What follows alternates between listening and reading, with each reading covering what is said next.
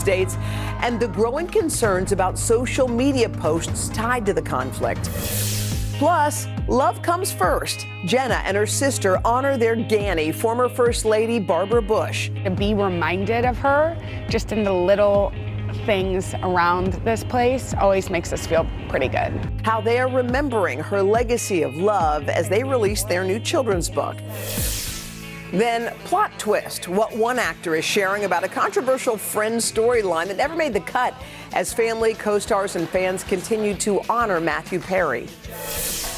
And holiday steals and deals, whether you're preparing to have your family over or searching for the perfect hostess gift, we've got everything you'll need to stand out at the holiday parties this season. Today, Tuesday, November 7th, 2023. Sisters from St. Louis, Celebrating milestone birthdays, 60 and 70. Visiting from Jackson, Michigan. And Plano, Texas. Celebrating my retirement. From Norfolk, Virginia. Sending love to our kids. Paul and Genevieve in Montreal. Hi to our team of nurses. Back in Hermiston, Oregon. From Sammamish, Washington. It's our 29th anniversary. On a mother-daughter trip. From Winston-Salem, North Carolina. From Mount Horeb, Wisconsin. Today is Katie's birthday. Here for my 30th. From Woodbury, Minnesota. Been watching today for over 30 years. And we finally made it. From Grapevine, Texas. Welcome back. If you were with us yesterday, you saw that special trip that Jana and her sister Barbara made to the Barbara Bush Children's Hospital in Portland, Maine. It was inspired by their new children's book. It's called Love Comes First, which, by the way, is out today. And Jenna's back here with more. Hi, Jenna. I am. Good morning, guys. That day was so special to Barbara and me, and it was filled with so much love. Just being there together at a place named after our beloved grandmother brought back so many memories. My sister Barbara and I have always admired our dear Granny and try to live our lives by the example she set.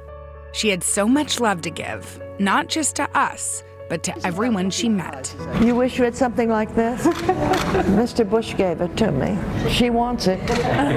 Our Granny cherished her visits to the Barbara Bush Children's Hospital in Portland, Maine, which in 1998 was named in her honor. She lifted spirits when kids needed it most. She even celebrated her 86th birthday by reading to patients. Mouse says there's no such thing as too many cookies. It was a place that meant so much to her, and it meant so much to us to visit. We spent most of the time when we were with our grandparents, we were in Maine, so we have so many memories here. We haven't had her in our life in 5 years, and so to be reminded of her just in the little things around this place always makes us feel pretty good. Her dedication to children and supporting families was inspired by a tragedy too tough to bear, and it would never leave her.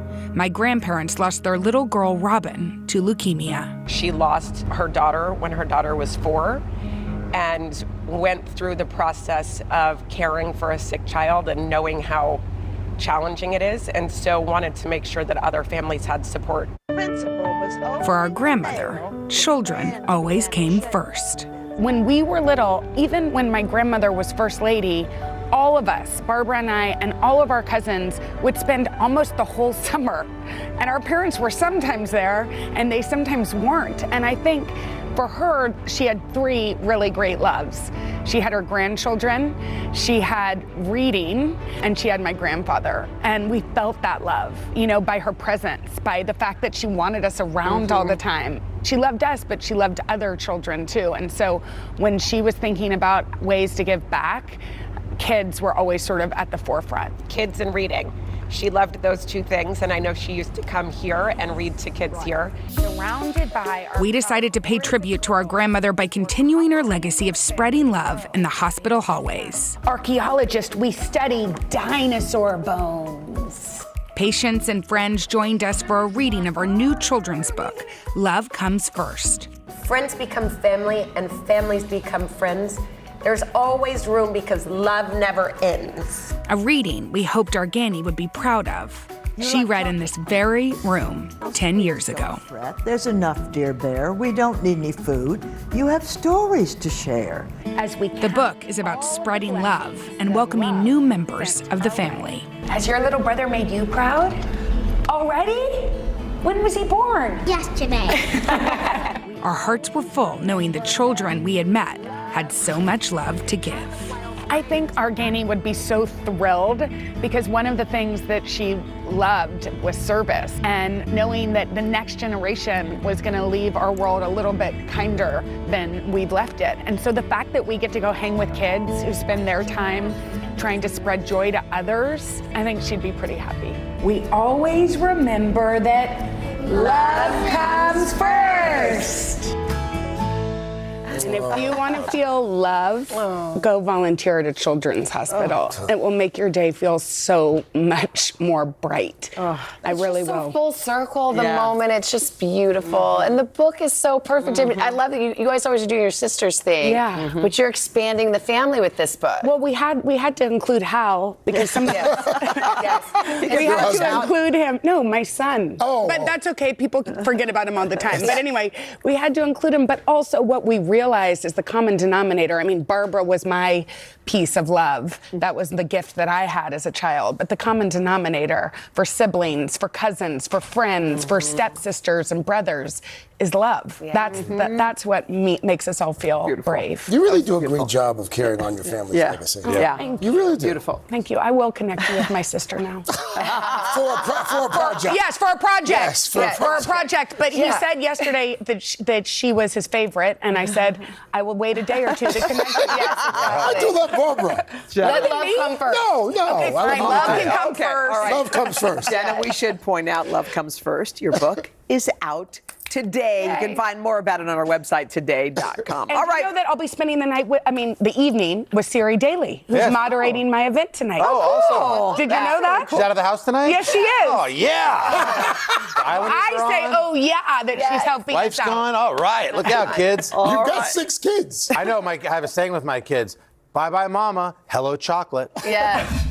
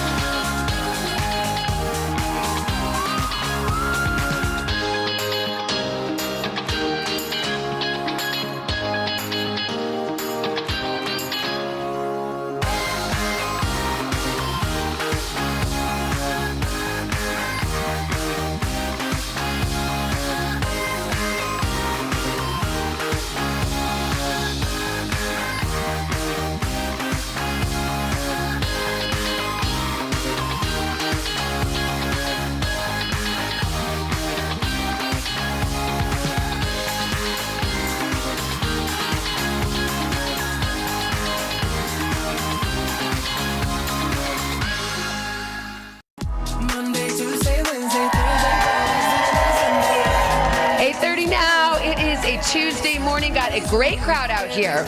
But move over, Plaza, because it's going to be crazy tomorrow. You know who's coming? Who? Jungkook of BTS fame. We expect the full BTS army and fans of Jungkook. He's coming by concert. Unforgettable morning. That is going to be great. You said you just saw him He was on perform. Fallon last night. What a performance. Are you I mean, like, really, like Michael Jackson vibes. Wow. Like, really good Wow. dancing, singing. That's going to be a great show tomorrow morning. Wow. Okay, good. You know when you walk out the plaza, my best friend, you know, is Karen? Yes. Her sister is standing right here. Can I Where? just say hi to Kimmy? Kimmy's here. This is Kimmy. This is her husband. This is so, I know it's weird. Hi, Kimmy. Love you. I just think this plaza is so crazy. Wow. You step outside. Did you know she was coming? I was at their wedding. I mean, you see people you've known your whole life. Very cool. Anyway, very cool. All right, of course, we got a lot more ahead. Jill's got her latest steals and deals just in time to get you ready for the holidays and all those parties throughout the season. Also, we're going to check out some of those at-home skincare devices. You may have seen these things on your social media feeds, but this batch that we're going to show you this morning, Dermatologist approved. Also, when I walked in this morning, the buzz was palpable about these ribeye steaks that had been delivered early this morning, which only means one thing. Bobby Flay is in the house cooking up some delicious steak frites. He's going to share some secrets to making restaurant-worthy ribeyes in your own kitchen. Hey, Bobby. My gosh, thank you for that. Then on the third hour, get out your smartphone. Going to show you how to use some of those little-known features, including one that, get this, actually helps you do the laundry. Oh, I gotta see that. Wow. By the way, before we go to the forecast, I want to wish a very special birthday to my wife.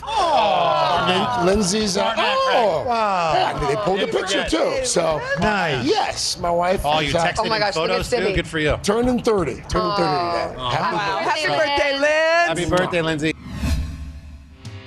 Jill's Steals and Deals is sponsored by Wells Fargo Credit Cards. Credit cards made for the way you live. That's real life ready. That time of the year, we're starting already. It's time to start adding touches of holiday cheer around your home. So how are we going to do that? With our friend, lifestyle and commerce contributor Jill Martin Brooks. Scan that QR code right there on the corner of your screen to help out. So it's kind of nice. We're beginning of November. It's time to get the my ball Super rolling. Bowl. This is your Super Bowl. Yeah, I thrive during this time. By the way, I love this product. Okay, so this is great because you send flowers and, you're like me. We could kill anything basically if you don't water it, but you don't have to with these. And so think about the investment you make when you're sending flowers, and then this is the alternative. Rose Box NYC flower and jewelry box. There's 4 choices. The retail price is $109 to $229. So they last for at least a year. Think about that, you guys. The scent of these flowers lasts for a year. They don't wilt. They don't wilt. You just leave them. Yeah. They don't want you to touch them. You don't water them. You do nothing. So there's 4 options. There's one that is very sweet, a little jewelry box with a drawer. Love it. And then the 4 box, and then the one in this, and then the silver. So you really have tons to choose from. Again, no watering, no maintenance. Just don't put it in sunlight. Only roll. Gorgeous. The deal price, $49 to $105. That's up to 55% off. And just think how much you spend on flowers to have them delivered to then just have them go away. I think it's a brilliant idea. What's up next? Okay, so these catch-alls always do super well around the holiday time. Frog Hills Design holiday trays, the retail $79.99. These are the brand's bestsellers, all different holiday motifs. It's 7 inches by 7 inches, just size-wise. Right. The deal price is $24.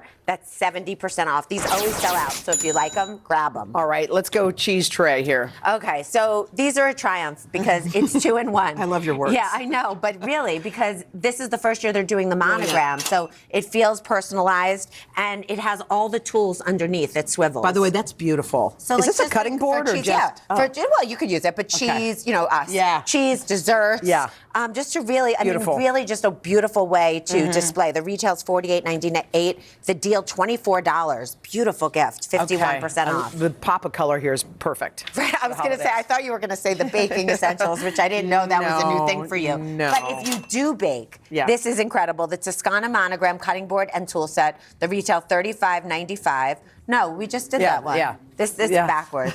That's all right. Yeah, this is let me just say something. Okay, say it. The cutting board is $17. Yes. And that's 53% off. Yes. Okay. Now I want to get on to the 3-piece baking bundle. Yes. The retail is $48.98. Okay, so you get 3 pieces, as I just said. The pie plate is great for baking, obviously serving. You get the 9-inch pie plate, the baking spatula, and the whisk. Beautiful. Comes in 2 colors. The deal price is $24. That's 51% off of that entire set. Nice. Okay.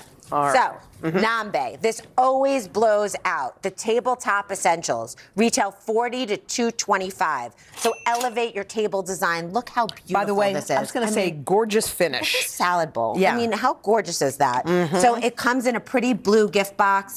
Doesn't come with the chips, but they are edible today. But look at all the different options here. Look at the salt and pepper shakers. Jill, just really elevates a table. You picture your holiday table with this on it. It's gorgeous. And a lot of them are oven to table to freezer, like Like you could just take it. So the deal price is $20 to $112. That's up to 60% off. That's Again, comes in a gift box. All right. Okay, this blew out last time. What is this? This is the Milliard 10-inch memory foam mattress. The retail $4.99 to $7.99. Comfy. You may not think of a mattress as a holiday gift, but you know, you always have tons of families sleeping over, and you could even just put this on the floor and let it Totally sit. cozy. It comes like that.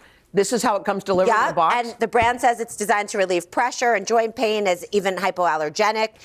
Each one is delivered to your doorstep. Now, we have it here in the full size, but it also comes in twin, queen, and king. Okay. So the retail is $4.99 to $7.99. The deal price $1.99 to $3.99, up to 60% off. It's and comfy, by the way, right? it is comfy. It's kind of, it forms to your body. I don't know how they fit it in the box. How do they put it in the box? Nobody knows. You know who knows? Nobody. Yeah. Nobody knows. You know how to who do knows? Milliard. It's a magic trick. Nobody knows. Okay, Jill, Yeah. Jill, will you hit the products one more time? I know. for us? Okay, so here's what we have. The rose box and flower and jewelry box. The Frog Hill Designs holiday trays. The KitchenAid 3-piece baking bundle. The Toscana monogram cutting board and tool set. The non-bay tabletop essentials. And the Milliard 10-inch memory foam mattress that fits in the box. By the way, not too late to start shopping. Scan the QR code, head to today.com/deals. We're going to have even more exclusives. And by the way, Today does make a commission on the purchases through our links. Jill, we love you. Love you. But you know that already. Love you. Let's go over to Savannah. We love you, Jill. And also how do they get it in that box? Guys, coming up next, we're getting the lowdown from a lovely dermatologist. This is new skincare technology. She says it could transform your routine and your face. You hear the hype, this is the real deal. But first, this is Today on NBC.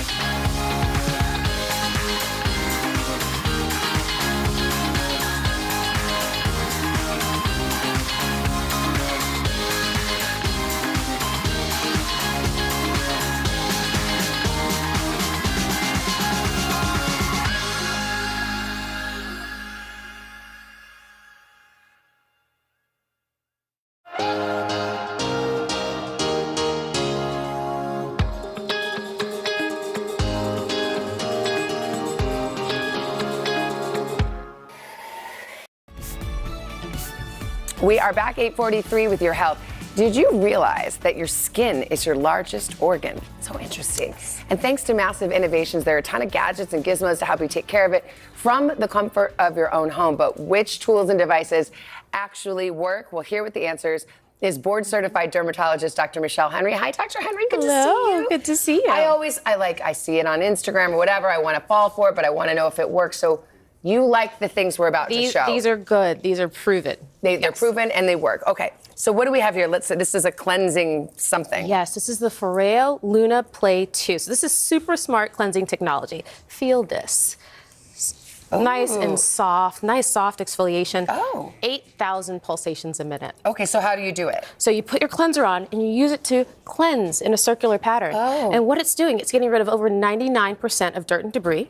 It also has sensors, so it can sense your skin hydration to give you a customized cleanse. Oh, wow. And can you use it in the shower? Is it waterproof? Waterproof, you can use it in the shower, you can travel with it. It's silicone, so it's not going to absorb bacteria. So really fantastic. And it comes with a charger, I assume. Comes with a charger, exactly. All right, the new face. Now, I've heard about this a lot. Do you think it works? I do. You know, the new face is really steeped in science. It's FDA approved for facial toning, which is unheard of for over-the-counter treatments. So what it's using is low energy electrical current. It's not going to shock you. It's low energy, but it's helping to stimulate those muscles. So it's like a personal trainer for your face. It's going to lift the muscles. It's going to help to sharpen the jawline and the cheeks. It's also going to help how your products absorb. So actually both of these will allow your serums and your treatments to absorb a little bit better. Okay, so she's putting on her serum. Can it be any serum, or you should use their serum? Does it matter? You know, I use it with a lot of serums. So great hyaluronic acid serum, anything that you like that you use topically with good slip, you can use with this. Now, but I think the key is consistency. How often do you need, how long for each session, and how often to see some results? So, you know, you want to use this every day. So you can go from 5 to 30 minutes per day. You are using their gel for conduction, but you can put on what you like afterwards. And, you know, you start to see results in about 2 months. Okay. Wow. So we got to stick with it. So commitment. Yes, commitment. But even if you just do 5-10 minutes a day, that's better than nothing. It's going to depuff. Before you get lifting, you're going to get that depuffing effect. I love it for around my eyes. Okay.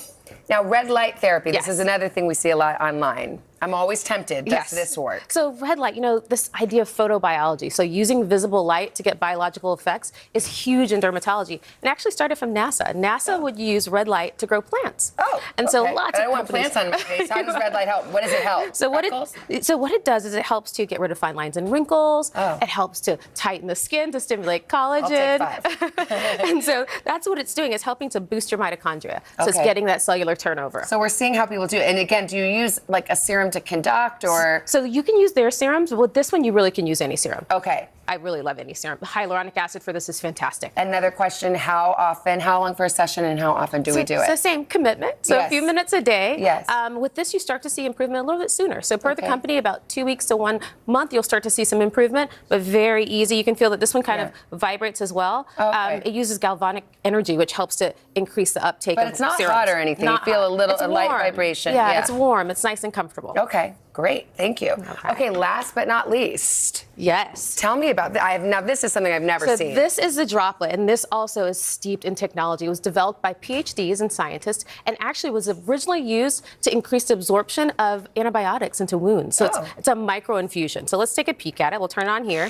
And so anything you put in it, it will create a micro infusion that will get absorbed. Oh, well, that's like a steam thing. So you don't rub it in, you just steam your face out? You don't. So what it's doing is taking those active ingredients and making them so small that they can penetrate the skin, because that's the limiting step for any of the topicals that we use is, can it penetrate? Most of it doesn't penetrate. That's interesting, but you have to buy their droplets that fix in the thing. Exactly. And what do they do? They have a ton. They have retinol, they have hyaluronic acid, they have one for the lips, just for lip plumping. Wow. They have it for dark spots, so one for hyperpigmentation. So a ton of different droplets, but this one has fantastic data. So you can look in medical research and see this one being used. Okay, and you just how long do you do it? You just spray your face? A few minutes. I like to pat it in. It's really nice. Okay. I find that they smell good to me. It feels good. A nice boost for the skin. Yeah. Nice immediate hydration. So very popular. Okay, cool. Dr. Henry, thank you. This was fun.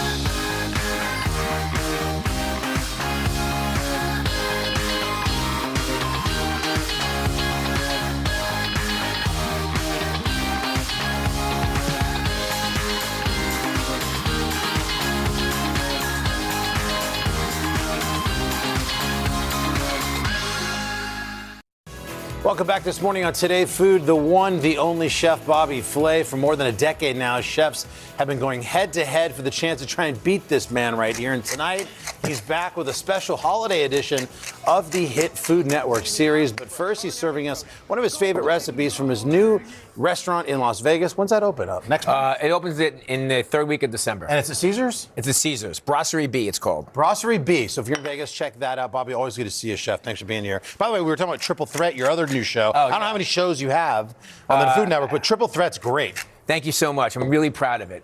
We actually just got picked up for our third season. Congratulations. Thank you so much. It's Chef Bobby Flay's got these 3 chef titans that he handpicked, and it's shot. It looks like a James Bond movie. Check it out if you haven't. Let's talk about the ribeye, though. This is just a classic. Thank you, meal. Carson. That was so nice. nice. I love it. Appreciate that. Ribeye steak. Yeah. Okay. This is, if you ask most chefs, they'll tell you that this is the cut of steak that they like, because basically it has a lot of fat in it and it creates a lot of flavor. Yeah. That's sort of the idea. One of the things you asked me backstage was, how do I get this at home to look like a restaurant steak? Right. Well, what I do is, first of all, I season it very liberally with salt and pepper on both sides, but then I make a spice rub. And this spice rub is very, very simple. It's like mustard, paprika, maybe a little chili powder, some dried herbs, some salt and pepper. And then, as you can see, I already have my cast iron pan. And I love using cast iron pan at home because it really holds the heat. But people think this rub is really about flavor in the bite that you're eating, but this is really how you're creating a crust. And that's part of that restaurant look. Exactly. I'm doing 2 things. I'm creating lots of flavor, of course, because I want to enhance. And you notice I'm only putting it on one side because I still want to taste the beef. I mean, you spent a lot of money on a good quality piece of beef. So I just want to enhance the flavor of it. But it's also, as you said, really getting in there and creating that crust on the outside. And contrast of texture is really, really important when it comes to steak. What you don't want is a gray steak. You want a nice, crusty, golden brown steak on the outside. These are 2-inch thick. These are very large. If I cook these, I'd be so worried about getting that internal right because it's so thick. Right. That you're going to bake this off at some point, right? Is that a safe thing to do? Yes. Use your oven as your friend. Put your oven at like 400 degrees. Preheat it. Sear it on one side. Turn it. And then put it in the oven and let it cook through. But ultimately, you're just going to check with the thermometers. Anybody can do it once you hit like 130 internal. 130, 135, something like that. I want the fat to melt a little bit more than most people just because I just think it makes the steak really juicy. Hey, Bobby, should you let the steak rest to get to room temperature before you? Yes, absolutely, Al. Well, not quite the room temperature, but you definitely want the steak to rest because you want the juices to kind of chill out a little because once you slice the steak, you're going to if the juices are too hot, they're going to run. So you want them to cool down. What do you got here? We got some blue cheese butter. Blue cheese and steak go really well together. So we got some blue cheese and some butter. I mean, everybody has a steak frites probably on their menu, but this is what separates yours. This is delicious. This is going to be the flavor at Brasserie B for sure. Whoops. Anyway, blue cheese butter. Gets everybody. I love live television. Yeah. It's 2 ingredients, everybody. Blue cheese, butter, salt, and pepper. That's going to bother me. We need an electrician. Here he is, Carson. Yeah. All right. Job. So we're going to do some fries. All right. So I have some potato. Now, the real way to make the classic Parisian French fries, it's actually like it's a 2-step process. You cut the fries first into the shape of French fries, and then you soak the fries overnight to get the starch off. Pro tip. This is a big deal. You can't you just can't take fries that you've cut and throw them in the fryer. They're going to be soggy. Right. Okay? So what you want to do is you want to soak them, get the starch off. Damp them dry, and then put them in a lower temperature oil, 300, 325, and it just kind of softens the fries, but it doesn't actually brown them. Okay. Let them cool off, and then when you're ready to eat them, you turn it up to 375, and you throw them into the cooking oil, and then they brown. So it's a 2-step process. Is there a potato you like better than one? Idaho russet potatoes, those work the best. We'll have less in a minute, but show me the carving so people can see this at home. This is a non-bone-in filet, but what's the deal? No, ribeye. Ribeye, rather, across the grain. So I go straight down like this. And you don't care about, you're not taking the fat collar off and just getting to the cap. If there's a lot of fat, like there's a piece of fat down here, I might take this off, okay? But this is the cap, which is to me the most flavorful. This is delicious, right, okay? That's the money bite. Right, and then you have the eye of the steak here, and I just slice it down. And you want to make sort of like an inch or maybe 3/4 of an inch slice, and there you go. Just like that. I mean, this is blue delicious. cheese butter, fries. I mean, this is like the classic steakhouse, the French steakhouse meal. Yep. Bobby, thanks as always. Bobby. Today.com/foods got the recipe. Don't forget to check out Beat Bobby Flay, the holiday throwdown. A lot of holiday stuff going on. That is tonight on Food Network. Yeah, check it out. And Brasserie B. If you're in Vegas, go to Caesars and check that out. Triple Threat. Also watch that. Very good. You're not going to waste your time Bobby's on got that 12 one. jobs. We're back after a quick check of your local news and weather. Thank you, Chef. Appreciate it. My pleasure. All right. This morning on the third hour of Today, Sunken treasure, a shipwreck, missing for centuries, found on the ocean floor. And wait till you hear what it's worth. There's an unbelievable value in the gold and silver that's on this ship. So who gets to keep it? We're going to be live with this remarkable discovery. Then, the King's Speech, a day of pomp and pageantry, as King Charles III addresses Parliament for the first time, while Prince William heads out on his own historic trip. We're live in London. And movie magic, new life for a landmark theater that holds a special place in Hollywood history. And we've got the first look inside before opening night. Today, Tuesday, November 7th, 2023. Live from Studio 1A at Rockefeller Plaza, this is the third hour of Today. Oh, we heard you a little bit. I know, you got busted. He does that every day. Good Tuesday. Welcome to this third hour of Today. Craig, Al, Chanel, Dylan's enjoying the day off. 48 hours removed from Has it been 48 hours? Yes. Yeah. How do you feel? My legs feel. Do they? You were moving a little slowly. Yeah, I feel like the first day, I think you're still on adrenaline the first day. And then by the second day, your legs are like, hey, what happened there? Well, you were moving. You got to get back out there. So they say a week. Okay. One of my colleagues said 3 days. I think a week off because I do think it helps to kind of like shake it off. Yeah. But I feel it like in my hamstrings, my quads. But you know what else? More importantly, I'm starting to feel. It's almost like the days after a wedding when you planned, and except I didn't have to get married. You know, Right, exactly. It was more just I got married to myself. But you get to own it and you get to drink it in. It's starting to sink in. Wow. Thank you, by the way, for all the DMs, social media messages. Speaking of, we just learned quite the fun fact about you, Miss Jones. What? Out of all of the runners who ran the race, you were the third most tracked runner for the entire race. The only two runners ahead of you were some YouTube stars that we don't know. No way. Yep. Oh, yeah. Yeah. There were that many people who were emotionally invested in seeing you. Yep. Thank you. I mean, you were crashing the app.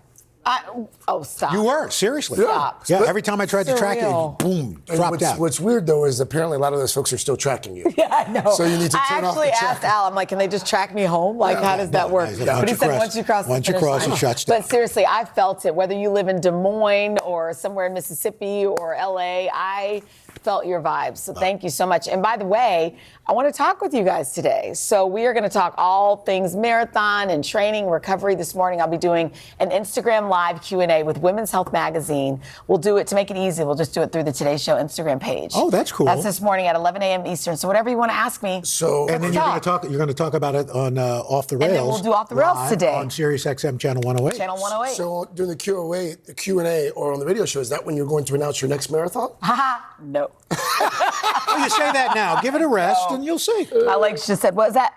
They said no. All right, well, now we've got a different kind of a race to the bottom of the ocean. We're getting a first glimpses at a sunken treasure off the coast of Colombia that is worth billions of dollars. And our treasure hunter himself, Mr. Tom Costello, Tom, is it true they're calling this the Holy Grail of shipwrecks? Yeah, and you didn't do this number, billions. I did, but you couldn't see it. Yeah, I thought I'd get that from you. Thank you. You're right. The holy moly, the holy grail of treasure hunts. We're talking gold and silver and coins and jewels worth billions and billions of dollars, all of it loaded onto a Spanish warship that was sunk more than 300 years ago off Colombia. And now the president of Colombia has issued orders to raise that ship, to raise the treasure in just a few years. The new images are stunning. Lying 3,000 feet down on the ocean floor off Colombia, what may be the biggest sunken treasure ever. the remains of the Spanish galleon San Jose, complete with its cannons. Fine china litters the seabed, along with silver and gold coins and chests filled with emeralds. The potential value, hold your breath, as much as $20 billion. Our government decided that all that treasure is a national heritage and can't be divided, can't be separated. Last year, the former president of Colombia said he wanted the treasure and archaeological remains brought to the surface. So these riches can be made available to the world and appreciated through museum exhibitions. While Colombia won't provide the precise location, experts say the wreckage is located right about there, south of Cartagena, near the Islas del Rosario. In 1708, the San Jose was headed back to Spain, loaded down with 200 tons of treasure, taken from Colombian and Peruvian mines using slave labor. But it ran into a British warship, which quickly sank the San Jose. Nearly all of the 600 people on board died. For 300 years, no one knew its exact location. In 1981, an American salvage company said it had discovered the wreckage, but the Colombian government declined to negotiate the salvage rights. Then in 2015, Colombia announced its own Navy had found the wreck in a different location, announcing plans to recover the remains and place them in a national museum. This coin here was made in Bogota, Colombia. So it's a Colombian gold. Brent Brisbane knows about Spanish treasures. In 2015, his team found another shipwreck off Florida, loaded with $4.5 million worth of coins. But the San Jose wreck, he says, dwarfs everything else. There's a tremendous amount of value in the archaeological history and what can be gleaned there, but there's an unbelievable value in the gold and silver that's on this ship. When you're talking about going through an archaeological dig, you want to be as delicate as possible. And so to do that, it's going to be incredibly time-consuming, more importantly, incredibly expensive. So many questions, Tom. I mean, first of all, how do they even, from an operational standpoint, go about hoisting that ship? And if and when they do, who's got the best claim to it? Yeah, I'm not sure they're going to bring up the entire ship, but they are clearly going to need a private partnership with the Colombian Navy. And then they're going to have to use ROVs. And here's what's different than the Titanic. To pick up these tiny coins, to go down and pick up the porcelain and all of that, you need a very delicate hand, right? So that'll be interesting to see how they can actually get it done. It's going to be a very delicate operation with a lot of expertise required. And so they're not using a shop vac? Right, exactly. Tom, what about that American salvage company that said they found the location of the ship back in 1981? Yeah. Do they have any legal claims since they may have been the first to find it? Yeah, this is really interesting, right? They claimed they identified the location. Colombia says, no, it wasn't there. It was over here. That American company went to arbitration court in London claiming that they should get half the loot. And the Colombian government says, wait a minute, you have no jurisdiction over this. Also, importantly, and this is so important, right? Spain, because this was a Spanish ship, in theory, Spain should get first rights. It was its ship. But it was really just taking advantage of Colombia. It had slaves in Colombia. It was taking all of their raw materials with slave labor, putting it on the ship to go back to Spain. So the Colombians are saying, wait a minute, no. This is our raw material, and it was taken by our people, acting as slaves for you. Colombia should get all of the riches here. And by the way, possession, as you know, is 9/10 of the rule of law these days. That's right. Finders keepers. Finders keepers. There you go. That was great, Tom. So much. Nobody brings us a story like you, my friend. That's so interesting. All right, well, now from all that treasure to the crown jewels on display in the UK, King Charles donned the imperial state crown this morning in his first ever address to Parliament. NBC's Molly Hunter is live at Buckingham Palace with all the pomp and circumstance. Molly, good morning. Hey guys, good morning from a fairly sunny Buckingham Palace, actually. All the pomp, circumstance, and some politics. We actually saw King Charles and Queen Camilla go by here in the Diamond Jubilee State Coach on their way to Parliament. Queen Camilla actually sporting the same dress she wore at the coronation. But this is the first King's speech to Parliament in more than 7 decades, and King Charles opened it up with a tribute to his mother. Take a look. This morning, King Charles ready to open Parliament for the first time as monarch. traveling the mile from Buckingham Palace to Westminster on this chilly November morning. In the symbolic role of his protector, his sister, Princess Anne, the so-called gold stick in waiting. My lords. Then, on a gilded throne, Charles reading out the King's speech, and this year, wearing the crown. Last year, standing in for his mother, the Queen, just months before her death, but placing the crown to the side. It's a role the late Queen Elizabeth played for 7 decades. And meanwhile, on the other side of the world, the next in line, Prince William, on a whirlwind trip leading up to today's Earthshot Awards. Even having some fun in Singapore. Overnight meeting with the finalists before the awards are officially announced. We've got to give them the support and all the help we can do so that their impacts are magnified greater than what they're already doing. The Earthshot Prize, now in its 3rd year, is awarded to 5 winners for their innovative solutions to the planet's biggest challenges. So it's all about scale now. My job is to really kind of bring the money and the capital and the private sector into the Earthshot and meet the solutions and go, come on, how can we scale? How can we do more? Today's awards presented by a star-studded lineup including Cate Blanchett, and spotted on the green carpet, band One Republic and Jacinda Ardern. But missing on the green carpet this year is the Princess of Wales, who stunned last year in Boston. This is the Earthshot Prize 2023. Each winner receives a grant of £1 million, about $1.2 million for their innovations and projects. Now, big dreams and big ambitions on display at the Earthshot Awards. We actually do know who won in those 5 organizations. They're working on everything from electric vehicles to protecting forest ecosystems, ocean conservation, illegal fishing, carbon credit marketplaces, and food waste, just to name a few. Really cool organizations getting serious money. And you can see Prince William smile. This is an award show and a project very, very close to his heart. Guys? Molly, thanks so much. Appreciate it.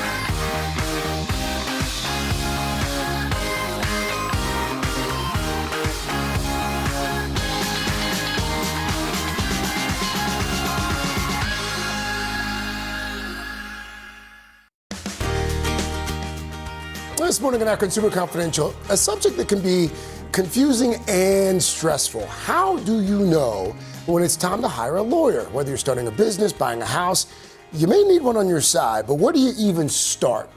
Here to help guide us, Sarah Azari, criminal trial attorney in Los Angeles, also host of the wildly popular podcast, The Presumption. Don't you know the other person? Jim Griffin's here. So with my buddy Jim, you carry the show. Disclosure. Full disclosure, you carry it. So, I mean, listen, you watch Law and Order, you watch Suits, you might think you know a little bit of something about law, but the reality is we don't.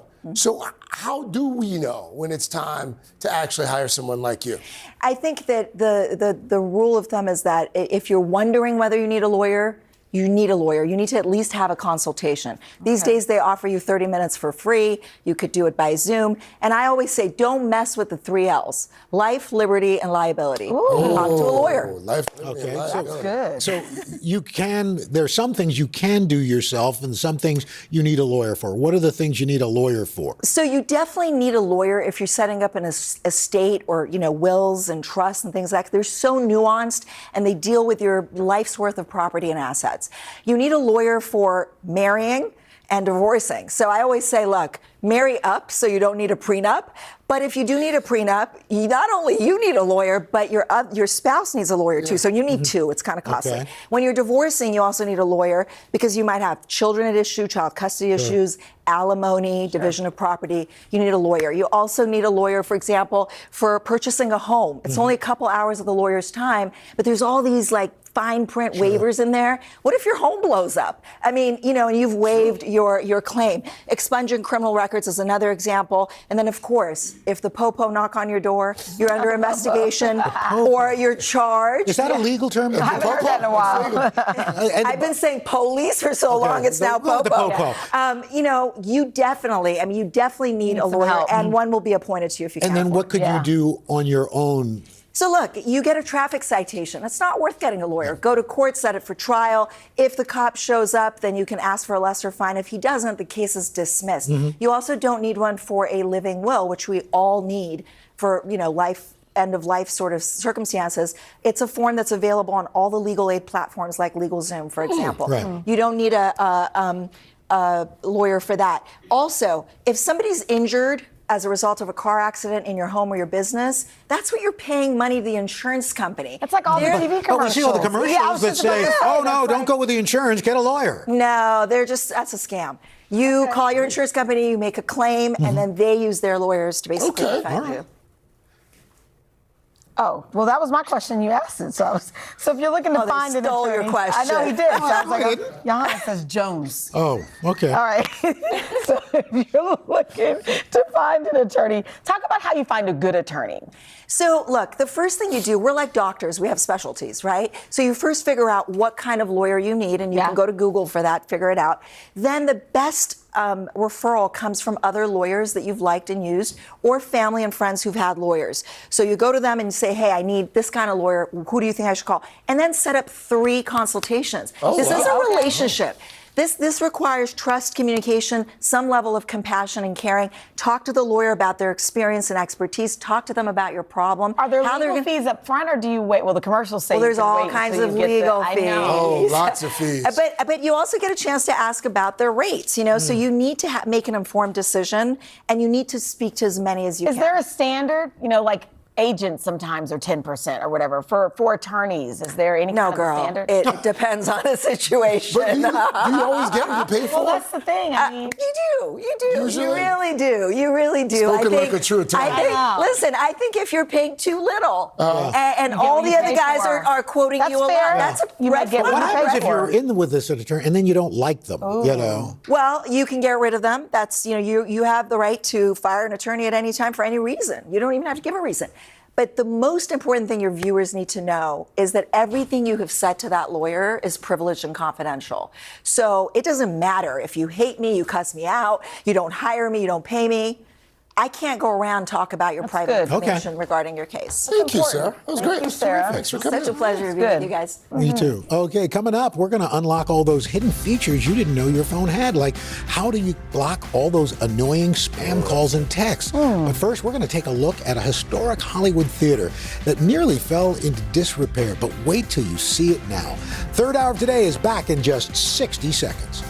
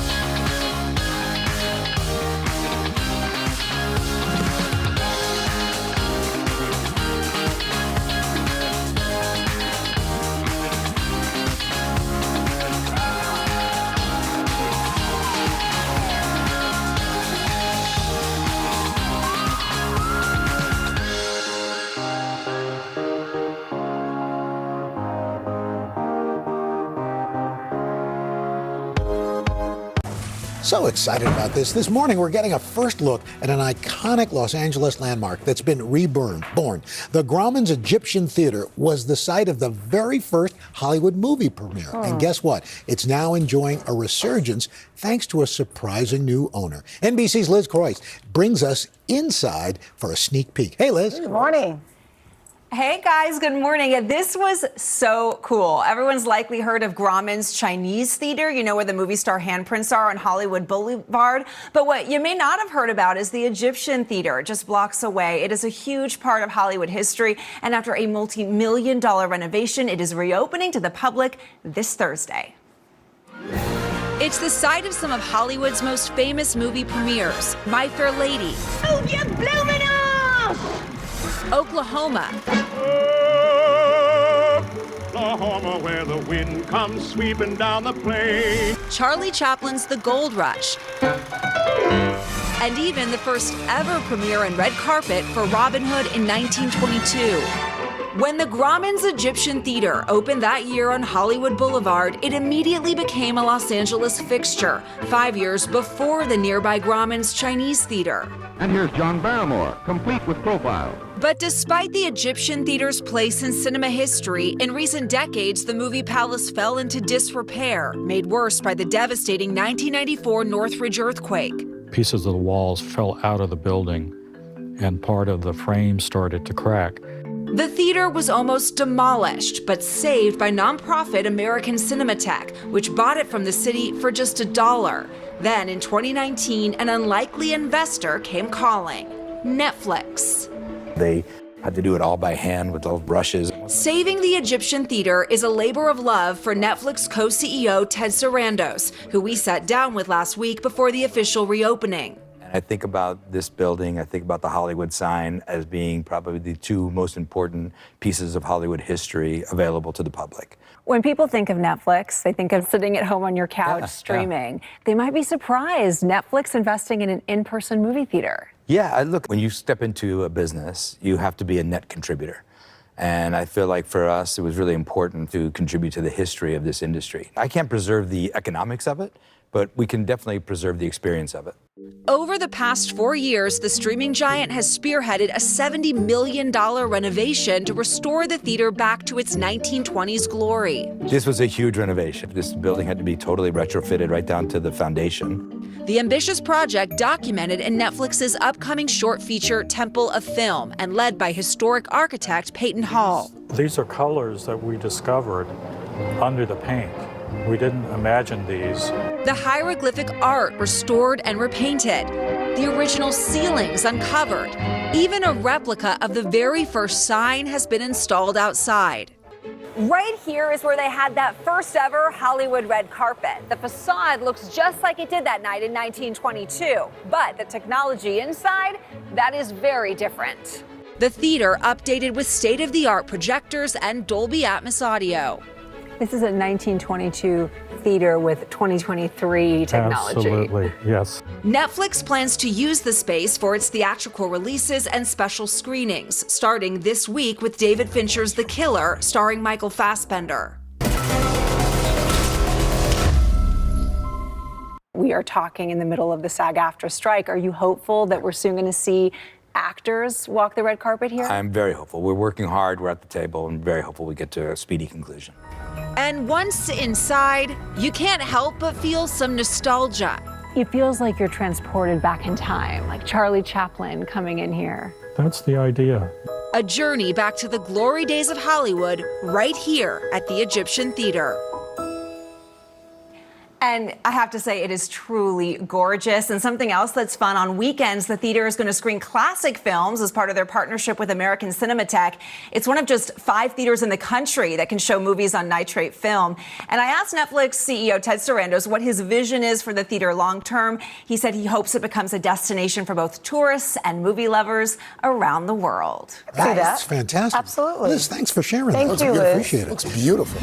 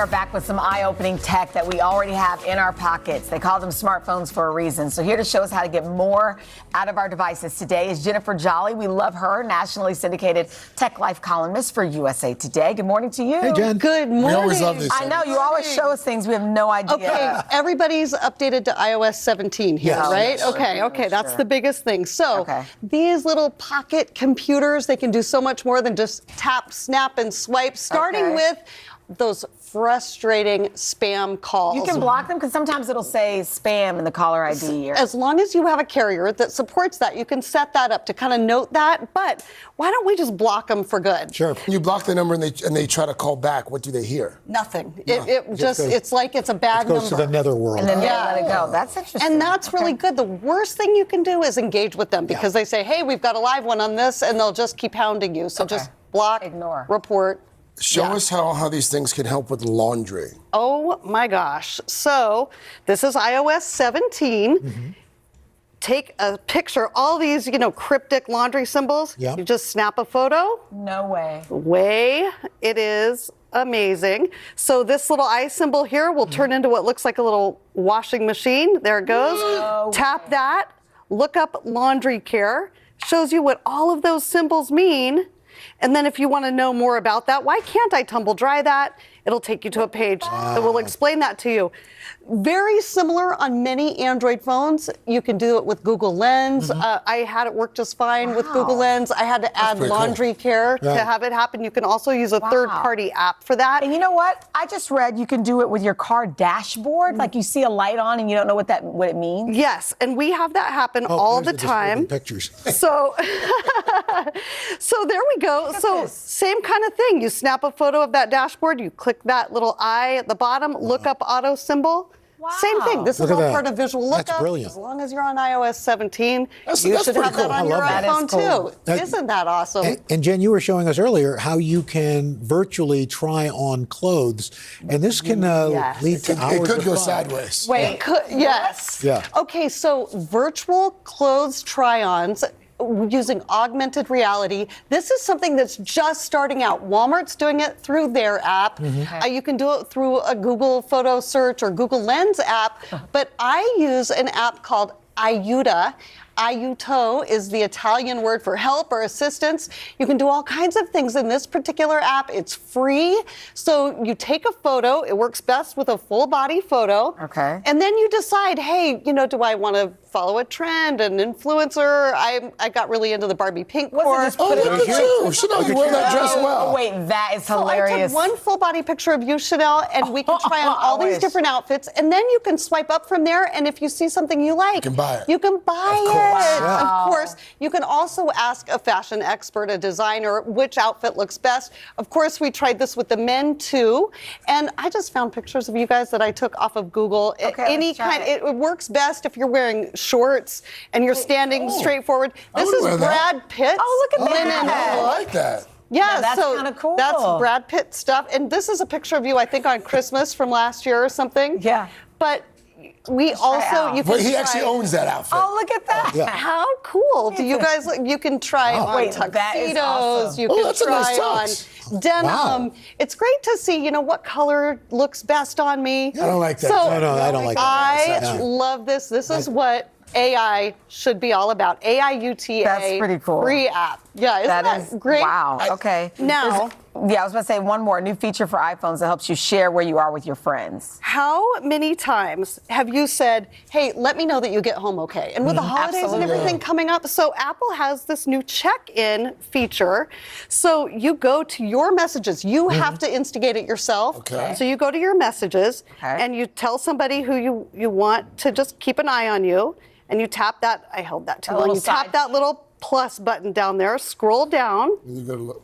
And you go to check-in. Oh. All right, so let your friend know when you arrive. iPhone keeps track of your progress. You can continue. Wow. You can include the specific data that you want, including, hey, she stopped for a long time or her battery is you could dying. do it with your kids, your teenagers, college students. The trick here is that the college student has to do it. They have to launch that check-in with you. You can't do it You're paying for for the them. phone. You tell that college student. Or high school student. Right, exactly. Totally bribe my daughter. Exactly. Sure. That's Yeah. exactly. I want to know that you're home safely. You do this, and I'll get you a pony. Yeah, that's It great. doesn't work as well. Not a pony. Those are great. Thank you, Jen. Thank you. Very, very good. Okay. I enjoyed that. All I right, know. coming up, we're going to show you how to make your home warm and inviting for the holidays. We have an expert in all things cozy. And then later in today's food, a cozy cookie recipe that's it's a little sweet and it's a little salty. It's Just like yourself. I was just about to say just like Al. Today, right back after this. You beat me to it. You saw it coming. You slow, you blow.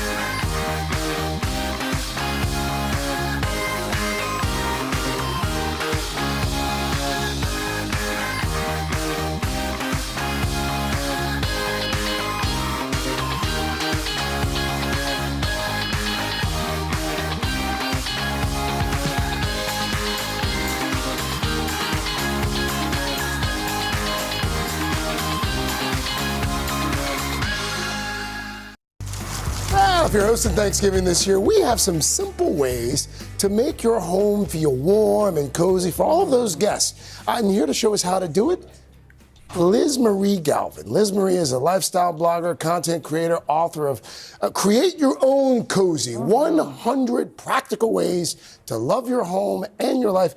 That looks like a really cool book. I love that. Thank you. It came out today. Oh, yeah. fantastic. So happy Thank you. book birthday. It smells good over here. Let's get started. So you make a good point.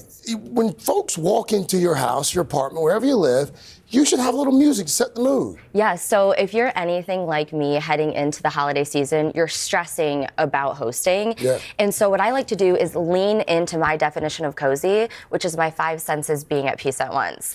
And I use that as my checklist, and starting with one that people maybe don't think about when they think about hosting, and that's sound. Yeah. Having a playlist going through your home as your guest enter really sets the mood, and using a record player, it looks cozy and it sounds cozy. And I find records all the time at thrift shops like this one for less than $5. And I love displaying it next to the record player because it acts as seasonal art. And it's a great talking point for your guests. I love that. That's yeah, that is nice. And you say if food isn't your strong point, you can lean into drink, and this smells so good. Yeah, so we're hitting smell and taste with this one. And guilty as charged, I'm not a great cook. So I love greeting my guests with a drink bar because they're able to serve themselves.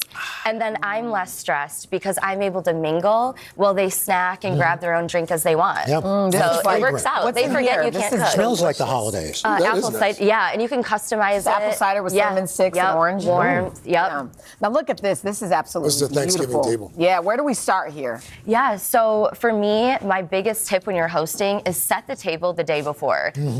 Get as much done as you can prior to your party. Before the day of, you'll be less stressed. I love using a mix of old and new items. You can see we have a lot of vintage items and new. One thing I love to collect vintage is napkin rings. And if you pull the napkin through like this, it hides any wrinkles. So your guests won't notice, and you can not have to iron the day of and be stressed about that. You make a good point, though, about doing it the day before. That's really smart. What's the story on the Polaroid cameras? So I love encouraging a tech-free party. Put your phones away. Yes. And we keep our phones out to take photos, and then we stress about capturing memories as well. As the host, why not put it on your guests? Have them grab a camera that you have scattered around, take photos, capture the memories, and then they can bring it home at the end of the party as a little party favor. That's really cute. You remember we used to do that with throwaway cameras, like weddings. Disposables, Yeah, that's great. And also, you said for like place settings, instead of set cards, use some vintage postcards. Yeah, this is another item I love picking up at the thrift store for different seasons. And these are all Thanksgiving themed. You can use them as place card holders like we have here. You can make a DIY garland with them, put them in your centerpiece. And also, you can encourage your guests to write what they're thankful for on them. And they can also take that home as a party favor too. So it's just a really great thing for your guests to engage with. I love that. And you talk about bringing the outside inside as well? Yes. How do you do that? Yeah, so Let me guess, thrift shop. Thrift shop, but you go outside too. So we have a thrifted little vase here. I love going out to my yard and clipping branches, grabbing pine cones, acorns, whatever there is to harvest, and bringing it inside for your everyday decor and seasonal decor. It amplifies your table and just makes it so pretty right away. The earth and it's free. And when you have to swap out seasonal decor.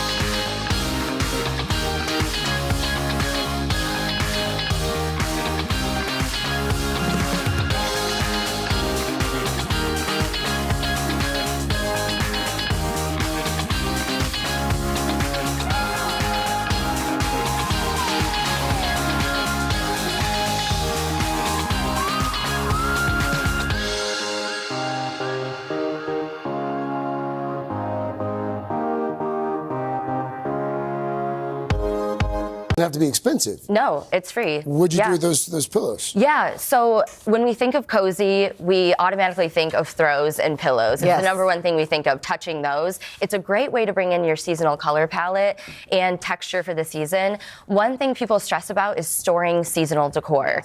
And so what I recommend is using the same pillow form season to season. Are these covers? Yes, and just switch out the pillow covers. So when you're buying pillows, make sure it has an enclosure on it. And so you just have to store the pillow cover, not the whole It's like pillow. my husband's pet peeve. I have a lot of pillows. Wow, what a shock. So, stunned. A lot of throw pillows. Thank you. Thank you for having me. By the way, that book that we showed you there, Create Your Own Cozy, that book is out today. Happy book birthday. Looks great. All righty. Well, coming up, we've got something sweet you can make for your guest at your party. Whole new way to eat candy. We're on a roll in Today Food. Third hour today. I'll be right back. Today Food is sponsored by Rolo, creamy caramels wrapped in rich chocolate candy. We are back with Today Food, and our morning just got a little bit sweeter thanks to a baking pro. Maya Camille Broussard is the chef and owner behind the bakery Justice of the Pies. Just opened your first south side of Chicago. So proud of you. And now you're going to whip up two sweets. First one is a sea salt caramel cookie. Yes, this is a sea salt Rolo chip cookie. Okay. And the key to a really good cookie, I think, is using light brown sugar. So we're going to cream. Did you say light brown sugar? Light brown sugar. Or Chanel. That was her nickname in high school. We're going to cream this on medium-high until it's well blended. And then we're going to add in our eggs. Okay. And we do that one at a time to create an emulsion because eggs and butter really don't like each other. Oh, I didn't know that. Also add Wait, eggs and what don't like each other? Eggs and butter. Really? Yeah, they don't. It's too, the fat and the protein. But here's another secret: is using dark corn syrup to give it a bit of chewiness. And then a little bit of, help with the flavor. We're adding some vanilla extract. So once that is creamed, then we're going to move over to our dry ingredients. Okay. We have flour, baking soda, baking powder, cinnamon, and oats. So we're going to whisk that together. And then what we do is we combine the dry ingredients with the wet ingredients. So that goes in here. Okay. You put that in there for me. So then how do the Rolos come into effect? And so here's the trick. This is the dark chocolate sea salt Rolo. Oh, so they in and of themselves, they're delicious. Now, what I do before I chop this is I freeze it. You know what? I think we're good on that. I think we're good. No, I didn't. I didn't. I think we're good. It's not set in there.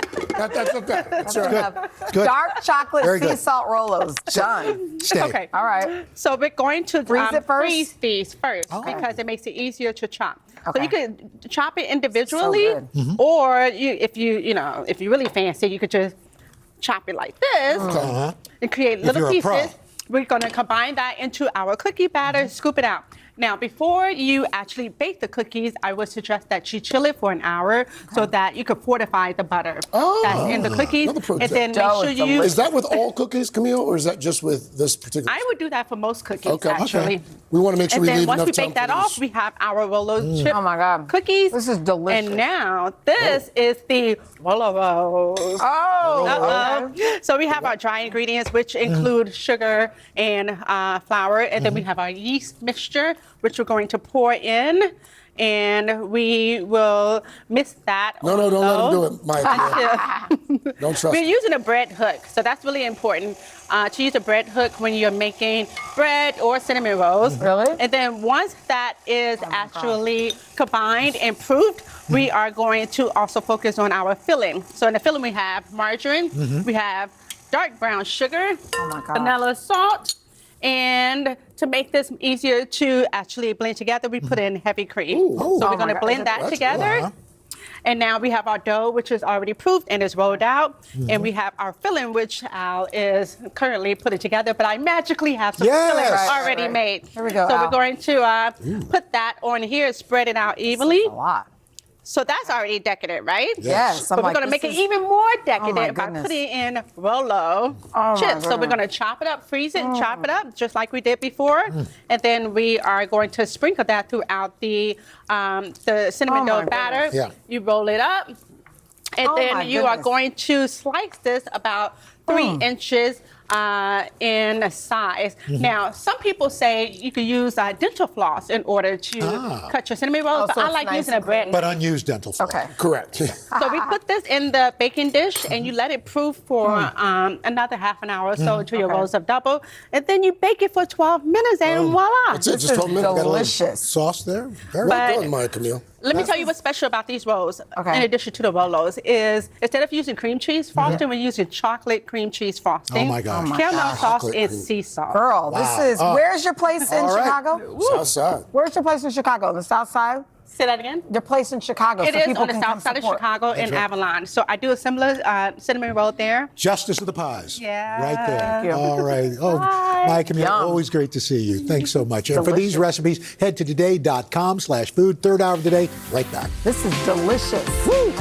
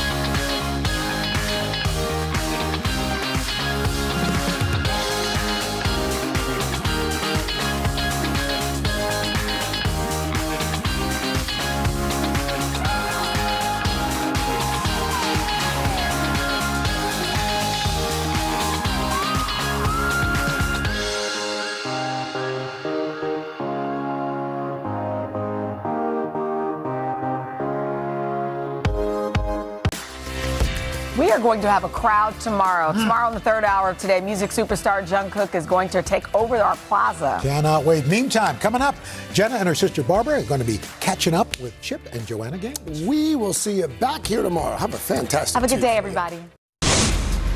Today, your favorite fixer-uppers, Chip and Joanna Gaines, mark a big milestone with fellow Texans Jenna and her sister Barbara. And it's always a good time when comedian Margaret Cho stops by. Plus, Barbra Streisand's highly anticipated memoir drops today. The singer reacts to the very personal criticism she's faced throughout her career. And we're talking about it. From Studio 1A in Rockefeller Plaza, it's Today with Hoda and Jenna. It all starts right now. Hey, hey, hey! Welcome, everybody. It's Tuesday. It's the 7th day of November. We're happy that you're here. There was like one or two claps, just like a little smattering. Well, it should have been a roar of applause because today is not an ordinary Tuesday. First of all, I love the title of our book that's out. Is it our book? Well, Love Comes Everything First we do is ours. is actually this beautiful book by Jenna and her sister Barbara. And, you know, life's about timing, I feel like, in the world. The title, Love Comes First, is perfect timing for this moment. So it's maybe a book for children, but it's actually a book for grown-ups too. It drops today. Barbara's here. Barbara's here. Barbara's here, wandering around in the back. She was like, "Is it okay if I get water?" And I was like, "Yes, you can get water." The two of you together are magic, and this book is the perfect timing, for sure. We're going to talk about that. We're excited. And y'all, there's another book out. Another Barbara? Another Barbara. Okay. Not Barbara Bush, but Barbra Streisand has her memoir, My Name is Barbara, out. Barbara could write a book, My Name is My Barbara, could write another book called a follow-up called My Name is Barbara 2. She won't, but that could be cool. And it's long. This is, you know, there's been a lot of anticipation around this book. People are wondering what this book is all about. How much is she going to tell? What is she going to tell? Yeah. Well, not only can you read it, but you can actually hear it in her own words. Here's a clip. This is about how she felt or feels about her physical appearance. Take a listen. Sometimes it felt like my nose got more press than I did. In the cover story in Time magazine, the writer said, "This nose is a shrine." That sounds good. Then he went on, "The face it divides is long and sad, and the look in repose is the essence of hound." Not so good. So which is it? Am I a Babylonian queen or a basset hound? Probably both, depending on the angle.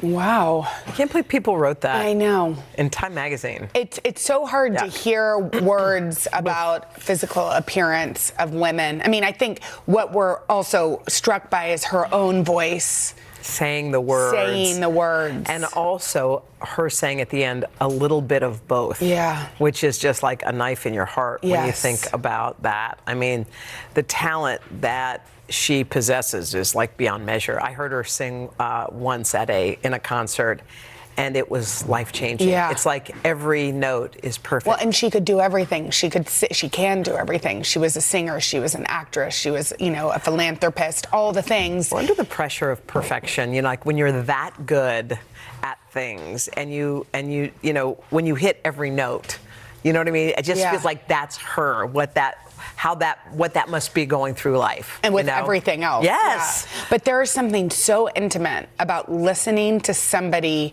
read the most vulnerable parts of you in an audiobook. And I think what that felt like when I was listening to her was her talking. Yeah. It didn't feel at all like she was reading a book. You're right. It's like she's with you. She's with you, and that's the part of her that's also a beautiful actress. Like she knows exactly how to say those words. There's another memoir that's out. Yes, Britney. Yeah. The Britney Spears memoir, everybody's talking about it. Everybody's buying it. It's selling out like crazy. I think it hit number one. I know it hit number one. The audiobook is selling. It's the fastest selling in publisher history. And one of the reasons why is that actress Michelle Williams reads it. I want to hear, can we hear a little bit? Let's hear some of her speaking about the interaction between Britney and Mariah Carey. At one awards show, I knocked on Mariah Carey's dressing room door. She opened it and outpoured the most beautiful otherworldly light. You know how we all have ring lights now? Well, more than 20 years ago, only Mariah Carey knew about ring lights. Wow. I like it. I like her I voice. like it. I want to listen to the Her whole. voice is very soothing. I'd like to listen to the whole thing. By the way, have you ever wanted to get an audiobook and you listen and you just listen to the first like 20 seconds to find out, will I be able to listen to this book? Yes. Do you ever listen to audiobooks? I listen to sometimes. Every now and then? Yeah. I mean, sometimes I like to re-listen to books. Right. After you've read them. I love an audiobook sometimes when you're driving or in the subway. I should be doing it more. Yeah, but where's it's the nice. time? Where's the time? Okay, so if you could have someone voice over your book, your autobiography, who would you choose? Okay, well, don't worry about my book. Let's throw my book out of it. If I could listen to anybody read any book, I actually could. I could download it right now. It would be Meryl Streep reading Ann Patchett, my favorite writer. She had a book out this summer called Tom Lake, and Meryl Streep reads the book. Let's listen. Oh, we can listen to it. The community theater production had nothing to do with our high school. But seeing as how Mr. Martin was also the principal's insurance agent and very likely his friend, the request was granted.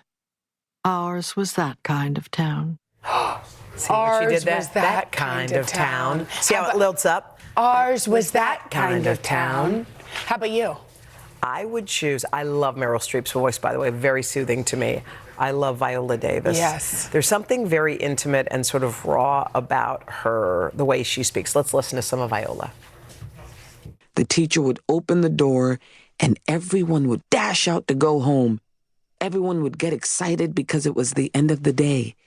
Everyone except me. Oh. Okay, I'm By the downloading. way, if you haven't read Viola's book or listened to it, please do it I read it, but now I want to listen to it. In her words. Yes. Should we do our mutual favorite? Yes. Oprah. There is no greater gift you can give or receive than to honor your calling. It's why you were born and how you become most truly alive. Right, Oprah. That's right. That's right. If I listened to Oprah, I think you would just see me walking down the street being like, that's right, Oprah. You got yes, it. That's right, Oprah. Queen. Okay, can we just give a second for our favorite movie? Of all time. Of all time. It is Love Actually. Love Actually. It's 20 years old. By the way, this is why Love Actually is the best movie ever made. It's every kind of love. Yes. Every kind of love is represented. Every kind of love plays out. Yes. It is, no matter what kind of love you have in your life or had in your life, it's in this movie. It will make you feel full. Okay, so in honor of the 20th anniversary, People Magazine is reigniting a debate, which frankly, I don't even remember this debate being a debate. This wasn't a debate. No, it wasn't. They are asking if this beautiful, memorable, incredible scene is cute or creepy. Oh, I love it. Me too. I would walk right out the door. Christmas, you tell the truth. See? Yeah. He just wants to get it off his heart. To me, you are perfect. Oh. He just wants to get it off his heart. Keep going, keep going. The whole thing. Look at his eyes. It's finished.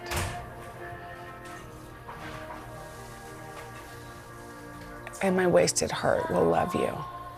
There is nothing creepy. Who thinks that's creepy? Y'all, why do we have to turn things that were beautiful. lovely and beautiful into... Just so you play out that scene, he confesses his love. Right. She's with her husband, his former best friend. Which we get. We get that part, creepy. No, they're still best friends. They're still best friends. But he leaves, and when he finally says it, he says, I'm finished now. Yeah.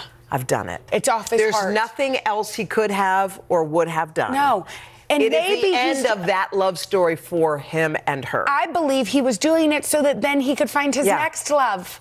Now, clear the decks. Let's not turn beautiful things. Nobody take Love Actually to task. Yeah, on it ain't anything. creepy, and if you do, you have us to stand up and you need to look into your own heart. All right, we have a special surprise guest here. Yes, it's Jenna's sister Barbra.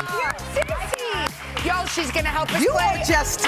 Look, we match. We match. much. Y'all are He's so gonna help us cute. play edition of Girl Code, Sister Edition. So happy you're here. All right, we'll be here. back right after this.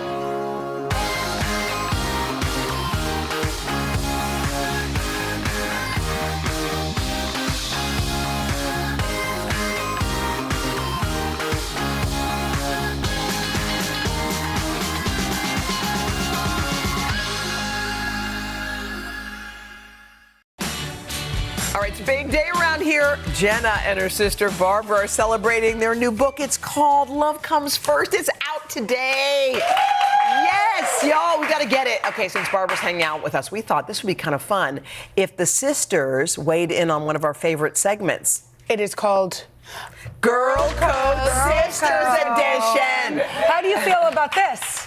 I feel good. I'd like to hear what we're weighing in on. Do you like having our book Love Comes First out in the world? I sure do. I'm thrilled it's out in the world. Okay, well, here's Girl Code. Y'all are You ready? so cute. I'm ready. I think we should let Barbara go first. Okay. Okay, here it is. First up, my sister and I are going on a trip. So picture it. Okay. Keep going. She loves to set an early alarm, and I want to sleep in on vacation. Can I ask her not to set her alarm? Okay. Maybe you can, I would say yes, you could compromise about the time. Yeah. Are you an early, do you like to get up and get at it on vacation? I set the alarm 3 minutes before I need to be somewhere. Oh, you're like that? Yes. I want to stay under the covers as long as physically possible. Barbara loves sleep so love much. Yes, and I love being horizontal. You do. How much sleep do you try to get a night? Well, I try to get 8 hours of sleep a night, but my dream would be 13. Okay, but wait, on vacation, do you pop up early or do you? No. No. I mean, I don't sleep that late, but I set the alarm 3 minutes. Yeah. That gives me enough time to brush my teeth, Get to breakfast. make a coffee. Make a coffee. And then be I on like your to way. power walk. Yeah, she And you likes to power power walk. walk. We did tell my dad at dinner how much he prepared me for you. Yes. I was told that you I like to are be 30 places minutes early. I Yeah. like to be early. I like to be Good early. for at the- you. But did Dad not prepare us for that? Yes. I mean, we were constantly in a state of being frazzled, late, even though we were never late. Right. Like even at 42 years old, when we had an early flight, he's like, "Girls, what time will y'all be waking up?" Like 7 times. What time are y'all leaving for the airport? We're like, Dad. Do you get at the airport like Jenna, like right before the flight? Yeah, I see no reason to have extra time at the airport. You're like that, Dad too. once texted my husband and said, Barbara needs to be ready at 7:30. And my husband said, I'll do my best. And my dad replied, that's not good enough. All right, what's the next one? Okay, the Jenna? next one. My sister told me she has a crush on a guy. He just asked me out. Oh, no. Did that happen? When did that happen? To us? Yeah. No, these I are don't know. not. Yes, it did. It These did. are not It's our okay. girl It's codes. okay. Did that happen to you? No. With my No. sister? No. So what would you do in that setup? I don't love that for either of them. Yeah. So would you lose the dude. Lose the dude. Yeah, definitely. But also, sadly, tell your sister so she loses the dude. What if your sister says, but I already liked him. I'm sorry he asked you out, but... Well, But the she problem probably is shouldn't he like likes him. her. Do you see the triangle? No, but sometimes if he can't get her, he'll take the other person. You just said me. Well, you just said her. I didn't say her, meaning her. I meant It was the hypothetical Susan her. or whatever her name is. We didn't have the same You never had the same taste? No. What was your- Except what for I was- do think we, in 7th grade, we both liked the same person for a brief moment. Well, he liked me. See? No, the It guy I did- dated that gave me a frog ring in And Central then Park. you liked him, and he gave her a frog ring in Central Park. But wait, back up. I don't think he So liked you He first. liked you first. Yes, he did. He told me I was cute. And in 7th grade, if a boy tells you you're cute, And then... But then why did he not ask you out? He asked me out. because then he liked you. Oh. Oh, see? Okay, the frog ring. All right, so you Okay. sealed it. All right, All right. next one. Barbara, you do this one. Can you read it? You're all right. I put a lot of thought into gift giving. My sister always waits until the last minute, then asks me to include her on the card. Can I say no? Yeah. Yes. Yes? Yeah. Wait, what? Why is that so controversial? No, I'm shocked because Barbara goes out and buys the present, and you say, "Look, sis, I forgot. Can I just tag onto yours?" And I mean, I would let you do that, but I think if this sister, yeah, because this isn't us in the equation. Let's just be clear. Yes, if this sister spends a lot of time on it, then I get why she feels like the other sister isn't contributing. Right. I would say all of these require a courageous conversation. Yeah. Yes. And having one will make you feel great. Yes. Okay. Okay, well, that was good. That was fun. Did you enjoy it? Yeah, I've never done girl code. Well, guess what? You're going to be on Thursday, so you'll have a lot more fun here. Yes. All right. By the way, if you've got a girl code dilemma, tell us about it. Go to hodaandjenna.com, hit the connect button, and you can check out Love Comes First at today.com/books or wherever you buy your books. Yeah, go to your indie bookstore. Why not? You? Okay, y'all, coming up next, Barbara and I take a road trip to Waco, Texas, baby. We catch up with Chip and Joanna Gaines right after this.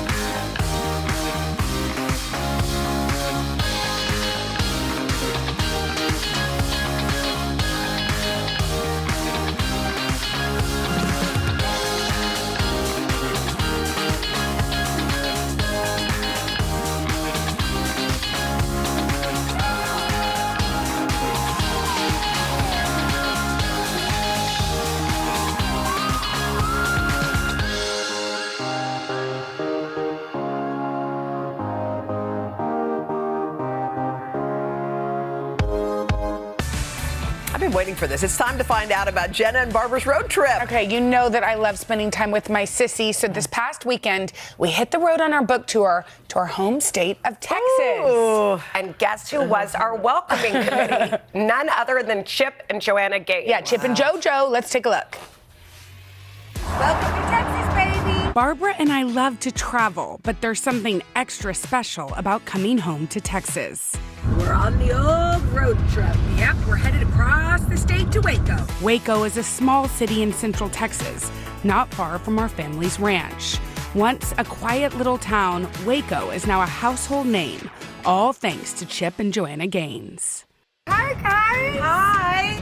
Who were still celebrating the World Series win of our favorite team, the Texas Rangers. Go Rangers. Hi. Go Rangers. Go Rangers. Go Rangers. This is my sissy. I find it nicely meet you. Nice to finally meet you. Can you believe you turned Waco, Texas into a tourist destination? I can't believe that. No, even when you say that out loud, it still feels like we want to hide in the corner like that can't be true. Well, it's true, but it makes us proud because this is where we're from. We met Chip and Joe at the Magnolia Silos, a marketplace and tourist destination created by the couple, which recently hosted a Silobration, attended by more than 24,000 of their fans. It's a far cry from their humble start, a little store called Magnolia that opened 20 years ago. Happy 20th anniversary. High five.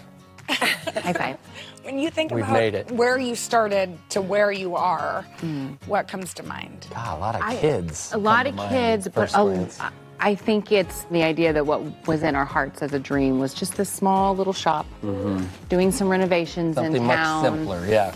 After becoming household names thanks to their show, Fixer Upper. All right, baby girl, we are back at it. Back at work. and launching their Magnolia Network almost 2 years ago. Feels like we built and built and built and tried and tried and tried. And for the first time, really, in this entire process, I think Joe and I are like looking backwards. It's just like, man, a lot happened, and you really didn't get to stop and really smell the roses while it was occurring. Yes. But now, for whatever reason, we really feel like we're in just a really nice place. It's amazing. It's also 20 years of marriage. So 20 years of marriage, 20 years of business partners. High five. Tell us how y'all make that work. Look, Sissy, you're such a good interviewer. You are. High five! Part of it is just that partnership and that understanding of like Chip's strengths, what lane that he stays in, my strengths, my weaknesses, what lanes I stay in, and as we approach parenting, our relationship. So I marvel at the fact that you guys have kids from 5 years old to 18. 4 teenagers, I know I'm their mother, but they feel like just dear friends. So it's just a sweet season as the older they get, just the connection that's there. And like, I want to hang out with them. And then we have this 5-year-old that just helps with perspective. Like, hold on tight. They grow up really fast. So it's really kind of this interesting dynamic this year has been crazy because the 18-year-old goes to college. I know, did y'all cry? I did. I would have cried if the boy had stayed any longer. Well, I showed some clips of y'all's college experience, and I was like, if you're not like these girls, boy, don't even come home. I do think failure for kids is important. We are here because we wrote a book called Love Comes First, and it was inspired by the idea that families can look all different ways. Then we saw this beautiful photo of your son at graduation with your little son on his lap, and that was so sort of moving encompassed to us. everything. It's like, don't you feel like you are doing things right when you have a family that loves each other, no matter what it looks like? I think it is like I always feel like I'm doing things wrong. So that's funny that you say that complimentary thought. I do agree that somehow, by the grace of God, we've kind of become a quite a little pack. Now the couple is converting a historic building in downtown Waco into a boutique hotel and documenting the renovation on their show, Fixer Upper, the hotel. We got a sneak peek. Wow. Very, very cool. Oh, Sissy, you can call someone. Who should we call? You can call someone. Hoda? Is it you? Now that their latest major project has launched, the couple finds themselves in a season of reflection. So, in a few words, what are you most proud of over the last 20 years? For me, it's just our relationship. This is not an easy way to kind of live out loud like this. Yeah. Yours is going to be something about money. What my God. What is it that you No. love most about having I money think- versus us not having money at the beginning? You're an idiot. I think from the beginning, like when you think about the intent of why we started all this, is because we cared about home. And it started from that place. And then you think 20 years later, the idea that now people are coming here, we want them to experience that in some way from a hospitality standpoint. Like when they step on the grounds or in the hotel, that they feel at home. Well, I'll just give you a ride out of here. Bye. Bye. Wow. Anyway, cool. they are so lovely, and they really are in a season of reflection. They have changed that town, and it is incredible what they've done. After our shoot, by the way, Barbara and I had dinner at Birdie's on the rooftop of the hotel. See, there we are with Julia. And they crashed it. Oh, they came crashed to our eat with dinner, you? and we had so much fun. They couldn't get enough of you two. Well, we couldn't get enough of them. Yeah. We could not get enough of them. Yeah.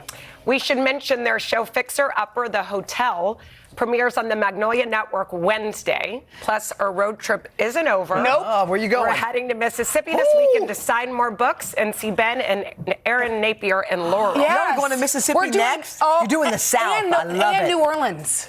You're doing New Orleans. Yes, we sure Y'all are. are gonna have a blast. And then Barbara's coming back Thursday. I know. She's Barbara, going to co-host with me. you're gonna be amazing. How do you feel? As you are today. How do you feel about that? Excited? Excited, nervous, and love comes first. Coming up next, we've got a trailblazer in the house, comedian Margaret Cho. After this, way to go, y'all. That was so.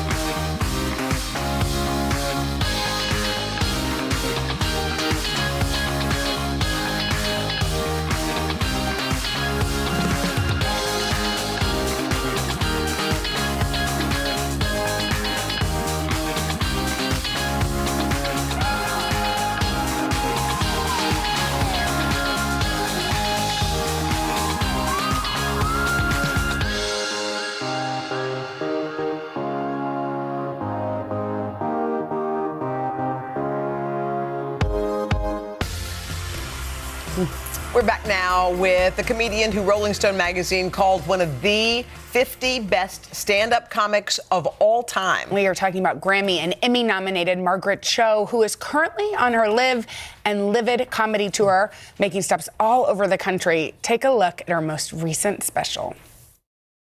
My Korean name is Moran. Moran. That's my name. In my Korean name, it's the name of Kim Jong-il's production company. So that's how Asian that is. I have a friend who's even more Asian. Her name is... Oh my gosh, Margaret. Sorry, you are the most hilarious. So talented. We have kind of been marveling all morning because you started this when you were like a tween, a teen, 14 years old. You know, I just wanted to be an adult so badly. I wanted to get out of being a kid, and I just wanted to go out there and do stand-up comedy. So it's pretty amazing. I look back and I can't believe it, but we didn't have the internet. Yeah. We didn't have TikTok dances. Right. We had to actually go and do things. Yeah. It was so hard. You had to go speak to people. It was so hard. What I love is you also probably didn't have a ton of people kind of trying to show you the way it should be done. You did it your own way. You opened for Jerry Seinfeld when you were, 16, 17? Yes. How did that come to be? I lied my way into a college comedy competition, and I won, and I went to open for him, and he was so encouraging and thoughtful, and he said, if you decide to do this, you'll be very successful in your career. And we're still friends today, and I always tell him, you helped me so much, and he's like, you owe it all to me, which I do. So I'm just very grateful. Did you always love the feeling of making people laugh? Was it intoxicating to you? Yes, I was so shy that it was the only time where I felt like I could even be in my body or be in front of people when I was sort of paying them to pay attention to me with laughter. Yeah. So it's very dysfunctional, but it actually worked out okay. I love that your subjects that you like to tackle. Now you're tackling menopause, which a lot of women don't think is funny. But you find the humor. The best thing that's ever happened to me. The best thing? The best thing, because I can wear white shorts all the time. And I don't have to plan it. Look at these white shorts. I mean, if I wasn't in menopause. Stand up for 1 second. Can we show your cute white shorts? I mean, it's kind of diaper. So I'm, ahead of the game. Yes. So I'm ready for when I will have to incorporate diapers. But also, it's kind of like a figure skater off duty. Yeah, off duty. I kind of feel like, those the portraits of like the French kind of. It's Sir Francis Drake. Yeah, exactly. You mean Sir Walter Raleigh? Yes, exactly. It's kind of Shakespeare. Yeah, exactly. Shakespeare, that's what we're going for. Thank you. So he was actually British, but you know what I'm saying. That's right. What else? What other than that is one of the reasons you love menopause? I just love menopause because I don't have to be beholden to my hormones. Like if I make a decision, I'm making the decision, not my ovaries, not my hormonal response, not my PMS. My decision is my decision. There you go. Which is like, that's who I want to spend time with. I want to spend time with because I want to spend time with them, not because I'm beholden to this hormonal ideal. It's really amazing. And they tell women that we're supposed to not want to be in menopause, but it's actually great. Like I had hot flashes, which is fine. I mean, I don't have to go to the gym to get a sweat on. I can just be sweaty. And that's great. Like, I didn't feel like I was irritable because I'm always irritable. Totally. Mood swings, I'm always swinging. So it's fine. Okay, well, you're making me kind of excited for what's to come. It's great. But you also say something really beautiful that we grow and value as we age. Yeah, talk about that. Yeah, how have you seen that in your play out? It's true. We just know more. We feel more. We're more appreciative of what happens because we know how brief that happiness can go away, like how fast it goes away. I think, and we're ready for a new experience because we're just so excited about what life can bring. So I think that menopause, it just is so joyful. And I want people to really show themselves like how joyful and beautiful it can be. How about, does your mom like that whole comedy routine? Oh, hi, you can say whatever you want because I'm losing my hearing, so I don't care anymore. Just say whatever because I can't hear you. She won't get a hearing aid because she's just like living her best life. She's so happy. Selective listening is actually a great tool. Yeah. She loves But it. she thinks you're the cat's meow. Yeah. She thinks she's the star. Oh, she's the star. Because I'm the reason you have fame. I'm the star. I'm famous one, really. It's true. It is true. Okay, wait. Okay, stay don't right go there. anywhere. Margaret is going to stay with us. She's going to give us her take on some popular trends coming up right after this. Hilarious. How old is your mom? She's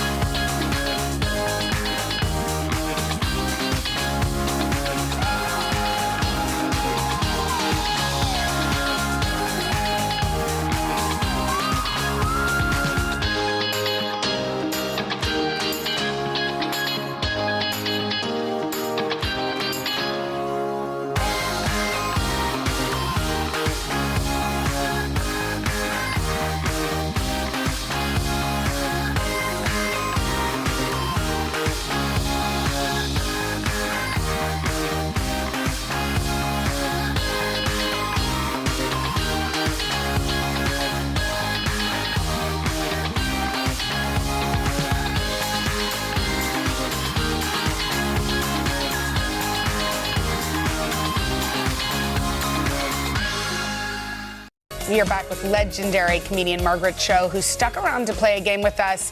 But first, we wanted to take a look back at one of her most popular comedy specials, Notorious CHO. I never saw Asian people on television or in movies, so my dreams were somewhat limited. I would dream, maybe someday I could be an extra on MASH.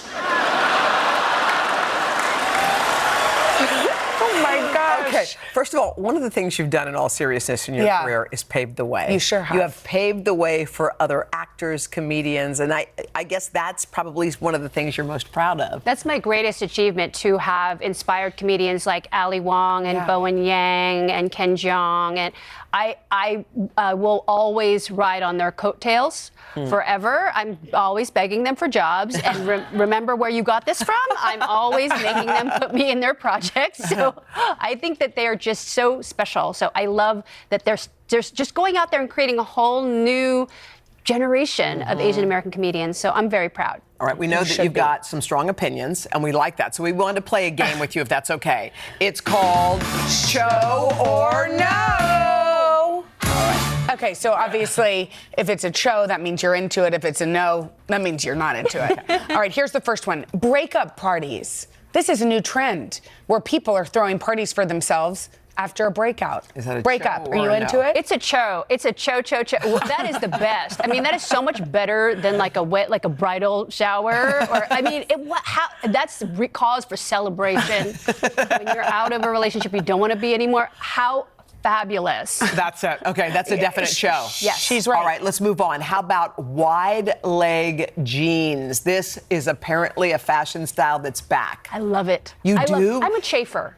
I really my thighs just chafe. They will rub themselves raw without some, friction, without some kind of, like, I like a lot of fabric, or a thick fabric. Yeah, or something a short diaper. that does not, Yeah, something that, like tights are great too, but I love a big pant. I love a horseshoe jean. I'll go even farther than wide leg. I'll go a horseshoe, which is, it looks like I'm blowing in the wind all the time. Like an MC Hammer pant? Yeah, I love a. Well, that's kind of a low crotch, but I'll take it. I love it. All right, skinny brows. Okay, look at everybody. I love it. No, you don't. I love it, to Cho. I love it. I do regret mine because I plucked mine all out.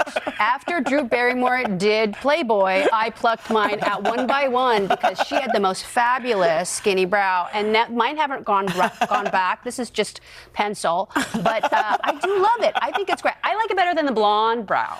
Oh, yeah, the blonde brow. But you don't like the thick, bushy brow? I like... Well, I do love a Brooke Shields brow. Yeah, I think it's really beautiful. I think it's actually, it just sort of depends on what you're doing. Yeah. But for me, I think the arch brow, the very thin, it's beautiful. It's beautiful. It's very decadent. It's very 1920s too. I think it's gorgeous, but they will regret it. How about this one? Exactly. They don't grow back. This is a big one. Bark day parties. A new article says there are birthday parties for dogs, and that's the hot invite. Cho forever. Cho forever. Wait, is your dog here? My dog is here. You know, you gotta love your dog. They are your best friend for their whole. You are their whole world. You are their whole life. So you gotta make it special. Every birthday is so special. What do you do for your dog's birthdays? Well, we just have a lot of fun. I mean, every day is like her birthday. What's your little dog's name? Lucia Katerina. And she can't really eat a lot of special foods because she gets the diarrhea. So she takes after mother in that way. But we just have a lot of playing, a lot of walks, and she just gets a lot of kisses. She loves Jerry O'Connell. Okay. So maybe we'll watch. How do you know that? I was on his show, and she knocked him down. And she's so little. She knocked him down and crawled all over him, and she's just loved him. He is the most she's ever reacted to a man. She loves him so much. I wish we had tried to see if she loved us, but at the same time, does. I'm sure she does. She says she tolerates us. She loves you. You can catch Margaret on her live and live in comedy tour right now. If you're in the New York City area, go see her Wednesday night. She's going to be at Town Hall. Fun. She is the best. Thank you, Margaret. Coming up next, from skin flooding to reverse cat eyes, we're going to check out the buzziest viral beauty trends right after this. Thank you.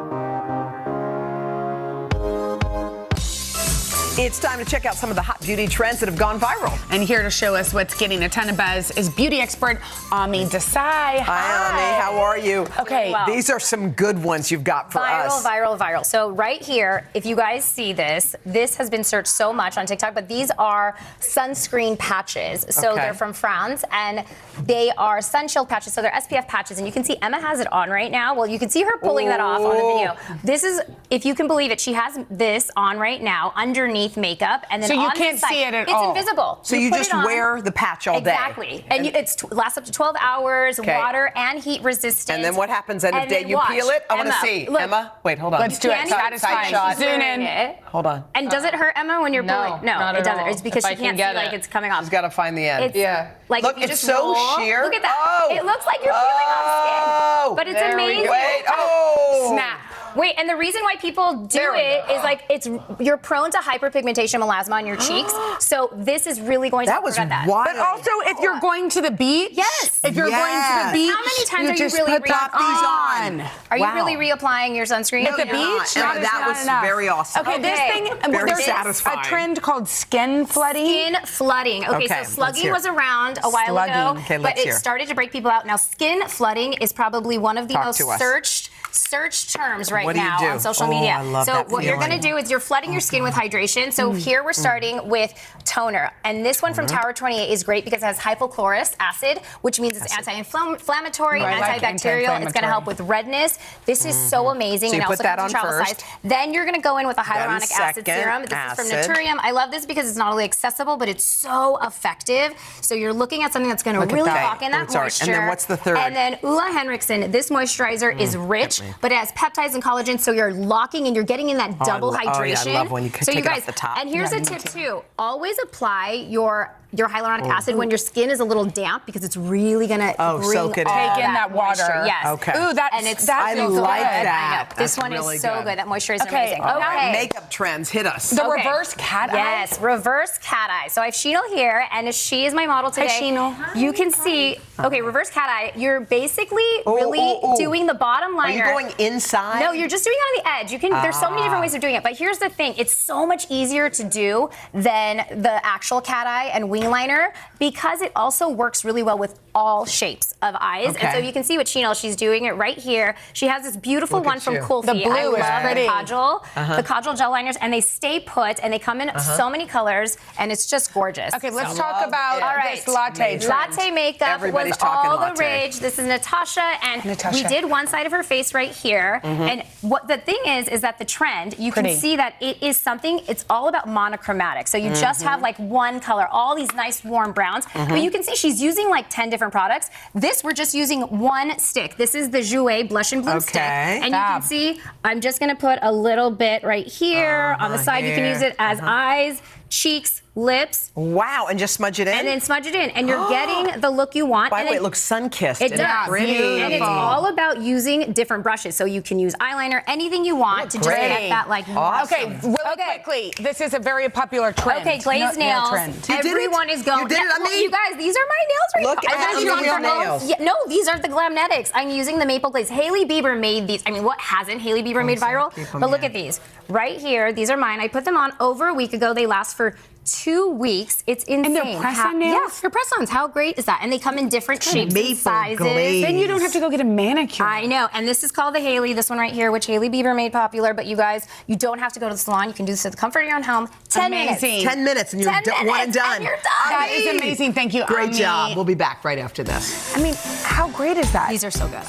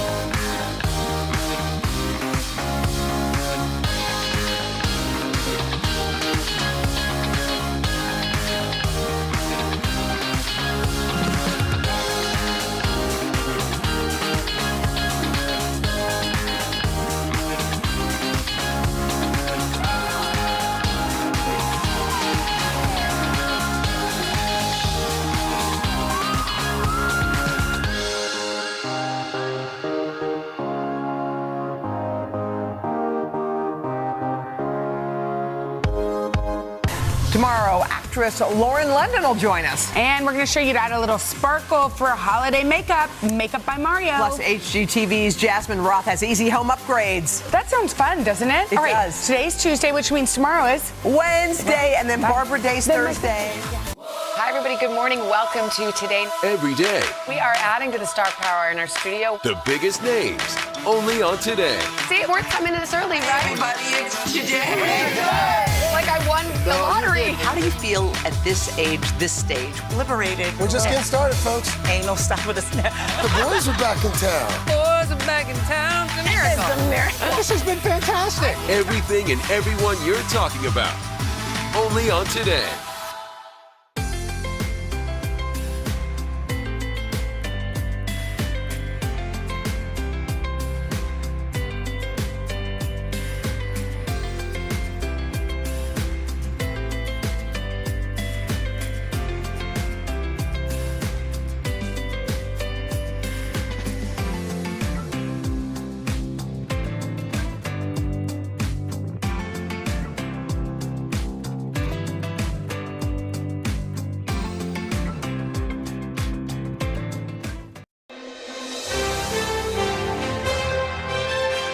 morning on Today Food, we are making sweet and savory pies with New York Times bestselling author Allison Roman. Her third cookbook, congratulations, is out today, and you are getting back to your roots as a pastry chef. It's called Sweet Enough, and it's filled with simple recipes for everybody. And so, yeah, we were talking about how for you, baking was like an entry point into the culinary world. Yeah, it was sort of the job that they had available at the restaurant I wanted to work at. I had no training in either department, so it didn't really matter. I said, I'll do whatever. And then I was a pastry chef for 6 years. And as a person who's not that into desserts, I feel like that was an interesting choice, but I'm glad I made it. But I'm glad you put some savory desserts in the cookbook too. We're going to start with that. Yes. This is your mushroom pot pie, which you say is better than a chicken pot pie. Yeah, I do say that. And it's not even if you're a vegetarian. I just think that that's like the case. But I'm glad we're doing a savory pie too, because if you're doing a pie, sweet or savory, pie crust is the most important part. And I believe firmly in doing your butter by hand, but that's also the beauty of this book, is that most things are sort of done by hand or without equipment. Right. So, are you like the familiar old school baking way. Yeah, I get we're that. doing it old school. Am I familiar with what? With pie Quiz me. dough. With pie dough. Yeah, like the making of it. Pillsbury pie dough, I am a little Okay, bit, but wrong this is the answer, real. This is the but real okay. deal. Okay, well now that I've made it What was the proper deal with that myself- butter? That you had it cubed. just- Was that to help break Yeah, it down? So it's cold butter and unsalted. And basically you kind of just want to smash it in. And I think that this is also like Is that a just good flour? reminder. Yeah, flour, sugar, salt, Got a little it. bit of sugar. Okay. Because it's for sweet and savory. But just like have a good time, like play with it. It should feel like you're playing in the bowl of flour. So don't get too precious with it. You can add your vinegar, your ice cold water. The vinegar's in there because it adds a little bit of tenderness, the acidity. Boring helps prevent like gluten formation, which is Got like, it. you know, if you must know. Al, do you make your own pie crust? You strike me as the gentleman that might do that. I've tried. I'm not that good at it. I think you should get over here and try this. I think you would trust yourself to have a much better. So you make easier this time. dough. Obviously, it works for sweet or savory. This Yes. this pie so it's dough. like a great all-purpose pie crust. It works for galettes. It works And for can you double just crust freeze it pie, and hold one on to it? pie. Can there always be a roll of dough in your freezer, And you sort know, of thing, or no? in my house there is. Okay. There is always a roll. But yeah, so this one is mushroom, and the reason I included savory recipes is because I sort of figure if you can make a sweet pie, you can also make a savory pie. And pot pies, obviously very popular. They don't have to be always meat-based, and I feel like mushrooms are a really great way to sort of showcase like flaky pie crust, creamy filling, all that stuff. What kind of shrooms you working with today, Allison? We are working with a multitude of shrooms, Carson. These are maitake mushrooms, oyster mushrooms, and Look at the regular button colors. mushrooms. But for like, people at home, they want to make this tonight. Like literally, can they describe any mushroom in the market? you can grab any mushroom in the market. Okay, And I good think to know. like the nice thing about just cooking with regular sort of button is that they're more affordable, they're accessible, but shocked at the variety of mushrooms available these days. They're really come a long way. Okay. Okay, so we're going to sort of cook half the mushrooms down. Are you guys and eating then- this over there, Hoda? This Or are is you enjoying fantastic. They're just They're they're both going great. for it. They do not Is wait it for great? us. Is there cheese in this? No, a little bit of cream. Okay. It's I know really we don't good. do a ton of dairy. So but good. All right, so you just cook what I all remember. these mushrooms down. Yeah, we and start add by anything to cooking them, or- half. I'm gonna start eating. You cook. And then they're like, you have run out of time You know now. what to do. There is mushrooms, onions, garlic, and you sort of like cook it down, Delicious. do the whole thing, salt and pepper, season as you go, and then you end up with these gorgeous little mushrooms This is here. great. This is a little cold. I don't know if it's supposed to be, Really but it's delicious even chilly. You Like know the it, next it's TV day. magic. We add more butter, we add herbs, we add flour, and that's gosh. basically the thing that thickens the pot pie filling. The butter. So good. There's a cream. I like to make the roux sort of in the pot rather than like With the using mushrooms, 28 pots and pans for any pot pie. It makes things a lot easier. And what is this liquid right here? This brothy thing. It's broth and it's cream. It's broth and cream, which Okay. is, This is where the not magic cheese, is. but not cheese, you know? No. Let's go. Add that, and it basically cooks down into something really beautiful that looks like this. Yeah. So if you want to add that to here, Creamy this is a deliciousness. double crust pie, and the reason I like to use a glass bottom pie plate, whether it's a savory pie or a sweet pie, because you can see the bottom bake as it goes, right? So if you're like, how is it done? How do I know? With a glass do bottom it pie now. plate, So smart. you can see the bottom. Right. Okay, and you got a crust on Transparency top. all around, yeah. And You then do a little crimping around the edges there. you We can got about a kinda minute, crimp however Allison. you want. Great. Yep. 1 minute, 60 seconds is more than I thought we had. So we're doing great. What's the crumbly thing? Let's try on the. top? It's just the flaky pie crust. That's just how flaky it is. How about If the you lemon can pie, even believe guys? it. Yummy. Do you use a whole lemon in this lemon pie Get some recipe? cream on that. The whole lemon is in there, so it's Because like it looks like there's part of the. it is. It's a shaker pie, so rind, whatever. it's like a classic sort of thing where they use the whole lemon and everything, which I'm a huge fan of. But like same pie crust, and One is sweet, one is savory, one has salt and pepper, one has sugar. It's super versatile. Is your cookbook 50-50 savory and sweet, or is No, it's like 95 sweet, 5 savory. Okay. I started to say the savory because I'm like, it's for me, too, Yeah. you know? If you were going to bake one thing out of your own cookbook, what would you bake? Wow. God, tonight? Yeah, like tonight, what would you make? Maybe this lemon shaker pie. Love it. I love good. the whole lemon. It's Wow. bitter, it's sweet, it's not too sweet, it's sweet enough, as it were. It's so good, Allison. Well, get the cookbook, everybody. It is sweet enough, and you can get these recipes also at our website, today.com/food. One of the best parts of Thanksgiving, of course, are the leftovers. Melba Wilson is the chef and owner of Melba's in Harlem, and she's going to show us how to repurpose our turkey insides into we're not just making the turkey sandwich. We're getting something kind of fresh. We love it. Well, first of all, happy Thanksgiving. How was yesterday? It was good. How was delish, yours? as usual. Good. All right, there's so much left over, though. So what are we doing? So many things left over. So what we're doing today is we are doing my turkey pot pie. Pot pie. So smart. Who doesn't love a pot pie? Okay, so comforting, so warm, and so delicious. So Jenna, what we're going to do is we're going to dice up those that celery stalks right there. I know this isn't you got it. Dicey. No, that's good. That's good. Good girl. Okay. That's perfect. All right, perfect. let's pretend I diced There this. you go, and then we're gonna sweat that in And there. is there onions already in there? Those are onions in there, and then we're gonna add our carrots. Do you put butter or do you put olive girl, oils you in know here? I put butter I know, in you there. can smell it. Everything Butter? is better with butter. It really is. You So see much how wonderful better. that is? Mhm. And then we're gonna take our flour, all-purpose flour. Okay. We're gonna. Oopsie. Go ahead, girl. Okay. Okay. This is what I do at home. You know what? I'm happy to know that even Melba's. Even I make just a like mess us. every You now make and us then. feel better. All right. Okay. But the beautiful thing about this is this flour is really, really watch what it's Yeah, gonna do. it's like making it's gonna it- get some of that fat, and it's also gonna toast it. Okay. There we go. Beautiful. There we Add go. something? Yeah. Would you please add the sweet potatoes? Sweet potatoes, Yes. sure. Pass the potatoes, You please. got it. Yes. So these are raw. Raw sweet potatoes. Okay. Yep, you they use are. the ones you already cooked or no? Well, you can, but We'll you don't use want that. it to get too mushy. Do that at the We'll end. use that for Right. So something take your turkey stock. Put May that I? turkey Okay, stock. turkey stock. Yeah. Now, do you Turkey smell stock. that? Wow. Yeah. So you cook that. And we're going to cook this down for about 30 minutes or so. Okay.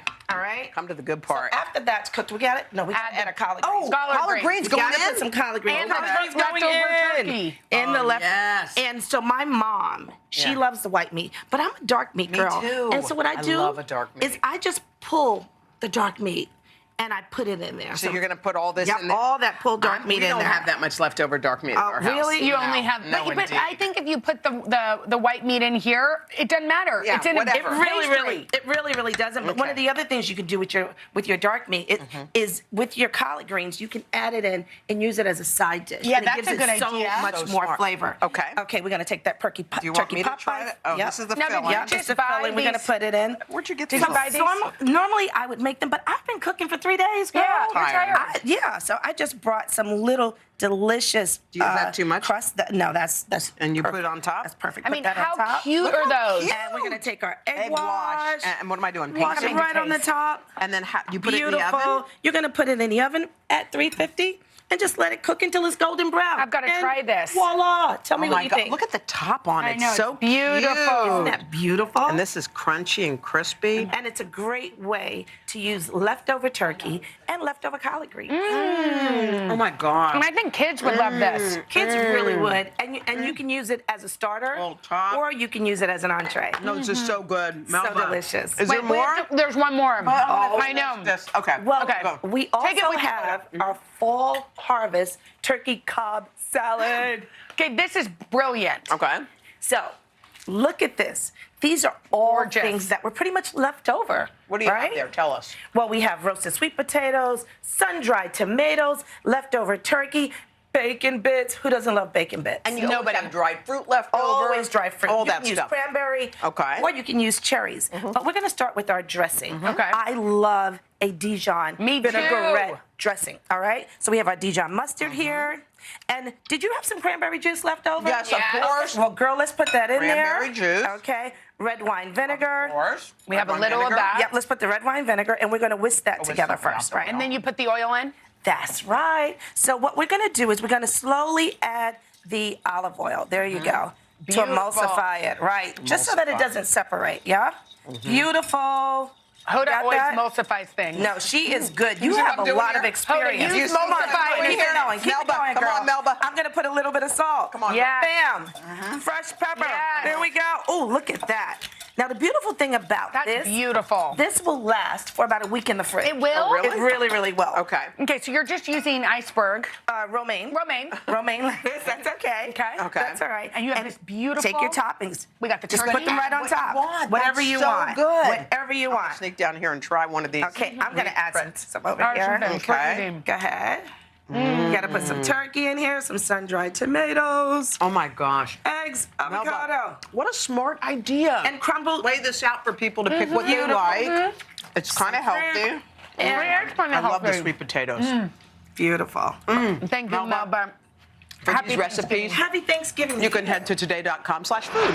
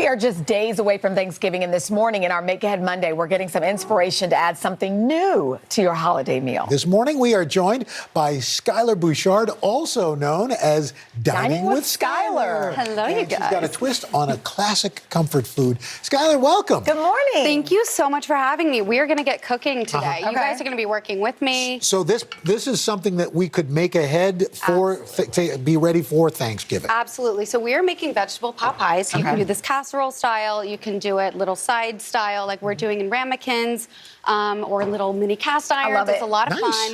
fun. And then we're going to make some pear and brie pastries. It smells Are you What's ready? the start for this? All right, so this is onion and fennel we have going with some butter. And we're gonna add some salt because you wanna season every single layer of your dish with some kosher salt, preferably. Even the concept of layering just sounds yummy to me. That is, the base of it is so important because we're building all of our flavor. Diced So I'm garlic? adding some garlic, we're adding thyme, rosemary, and sage. All the things. All the things, Yeah. all the fall things. Yes. This almost starts to smell like the base for stuffing.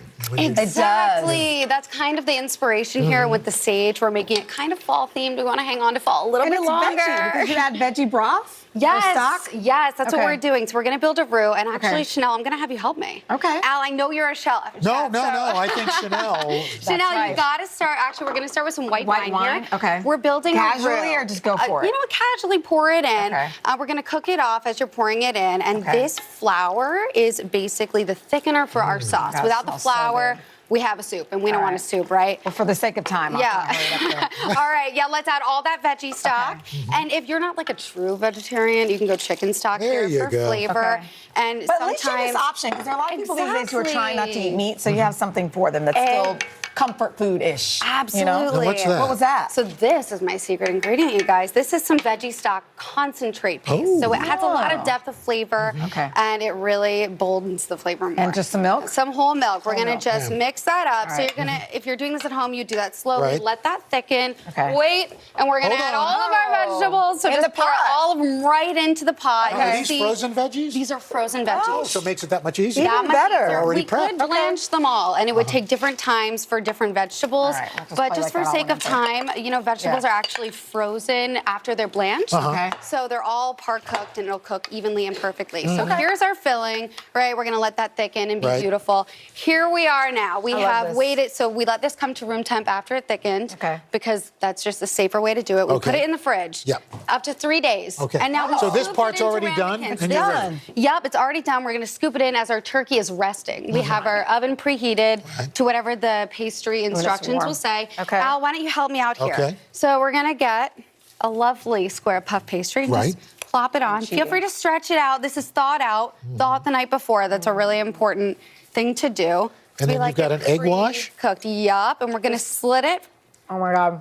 You can slit it first or egg wash first. This might be my new favorite thing. Yes, I love that for Wait, you, I could be Chanel. vegetarian if I can do this. Wow. And then this goes in the oven for how long? So this goes in, Oh my it God. depends on your puff pastry. This would probably be 25 minutes. Oh, see, you pulled out all the stops. I'm just Listen. gonna slit yours for ventilation. We don't want it to get soggy. It's That's a very right. important step. Let the steam escape. Are I you need the you new to try Salt Bay? this. Pardon? You're Salt Bay. Get a little Salt Bay. Absolutely. There you go. Whoever at home, if you like, and that's the thing, you don't even have to be a vegetarian to love this. This No, is amazing. In fact, you could put a little rotisserie chicken in Oh my there. God. Rotisserie, so that's the other thing. What you can about- use let's move on. Thanksgiving I'll stop eating leftovers. And then in the vegetable, filling. a dessert time? Exactly. All right, we're all building them today. So you say you have leftover puff pastry. This is a fun little thing. We're gonna come on, Chanel. Al, let's I'm get so in busy here. eating. We're gonna layer some pear slices. Pear and cheese, or Yup, you're so- doing two different things? Two different. No, we're doing pear and cheese. They actually complement each Little other sweet really and savory. well. Okay. Exactly. It's like the idea of a little apple and cheese. Yeah. That's such a great idea. And I love a good pear, so we're using Bartlett pears I think I overdid and mine. some creamy brie. You can use See how cute camembert. hers looks? So no, wait, question. Before we run out of Ask time, me so all the then you just questions. do this and then just bake it? It's that simple? It is that simple. We're gonna add a little honey and a little sea Ooh, salt. yeah. Yep, Honey Bay and My Salt job is Bay to try it. Al Roker right here. Look at that. Oh, this is nice. Oh yeah. So you get the sweet, the I'm gonna go with salty. salt. Ooh. Wow, Skylar, this is fantastic. Yeah, and if you want to jazz it up, you can add some prosciutto as well. Oh my God. Oh my You like it? Are you kidding me? No, I'm gonna hear you. It's in the like back of the having your studio meal and crunching. dessert at the same time. Yeah, and this Oh is a my great God. starter or a great Ooh. dessert, so you can do Isn't that either amazing? which way.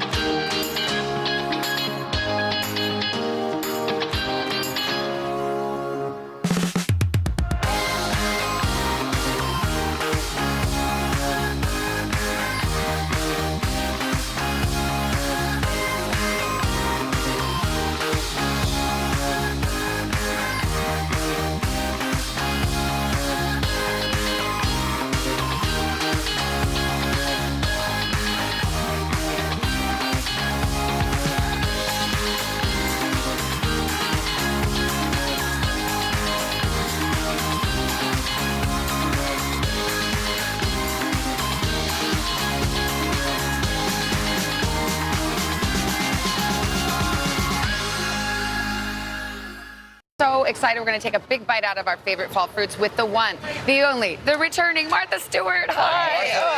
So great to be here. 99th. I can't believe it. Martha Stewart's Fruit Desserts. And we are so excited to have you here in person. The recipes are so good in this book, and I've been making every single one of them, and they're delicious. But I want to show you how to make apple pot pies. So the apples, you need 12 to 13 gorgeous autumnal apples. Okay. And we're using Granny Smith's and Rome's Peel them, cut them into like 6 pieces. Add lemon juice to stop the discoloration and add flavor. Oh, okay. A third of a cup of sugar. And a little bit of salt, just Kosher salt. Yeah, kosher salt, 3/4 of a teaspoon, and allspice, which adds a very nice flavor. Half a teaspoon. You can stir that up, Savannah. And then you saute half of them in a pan. Add 2 tablespoons of flour. Oh yes, a third of a cup of bourbon. That's good. That's good. Yeah, well, a little bit more won't hurt. And you cook that up until it thickens just slightly. And then add this. I guess it's cooking. Yeah. Is it hot? It's cooking. Yeah, it's a little bit. So you want it to get it like a thickened up sauce, kind of. It'll thicken up in the oven. Will it absorb that ultimately? Oh yeah, ultimately it will absorb it. You add that to your other apples. This is half and a half of the apples. Can I stop stirring? Okay. Off. And then these stir all together. Ooh, yum. Spoon them into. Oh, stop it. He just added more. Spoon those into a pot pie dish. Oh, that's cute. See this cute, and this is 1 serving. So you didn't put the pastry under, I noticed. No. Pot pies always have the pastry on top. Oh, that's right. That's right. You know. So here's a square of puff pastry, just like that. Can you pre-buy that or? It's store-bought. Oh yes, it's a store-bought. You can buy it. There's very good home frozen puff. Make a vent hole in the top or 2, and put that like that, and then egg wash. Just a softly beaten egg. Yeah, the beautiful color, isn't it? These are farm eggs. Really, really great. When do these things sit in water? I see water sometimes in these pans. Oh no, not here. No, not here. You don't want to do because you want this to puff up, and the finished dessert will look like that. How long in the oven? Top with 375 for about 40 minutes. Okay, yum. And so delicious. A really cute single-serving dessert. Wow, that's now, easier than Martha. Actually, Oh my gosh, I would never these make are them. awesome. By This is the my way. happy Oh place my right God! here. No, That's very impressive. We can't even talk. Yeah. So now, do you know what this is? Do you know what that Granny is? Smith apple? I don't know what that is. Do you know what that is? I'm afraid an apple. This is a quince. It's kind of a cross between an apple and a pear. Oh, okay. But it's not edible uncooked. It's really, they're very sour, very hard, very fibrous. So we cut them into 5 quinces. We cut them, take the pits out, peel them, and poach them in a wonderful syrup of maple syrup. Here we go. 1 cup of maple syrup. And about 1 quart of water. Watch Carson try to put bourbon in a vanilla bean. I already did. Boy, you have to split the vanilla bean. It's a little hard over here. Oh, that's cool. And let the vanilla bean, and scrape it. You want to get all those seeds out. Do you know how to do that? No. Yeah, see the Never seed? done that. Those are Oh, vanilla wow. bean seeds, see? And you leave the thing in? But then you put the seeds in. And poach all of these until they're tender. Look at the color they Why turn. did you take the seeds out and then you put them back in? No seeds. Oh, okay. I thought you put them in there. No, the okay. vanilla bean seeds. Yeah, that's what I need. Yeah. Oh Okay. no, because that's the flavor. Okay. Now here are your cooked quince. Wow. And you add to this cooked quince just a little bit of the reduced poaching liquid, and is that the liquid from your pot? Yes. Okay. And you boil it down, and you add 2 teaspoons of cornstarch. Cornstarch will again thicken the juices, so you don't have a very runny dessert. Okay. And these. That Woodford Reserve is going to love you. That's a good bourbon, too. That's made right down in Kentucky. I know. My people. Okay, so now this goes right into your baking dish. Okay. All that'll thicken up. And this is the topping, which is flour, cornmeal, and you can just I love that. put this It's all just a over crumble. the top. Yeah, it's sort of a crumble. All over the top like this. Ever had a quince in your life? You know, taste it. You're going to love This it. is fantastic. Have you tasted What do you think, guys? this? You love it? So good. Yeah, someday my quince will come. This is a quince crumble. I don't think I've ever had a quince, Martha. Oh, it is We're having our so first good. quince. Have you had a quince before? I Who know you? I have? grow I have not. quinces. I've never heard of it. It's been a best quince year too. Oh, really beautiful. Really Put good. this all Oh my over gosh, the that's yummy. top, and sprinkle your almonds, sliced almonds, on top of this. Today.com/food is where you go.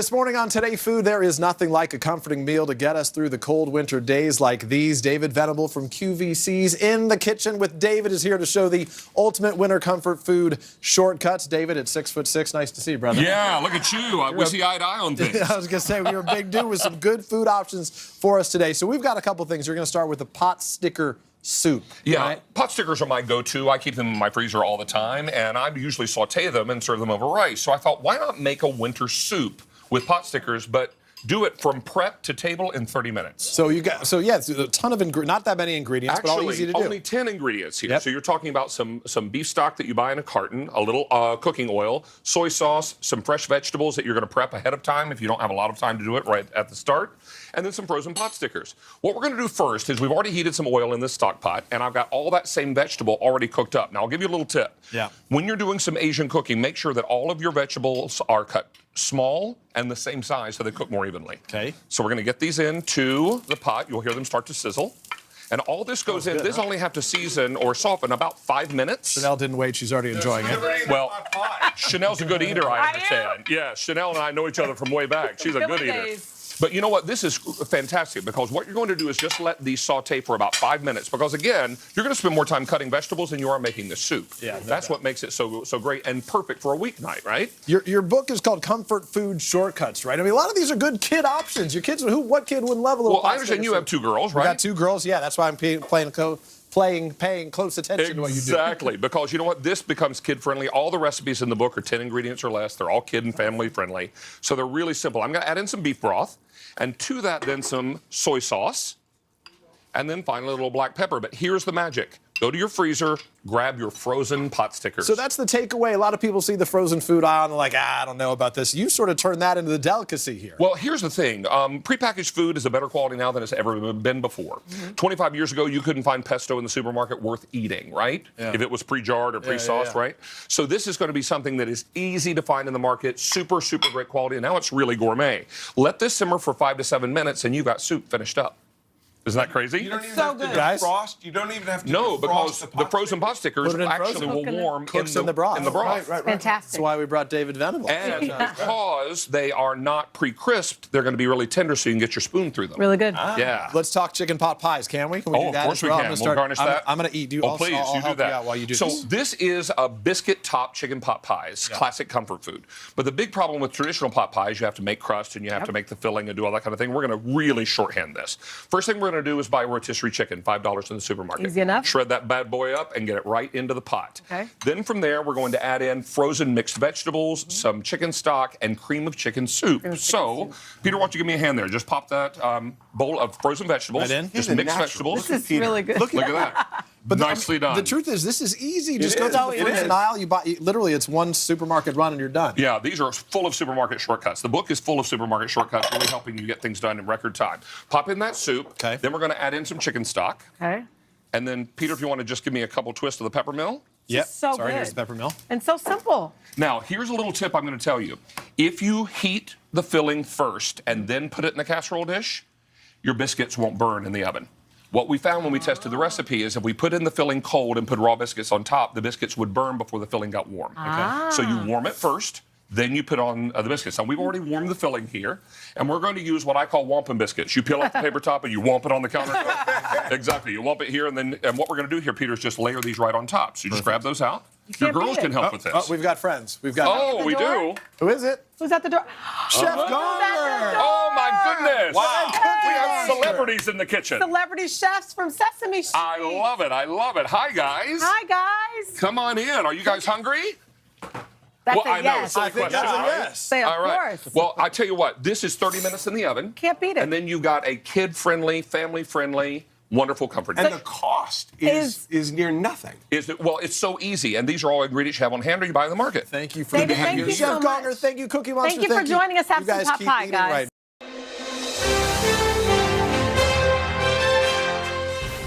Jocelyn Delk Adams, she's back with us. She's the author of Everyday Grand. Jocelyn, welcome back. Good morning. Hey now. It's been so long, guys. Good It's to been see so you. long. Thank you. What so are we much. making? Perfect meal you're making. Lemony chicken rice casserole. chicken thighs. Yes. With chicken thighs, because you know it makes a difference. Yes, it does. Right? Makes them nice and juicy. So we're gonna start by dredging our chicken thighs. We've got some flour here. I'm gonna add in some parmesan. Yeah. I've got onion and garlic powder. You're like, ooh. And then of course some lemon zest. You know how to zest it? Okay, let me see. Let me see this. Let me see these skills. Hey, this is a woodworker right here. How much do you want? All right, you like how much? You're like, I'll be over there all day, right? Okay, that's pretty good. That's pretty good. All right, I'll give you more. I'll give you more. All right. I'm putting you to work here. We're gonna whisk that up, and then we're gonna dredge these. Okay, we're just gonna add this right in. And why is it so important to dredge? Well, we want to get that nice coating. It's gonna give us like that nice crisp coating. Want to get it in that flour. Does it help thicken up the sauce? Well, it's also going to thicken up the sauce too, right? And then Could we're you going use to an add almond flour if you want? Of course you could. Oh, come on. You know. And we're going to put this right into our oil. You can definitely play around. You can even use, any type of gluten-free flour if And that's you like to a, start skin side down? Yeah, I do too. I do. I like to crisp get it that up a little nice bit? Crisp it crisp. up. Yeah, we're going to get that crispy. And then we're going to work on our casserole dish. Do you have We've to got cook it through in the pan? Well, you don't, because we're Okay. also going to throw it in the oven too. Perfect. So we just want to get it browned, and then we can get it in the oven. So we've got some cream of chicken. You want to whisk this up for me? Okay. And then This- I've this is got cream some of chicken too? stock. There you go. Yeah, because nothing's more comforting than some Yeah, I cream of used cream chicken of mushroom soup, last right? night, so. Got And some what'd you chicken add? Just stock some there. Yep. And then I've got our rice that was going to go right in Okay. here. And then I've got some garlic too. I'm going to pop that Okay. in. Yeah, because we love garlic. And then down here, of course, you can see that our chicken thighs are ready. And then this is when we're just going to add this right into our dish. Goes right in. Oh, yeah. Oh my goodness. You already This tasted is, it, didn't Craig you? started it. This You is worth already making. did it. I know you did. This is worth making tonight. Yeah, look, you're going to do it, aren't you? Oh my goodness. Chicken goes in. So you just put it in there. Yep. So it's just a one dish. Pop this in. that is- Pop this And then in. how long are you going to put that in the oven for? We're gonna put this in the oven for about 40 to 50 minutes, and then usually we cover it with foil because we want to make sure all that rice gets really tender. Y'all over there killing my dish, right? Listen. Y'all know how I do. All right, wow. and then the lemon goes on top because it's So you beautiful. cook it with the lemon there. Yeah, Oh, my 'cause we want to goodness. get a little bit more of that. How long in the do you skin, too. bake it? She told So you bake you it about were eating. You're eating. She already Come on, said. she No, really I was like, this. what's going on? What's going on? I can't remember. Oh my God. So Oh yeah, my this goes in. You put the foil over the top, bake it for about 40 to 50, then take it off if you want to brown it a little more for about 10 minutes, and then you're ready to serve. And you got an air fryer sandwich. I sure do. Wait, Four this is an air ingredients. fryer? Yes, 4 ingredients. Because we were talking about the air fryer, how it's like the perfect appliance. If you want to add another appliance, I've 'cause never made sometimes you salmon know. in the air fryer. So easy. How easy is it? So easy. What are these Because, ingredients? So easy. and it's done really quickly that's too. great. 4 ingredients. what are That's they? What's the it. glaze? So I've got some soy sauce in there. I got some honey. Okay. Okay, let me see. What else do I have in there? I can't Got even some remember. sesame Sometimes- seeds? Yeah. Oh, that's a garnish. And then you just drop it in the air fryer for about like 10 minutes. But sometimes it depends on your air fryer. Sometimes it cooks really quickly. But I love the air fryer because it gets that nice crisp skin at the top. This is delicious. Come on, great. y'all. Jocelyn, well All done. right. I like to make salmon skin bacon. Oh, wow. I like that. What do? You just Just put it Jocelyn, on. this Just is take some of the amazing. skin off the. In fact, I go to my fishmonger, and Yeah. he gives me extra. He A goes lot to of skin, people and don't it's like so to use good. his I love the fishmonger. skin. It's so good. He goes to his fishmonger. Yes. I'm 2 That for wasn't 2 on lost on this. me. You guys love them? Jocelyn, thank you. one. So I like a good. fishmonger. It's been a little while, but it's time once again for Cooking with Cal, and this time we are making my mom's famous casserole, like super famous within our family. Okay. It's a super easy weeknight dinner, and my boys literally eat bowls and bowls of this. Take a look. It's another edition of Cooking with Cal. What are we making today? Casserole. Casserole. So there are so many different types of casseroles, but this is what my mom made when I was growing up, and she just called it a casserole. Whatever mac and cheese you like to use, we're gonna use gluten-free, right? We're gonna use some veggies, some ground beef, and we're gonna throw it all into a pot, and that's your casserole. Okay. Okay? So, I'm gonna cook the pasta. So, I use the zucchini and the carrots because I hide them in the casserole and you guys don't even know they're there. But we like them. You do.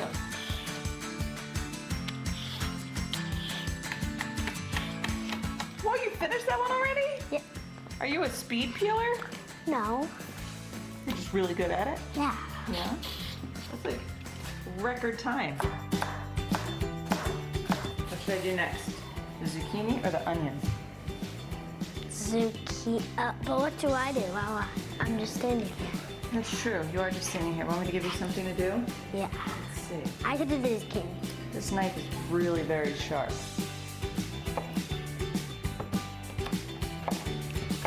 So I'm gonna give you these strips. Cut them in like to little pieces.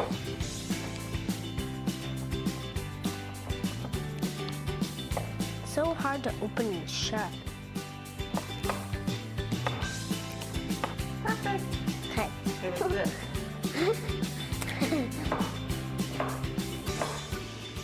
Ready, listen. Glug, glug, glug. So much glugs. So many glugs. That's how I measure things, in glugs.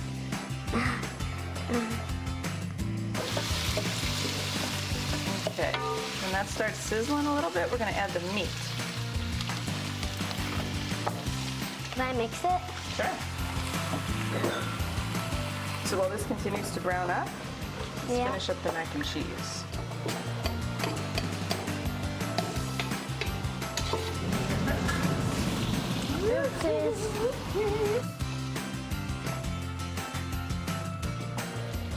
Pop this right in.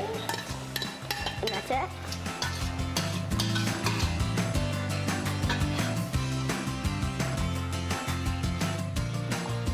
So after 50 minutes, all the flavors should come together. It'll be a little crispy on the top, and we'll be good to go.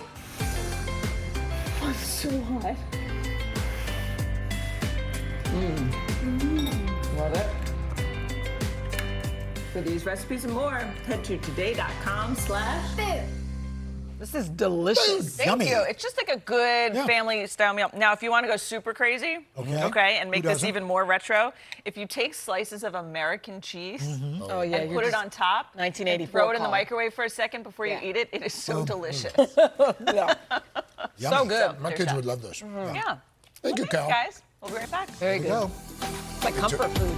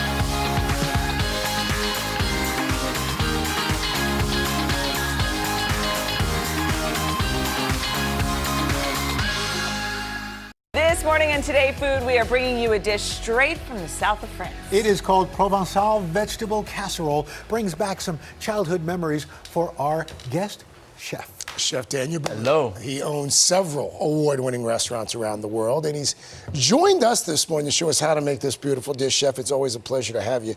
So let's start with this special place that it has in your heart. What's the story there?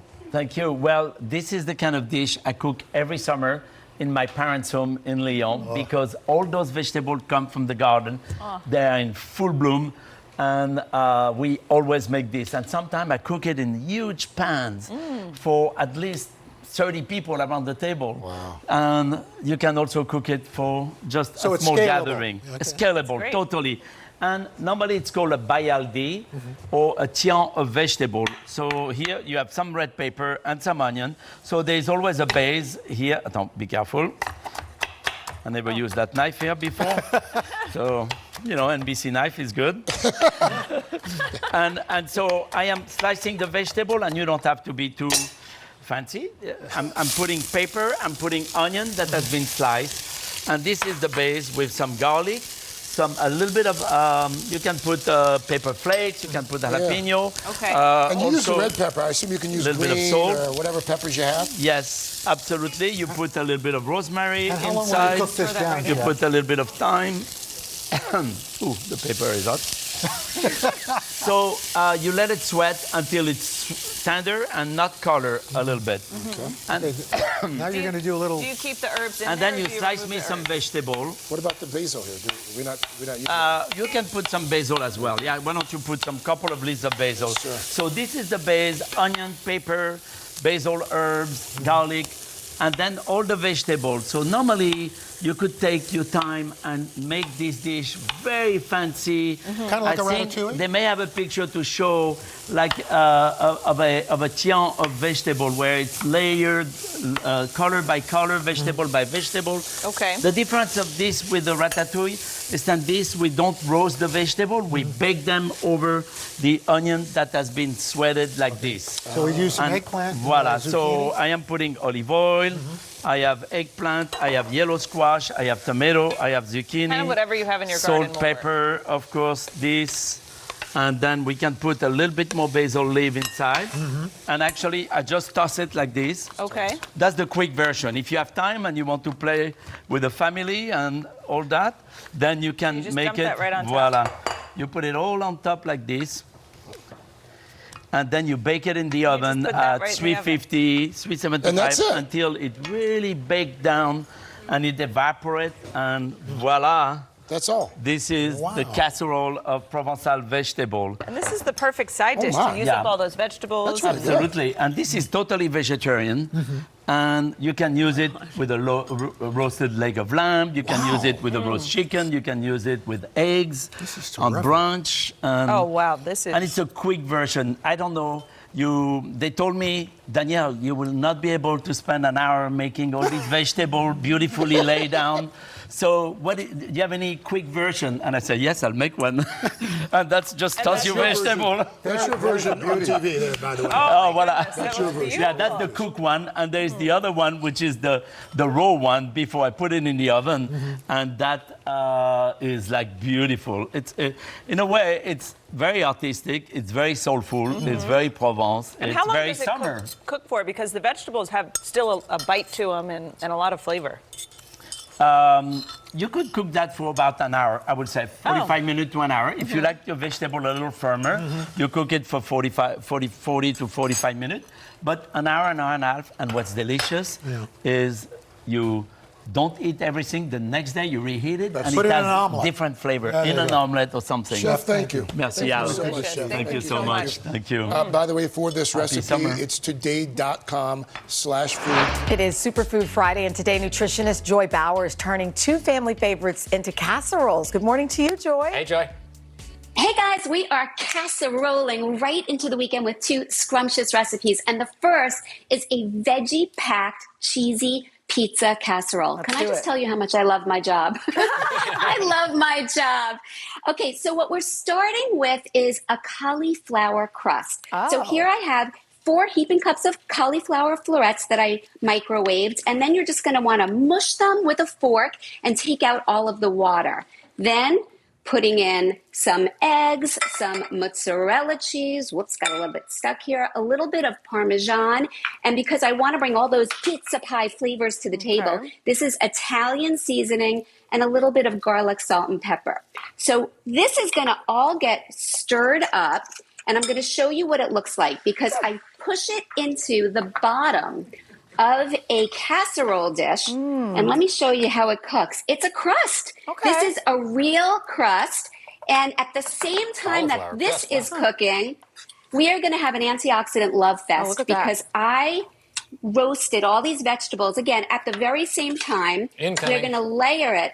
Look at this. And you could do any vegetables that you want. And honestly, you could also open up your fridge and you could throw in whatever you have left over from the night before. This is really good, Joy. And I think with all these veggies, it's like You wouldn't even know. It feels naughty, but it's yummy. No, I feel like It's like getting ripped right now just eating this tray. Oh, you are. It's an antioxidant You love are. fest, I tell you. It's good. So here It's I have tomato sauce goes over the top. Whatever marinara sauce is your favorite. Of course, we're going to layer on some more ooey gooey mozzarella cheese, or you could blanket it with slices of mozzarella, and then you get those puddles of cheesy bliss, and a little bit more Italian seasoning. And then I like to fake out pepperoni slices. So look what I've done here. I just sliced some tomatoes. You put them right in the oven, and it just until the cheese melts. So I would say that this is probably about 15 minutes. I'm going to show you what this looks like. And Joy, I want to also get to the taco. We're already picking out on our casserole. Tell us about. Oh, there it is. Really good. We're going to eat that while you tell us about the taco. Okay, so this is a Tex-Mex dream. I'm going to grab over here on the skillet. I have some sautéed lean ground turkey meat. I'm going to bring over all my fixings. And all you're going to do after the turkey meat is cooked, I put in a rinsed can of black beans, of some corn. I have 2 cups of jarred salsa. You know what I say? You are the boss of your sauce. So it could be mild or spicy. And a taco seasoning packet. Oh my gosh. We can do this. You stir this up, and you're going to then, let me show you how easy this is. You can do this tonight. I have a casserole. I layered some whole grain tortillas right on the bottom. I'm sampling one. You put your meat on top. Then you're going to add some cheese. I'm going to get to the finished one. You add some cheese. You put another layer on top of the tortillas, and then anything you want. I'm going to show you this taco bar. And you can set up a taco bar. Look what I have here. Shredded lettuce. I have tomatoes, scallions, jalapenos, guac, sour cream. This is a no-brainer. And everybody, right? You could make your own personalized taco. Good. Really quickly, Joy, how long do you bake it for? I mean, maybe 10, 15 minutes, because all you want to do, the meat is already cooked. Right. So all you want to do is melt the cheese, and you want to slightly get those tortillas a little bit browned. It is sensational. So good. Home run, Joy. Thanks, Thank Joy. you for these Happy recipes. weekend, everyone. You too. You too. Head to today.com/food.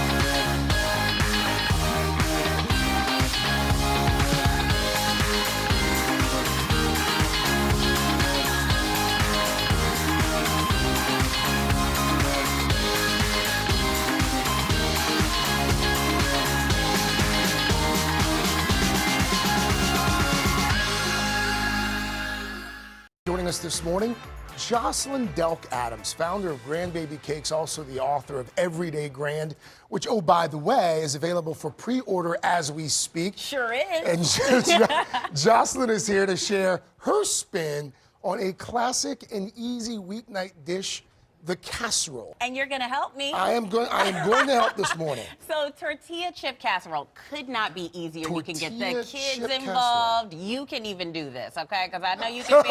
I know he can be cooking challenged. So we're gonna get True. this together. So to start, I'm gonna show you how we're gonna dice up these like bell pepper, Okay. right? You're gonna get these strips, just kind of get them together really easily, and then just go down to create like these small little dices, right? Really easy. Just gather them up, and that's all you Even gotta do. I can do that, Josh. Yeah, you can do that. You can do that. Yeah. See, you're winning Okay. already. So we're gonna start on our meat mixture. I've got some ground beef here. Gonna add this to some olive oil. You hear that nice sizzle? And I assume you could easily swap that out with turkey or Yeah, you can even use ground turkey, chicken. even ground chicken. Yep, whatever you got is fine. And then I'm gonna add in our bell pepper here.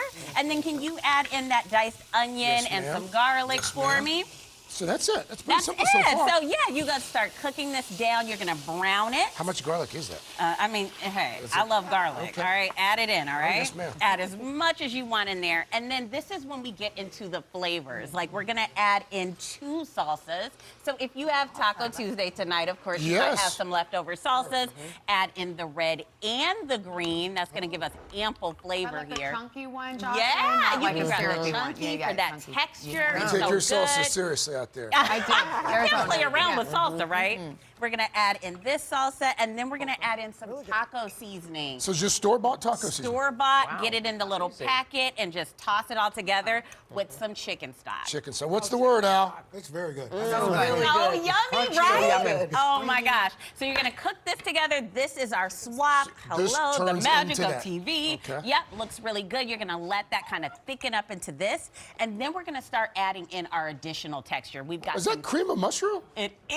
Oh, I love that. I know. It It's the makes it secret so ingredient creamy. for everything. You I can throw love it into that. everything. We Cream of throw it mushroom into soup? everything in my home. Everything. Cream of mushroom soup? soup? Oh, yeah. Just throw it into everything. Wow. It makes everything so much better. Why do you like it so much? What the, So it's so creamy. It adds so much richness along with like the sour cream in this. It really Umami. makes that texture so great. Yeah. And I love anything with mushroom too. We're gonna add in some black beans Okay. too. Grab that, add that in, and of course the sour cream I was talking about. Throw that in too for that extra richness and that tang. And This then we're looks gonna like add just in a some Mexican cheese blend? Yep, get that in there. All right. And we're gonna stir that together. Okay. Oh, those are nice. And then this is when you get the kids involved, or you can get rid of like your morning aggression. I'm gonna have you like, you know, just go for Oh, it. And yeah. just, you know, get that Get the out. kids. This is Get my the- job. I know. He's like, I'm taking that over. Right. You're gonna crunch Oh, so that this together. is cool. This goes in the pan. Goes in. And then you build it. Yeah, and then you just start building it. And this is where we get into our casserole. It's almost like a lasagna. You're gonna just layer it up. Oh. Oh, So bottom that's- layer is Doritos or whatever your Yeah. corn chip is? Yeah. Okay. mhm. I You bet can use do the cheesy Frito- ones. you can- Fritos. Fritos, like The whatever flaming your hot. faves are, the flaming hot, you know, get I some like spice that. in there, like whatever you love, like you can really adapt this and make this into whatever you like. It's almost Yeah. like a layered dip. Yeah, it is, really and like like that. you bake it off, and you get all those textures. You get the crunch, Oh, it's you get so that yummy. creaminess. How long do you bake it? About 30 minutes. Okay. And then you're gonna add some cheese on top. Don't add the cheese at the beginning and put the foil over it because it'll stick to the foil. Okay. Yeah. So do it, My take kids the would love foil this. off, and then just add the cheese and then let it get all At the end, bubbly. okay. Mhm. And then it comes It's out so I'm gonna good. taste it. Yeah, Tell oh us my about God. this new cookbook. I'm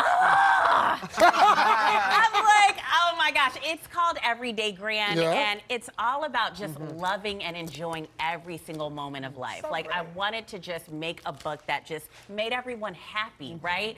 Finding so much joy and just beyond just holidays. Like, you got a good hair day, celebrate. Celebrate. Got something The book for- is hey, terrific. Ooh, that's good. Thank Al endorsed it. I was so grateful to him. I mean, like, hey, you changed a tire, celebrate. That's good. Your 4-year-old's gonna love this. Yeah, she loves it.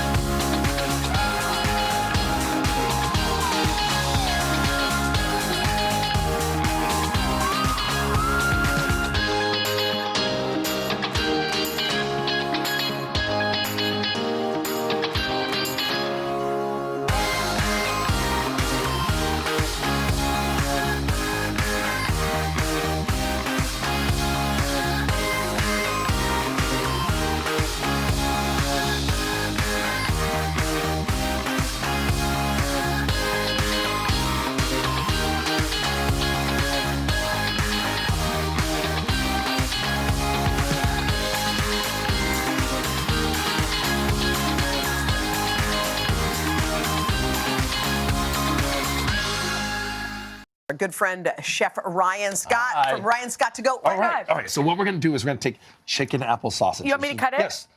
Okay. Look Like at, this? oh my goodness. She can actually I chop. have been gone for 2 years and I come back and You've been gone for 2 years? Well, I mean, it was COVID. I haven't been in the studio. You haven't been in the studio in No, 2 years? no.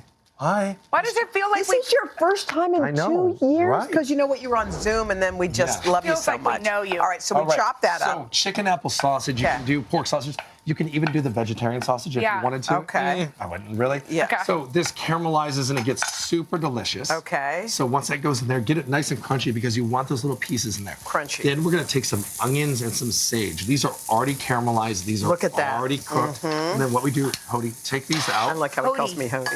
Hody, Yeah. take those out for me. Okay, okay. Oh, by the way, wait. Yeah. I watched you a couple days ago. Yeah. Light Bright in my house. Yeah. Still now? I have the old one from the 80s and I have the new one. Wait, Yes. does the new one hold up? No, I can't stand it. I like the Old old one.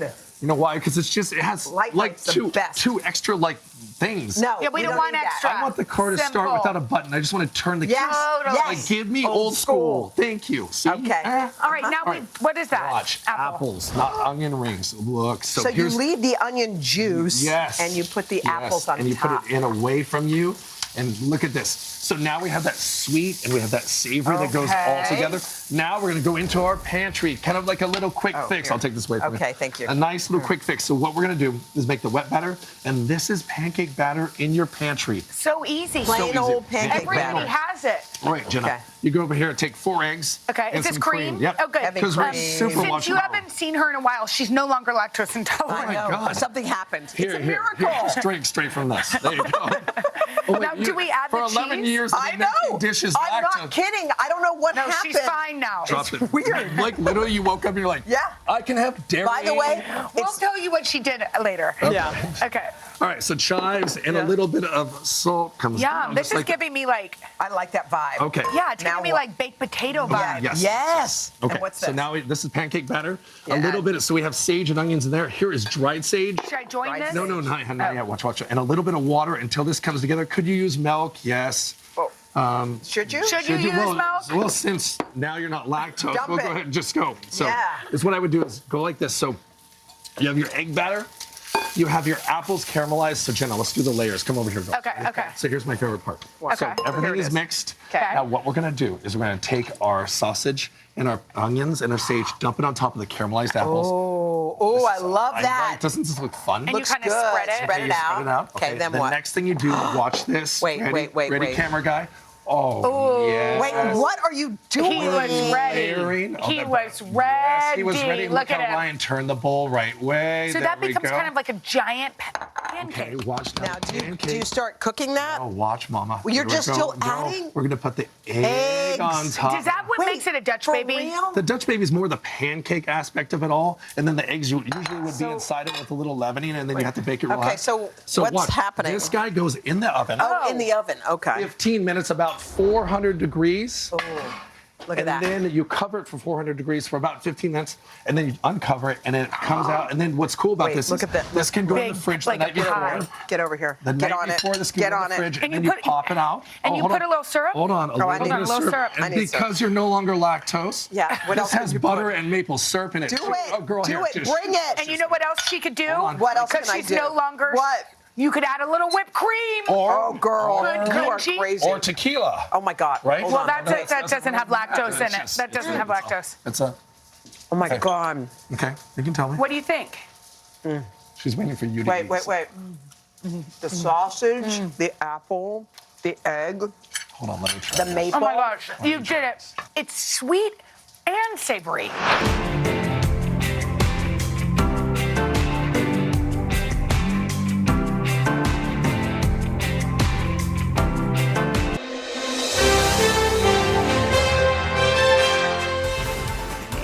Welcome back this morning on Today Food, the one, the only Giada De Laurentiis, the famed chef and founder of the website and blog Giadzi. Did I say that right? Yeah. That's so cute. Giadzi is here with a simple, flavorful recipe for pasta zozona. I heard you've been cooking. Well, that's a stretch, but No, I have okay. learned, I can do well, a couple can, things. Can you hold a knife and chop this for me? I think so. Or do you want me to How do do you it? want it chopped? Like that. Oh. Well, it's not going to be that good. Just watch your fingers, whatever you do. I know, that's So, what everyone says. This is a shallot. Yes. I like the shallots because they're a little bit sweeter, but you could definitely use just a regular onion if you wanted to. Okay, but let's pretend I did this. Okay, that's great. Perfect. Blah, blah, blah. Throw it Okay, in there. there it is. Okay. Okay. No, wait. I gotta take the pancetta out. So this is pancetta. So the pancetta is coming out. Wait, Oh, this man. pasta is a mashup of two of Rome's classic pastas. Okay. Carbonara, which we all know is creamy. Hold on. Yes, delicious. Here, dump it in there. Yeah, I was just Okay. taking an hour. Well, usually I do this all in one pan, but today. Okay. Okay, great. Those smell good. Okay, what is this, sausage? Yeah, and this Yum. is sausage. So it's a mashup of carbonara Yeah. and amatriciana, both Roman dishes. Okay. One is a tomato based and one is like sort of a creamy egg based, right? Would you so you use cook the these same together. pancetta plate or whatever this is called, saucepan, if you normalize? Yes, so I use Okay. one skillet Okay. to All do right. everything. 'Cause That's what some of the fat from the That's what I was trying to articulate. some of the fat from the pancetta cooks the onion. Yeah, I like that. Okay, because the shallot. Okay. What about so all then this? you can dump the rest of the shallot in here. Okay. This is great because just dump and stir for you. I It's know, great. it is. Okay. I do like garlic. that. Garlic, okay. Big old whole Just cloves. have your husband prep it all for you, I and then you know. can come home and I put it mean, together. seriously. Right? Okay, wait, no, tomatoes first. Give me the why? Calabrian Why does chili. that matter even? So that I'm The whole going to show thing? you. Yes, the whole thing. So you see how smooth this is? So in Italy we call this a passata. So it's basically no seeds in it, and it's Oh. very creamy. Yeah, it and looks- you buy it just like this. Okay, it looks like ketchup, but isn't. But isn't ketchup, Okay. I promise. So I'm warming this up, and then I add the spicy stuff. Yeah, so this is Calabrian chili, which you may have heard of. You guys all may have heard of it now. It's very popular these days. We're too busy eating. Yeah. Giada. Okay, sorry. Anyway, this makes it spicy, and it's going to make it really spicy because that's a lot of Calabrian chili. Okay. But you could use red pepper flakes in Yeah. place of it, but this has more of like a balancing Is it easy sweet to find, and though? spicy. All these fancy ingredients you've got. Can we find that? Yeah, you can. Okay. On Jodzi.com. Okay, Oh, moving on. oh my God, Move shameless on, but you plug. can find Okay. it on other places Now, what too. are these cute little pasta? Okay, so look at this little pasta. Aren't they the cutest? So these are known as nodi marini. So they're from Naples. Okay. And you see they look like a little knot. I love them. Aren't they cute? Marini. Thick, they're So like I little donuts. I found them in Naples a few years ago, and then I started, bringing them back for everybody to have. A I little love taste it. of Italy. Okay. Okay, sauce is cooking. It Yeah. takes about 10 minutes, but on this burner it might take 5. Okay. Anyhow, so that all cooks together. So this is the tricky part right here. I did not see eggs coming. Well, because I said it was a mashup between carbonara and amatriciana. Amatriciana Right. has You did say pancetta, that. it's a tomato sauce. Carbonara, as we all know. Okay, so how does this get into it? So it got into the bowl. I separated how the does eggs. the egg get into the recipe? Yes, because it's a mashup of carbonara has eggs. Yeah, I and know. Parmesan Okay, cheese. yeah. Okay, go. What, So whisk? you're going to break up and whisk the 3 yolks. Look at this, y'all. Look at you whisking. See, look how good you are, yo. champion. I think you've learned a thing or two. I whisked. Okay, ready? So now we're going to add pecorino, half a cup, and 1 cup of Parmigiano Reggiano. Oh my gosh, now we're getting to it. Okay, so this is the trick right here. Okay. Because if you add this directly into here, what Sticks. happens? It's sticking. Well, yeah, you end up lumpy. with scrambled eggs, Right, which right, you don't right, want. right. Okay, No, so here no. we go. This is It's okay. This is my issue Just with water whisk. there? It's okay. It's let's okay. bring the Ready? water in. Yeah. Is that warm Slowly, water, Giada? this is pasta water. So we're using it when you cook the pasta, reserve about a 1/4 cup, and you're going to use hot pasta water to break this up and create a creamy sauce, slowly. So when you add this, Really bugging me. Okay, yeah. Don't you just want to get that out of there? I don't understand What the would you whisk. do? It makes no sense. The whisk. Right? It always happens with there the we go. whisk. Okay. Totally fine. Okay. Don't take it out on the whisk. It's totally fine. Okay, Leave the whisk okay, alone. okay. Okay. So you're going to use this instead, Yes, and you're just okay. going to continue Okay, to mix sorry. it. We got to keep mixing it. We'll have this Mix for and dinner tonight, add. the way we're going. Mix and add. Mix and Okay. add. Okay. I'm so now glad that they gave us so long for this segment. yeah, there we go. And that's it. So this is Oh, is now the we part. can get that yeah, in so there. now you can get this back in there. All right, we're back to the And whisk. I'm going to add the pasta in the sauce. Remember when you had that cooking show, Samantha? Remember, it's coming back for the holidays. Great. Oh, ye of little faith. Oh my gosh, you guys. You should come on it, actually, Oh, Giada. I'm good. I'm good. I'd love to. Now that you've invited, now that you've invited me, I can come on Yes. it. Okay, now what? Okay, so now look. You ready? Yeah. Okay, off the heat. So we're going to turn the heat off. You Yes. want to do this off the heat? Go ahead and add it. And then you pour it in. This is exciting. I There we really go. didn't see this coming in the recipe. Well, and what there does you it go. really add to it? Just like a thicker sauce? It creates creaminess. Go grab a bowl and taste Okay, it. I will. I will. And then we delicious. finish Yeah. it. So we basically do this off the heat. You got to do this off the heat so you don't scramble the eggs. You just keep tossing it, and Yeah. the eggs get cooked by the boiling hot water. Giada, it's And in the heat of the pan. It is so good. Oh, good. See, look. Beyond. Good, What good, is- good. what is that? Then a little bit of pancetta to finish oh, it off. pancetta. Did you want to taste? No, I'm glad. I'm glad. Giada, so yummy. And then a little bit more cheese to finish it. And we're done. Okay. Pasta di tuna. With wonderful. Nodi Marini. Giada, thank you. We have the perfect Italian dish that you can make this weekend.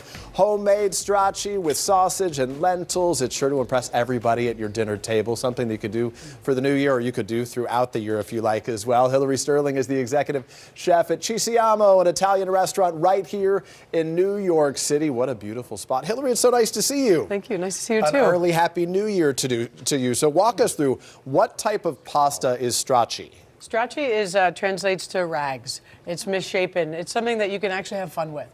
So do it with your kids, do it with yourself. There's no rhyme or reason to it. You can just cut and go. This sounds like something for cooking with Cal in the future, Dylan. Okay, so keep some good notes here as we go. I will gladly do that. This is delicious. Cotechino, when you talk about cotechino, that's a kind of sausage, but what is unique to that sausage as we do that? And I want you to show me how you do some of this. We are just going to get our pasta sheets ready to cut our misshapen rags. Then we'll talk sausage. So I want to be a part of the rag making process. Okay, so we have some pasta sheets right here. Yeah. So for rags, I mean, you can choose your poison. Yeah. We can go and cut them also. Can I choose my poison, as it were?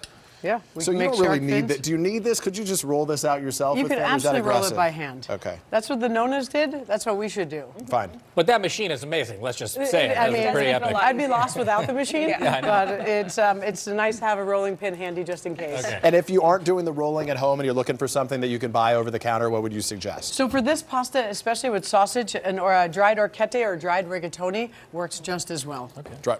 This is what it looks like in our closet right now. Absolutely. So walk me through the cooking process. So, what are you going to make for us? We're going to get our pasta water boiling over here, and then drop our pasta. So this is that cotechino. So this is the cotechino. So where do I find cotechino if I'm trying to buy that? If you are looking for cotechino right now, Italy is probably your best bet. There is a couple, or a Bonitalia in Chelsea Market. There are a couple of options out there. This is one of my favorites, Livoni. Cotechino is just pork sausage. Yeah. It just has a bunch of skin and fat and spices that you would never know is in there. Skin, fat, and spices. That's what sounds good as we So we're just going to pretend it's pork sausage. It's delicious. You guys like it? It's We're like milder than halfway regular done sausage. already. This is amazing. Jacob's crushing it right now. We'll All let him day. just keep chewing and not talking if he wants for a sec. So how do you make this? Walk me through the process. So we have our cotechino, which Should I be you'll see, stirring? please. Is that how I help you? So you want to get it nice and crispy. Yeah. And Which then means how you're cooking high or medium? we are cooking at a high heat. Okay. And then we're crumbling up the sausage. It comes in an already pre-cooked form. Yeah. So you just have to crumble this up. This is a really fast way to cook pork sausage as well, and nice and good weeknight meal if you're in need of something desperate. You have the lentils, and what else that you're doing with it? So a traditional New Year's Eve Italian dish is cotechino and lentils. Okay. It's wishing you a prosperous new year. Am I going right in? You are going right in. In this order? Yep. How much lentils, how many are we? Like We are- cup, a 2 We cups? want a great prosperous year, right? Yeah. Good fortune, so Yeah. load them in there. So just put 'em in. Yep, and then we're gonna put some chicken stock in there to stop that cooking process. Okay. Cooked, or are you putting them They in? are cooked Okay. already. So Good question. we cook them in chicken stock before. Oh, nice. You cook them in the chicken stock before you put them in? We cook them in the chicken stock before. Okay, okay. So once we have our chicken stock and cotechino and lentils cooking, we're going to reduce that down. Okay. Maybe just a touch of garlic. You want to grab that Yes, garlic please, right I there shall. and throw it Dump? in there. Yep, go for That's a it. touch. Let's toss it. So we have our pasta cooking, and then this is the reduced version of this. Yeah. So that we're making our pasta sauce. And how long did it take for you to get to that place? How long does that cooking I take? would say about 30 minutes, nice and slow. Yeah. So we're going to get it nice and creamy. Let's get to the stracci, the rags, as you say. Our rags are in here. They're cooking away. And then before, we're going to put them in, and then we're going to always add the butter at the end. The butter at the end. Because the issue for me, I think, when you make noodles at home, right, is that these sometimes stick together and it becomes problematic. Does that happen with this, or if you mix it in, it should be As a little long bit... as when the pasta hits the pan, we immediately move it around, and your Okay. pasta will never stick. Yeah, no doubt, fine. That's the problem with my spaghetti for the girls at night. I always ruin that Also, part. butter's delicious. Let's just be real. Never have too much butter. We're Butter on top. going to go all the in. I all trust in we there. are. Yes, we are. All right. And And when you're plating it for folks? We are plating it. As soon as we get that butter cleaned Yeah. up, we'll put it right on the plate. Okay, you go, because our Okay, time's limited. I let's want to go. eat. All right. You have to take a bite of this, Yeah. Peter. I love how the noodles, the stracci, are thick in terms of wide. their width. They're wide, but they're very thin and delicate to eat. And they take few minutes barely to cook. So They're excellent. That's really good. This is delicious. So we're just going to finish with some Hillary, that is Parmigiano. amazing. What are you throwing on top of it? We are showing Parmigiano Reggiano. Throw me a Parmigiano. little extra parm when you're done with that. Dude, we're going when to you're take done care with of that you. Hillary, this is fantastic. We can't wait to celebrate New Year's like this. This is a good way to do it. Thank you so much for visiting us. Thank you for having me. What was that you put on top? And just a little balsamic, to finish. Balsamic, delicious. Guys, this kills it. I'm just going to sit here and finish. Excellent. Hillary, thank you so Thank much. you. Happy New Year to you. For a lot more, head to today.com/food.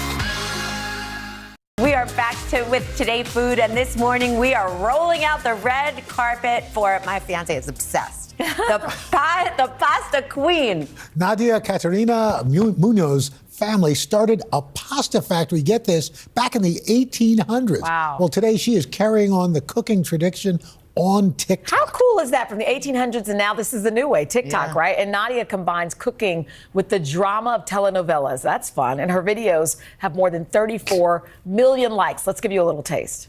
Got some fettuccine and lemons. Let's put them together. Ingredients. Melt half a stick of butter with the zest and juice of a lemon, 1 cup of heavy cream and salt it. And now cook for a few minutes and turn it off. Add the fettuccine, sprinkle some parmigiano and a little pasta water. Mix with the passion of an Italian. Just gorgeous. Oh my goodness, I want to eat right now. Good morning, she joins us now, the pasta queen. How are you, Nadia? Hi, all. I'm so happy you're with us this morning. Buongiorno. So let's get right to it so we have enough time here. You're making 2 recipes, okay? So we're starting off with your cacao e pepe. I hope I'm saying that right. What ingredient is your secret to make this dish special? So it's cashew peppers, cheese and pepper pasta. You have to use a young pecorino romano, not aged too long, and then pasta water and freshly ground peppercorn. So let's get right into it. Okay, great. First of all, look gorgeous. Oh, yeah. That's what you need for pasta. It's so funny. Most of the time we do that off camera. I love how you're like. And the first step I could actually handle, but then you have to actually boil water. So what's your tip on how much to put on the stove? Okay, so you have to use less water for this pasta because you want the spaghetti to be really starchy and the pasta water to be super starchy. So you use half the amount you will usually use to do the pasta. Okay. And first thing we do is toast the pepper ground. So you have them on. I'm gonna splash a little bit of pasta water, and that's gonna be the base foundation for this rich dish. Okay. And then we're doing straight the pecorino romano, ground black peppercorns, pasta water, which is super starchy, which I'm going to whisk in, and we're going to create a perfect cream base for the cashew e pepe. This recipe is so underrated. 2 ingredients, and it's one of the classic. That's it? That's it? I bet you that's sauce. Yeah, TikTok, you get like a minute to tell the whole thing, so she's able to do a recipe. Well, no, because wait, we have another recipe, but before, so you really just mix that and that's it for the first one? That's it, that's it. So what we're doing right now is putting the spaghetti al dente. It's We're that going sauce. to put them straight into the pan where we have the toasted pepper. Yeah. And we're going to add the cream, you see? It's easy. So let's squeeze in on that a next low one. flame- Yeah, let's get to On that. a low Let's jump to the next one so we have time because that looks delicious. The lemon and ricotta. So Ooh. how do we get started with this?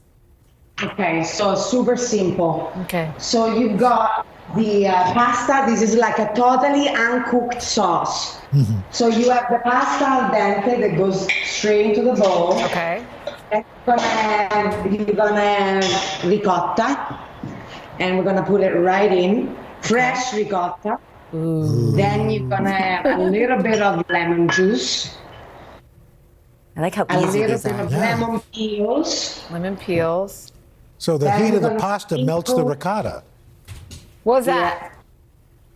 A little And parmesan. I'm gonna put that was pecorino cheese. Oh, pecorino. So okay. ricotta, pecorino cheese, lemon juice, lemon peel, a little bit of pasta water, and then all you do is mix it in, and the sauce just cooks straight with the pasta. So you're using the heat of the pasta to cook this pasta dish. Brilliant. That looks so good and easy. And we could actually do it. Thank you, Nadia, so much. It was so nice to meet you. You did something that we can all do. That's right. Long live the queen. Yes, thank you, Nadia.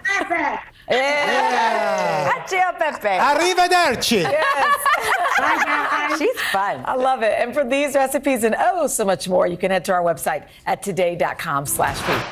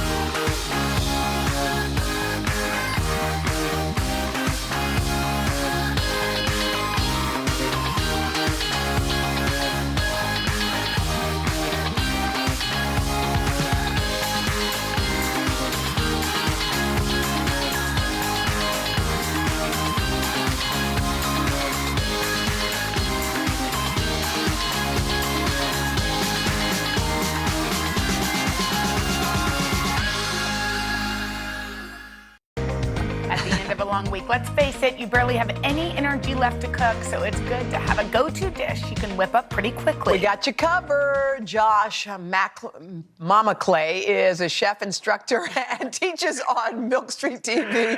He's going to show us his basil broccoli pasta. I just tiptoed through that one, Josh. I'm glad I got it. You did great. Thank you, honey. Tell us about what we're making.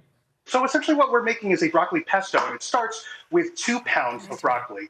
Now, more often than not, you will be able to get broccoli florets in just the big bags, but if you end up working with a large crown, cutting it down is actually super, super simple, and I'm not even going to look at it.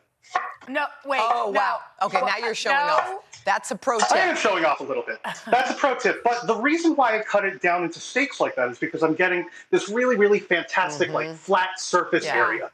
And that is going to make direct contact with my pan. And therefore, when it roasts in an oven at 400 degrees Fahrenheit, it's going to get a really nice brown on it. Okay. And that's going to develop a really beautiful, savory flavor. Okay. But you want to go ahead and just discard any of the stems. You don't need those for this recipe. Okay. But break your broccoli florets down into 1.5-inch pieces.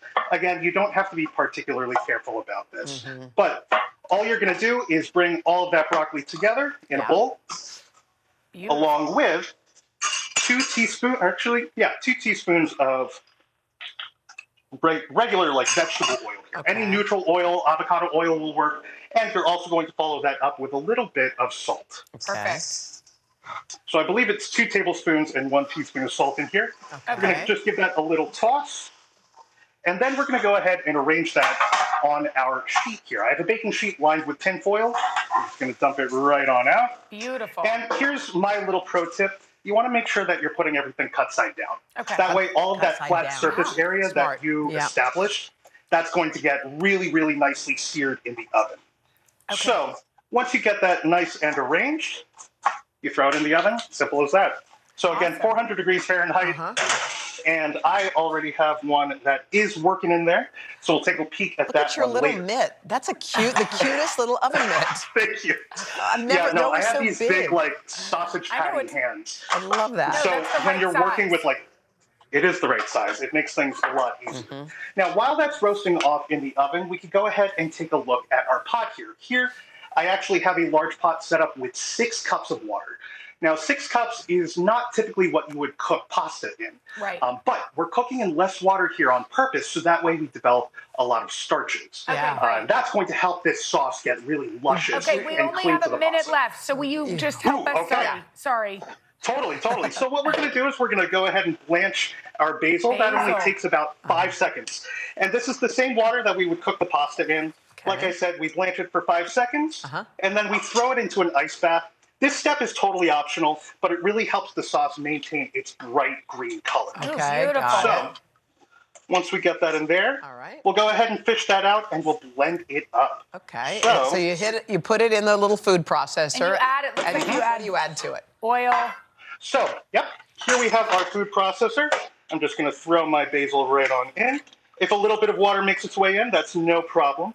But you'll hit that with a 1/4 cup of olive oil. Great. Along with a 1/4 cup of grated Parmesan cheese. Yum. 2 cloves of garlic that have been roughly chopped.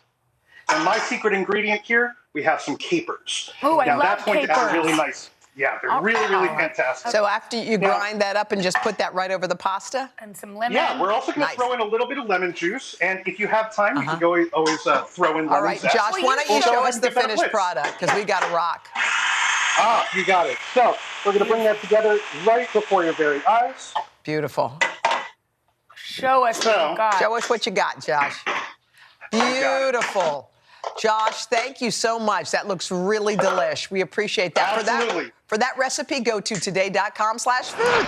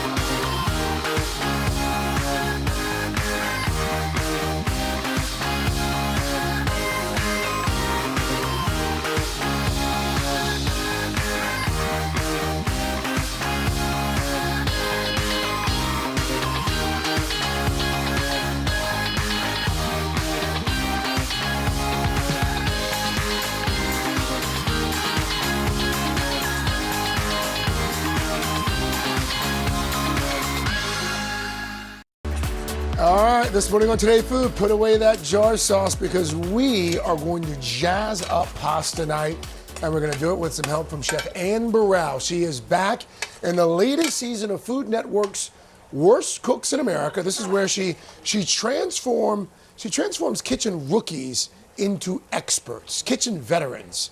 And this morning, Ann is going to show us show us rookies how to make one of our favorite dishes. What I love about this, and I was just saying this to you, this is an approachable dish.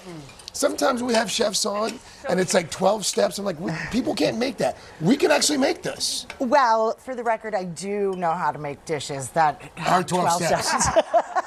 Don't get it twisted. She's also an expert.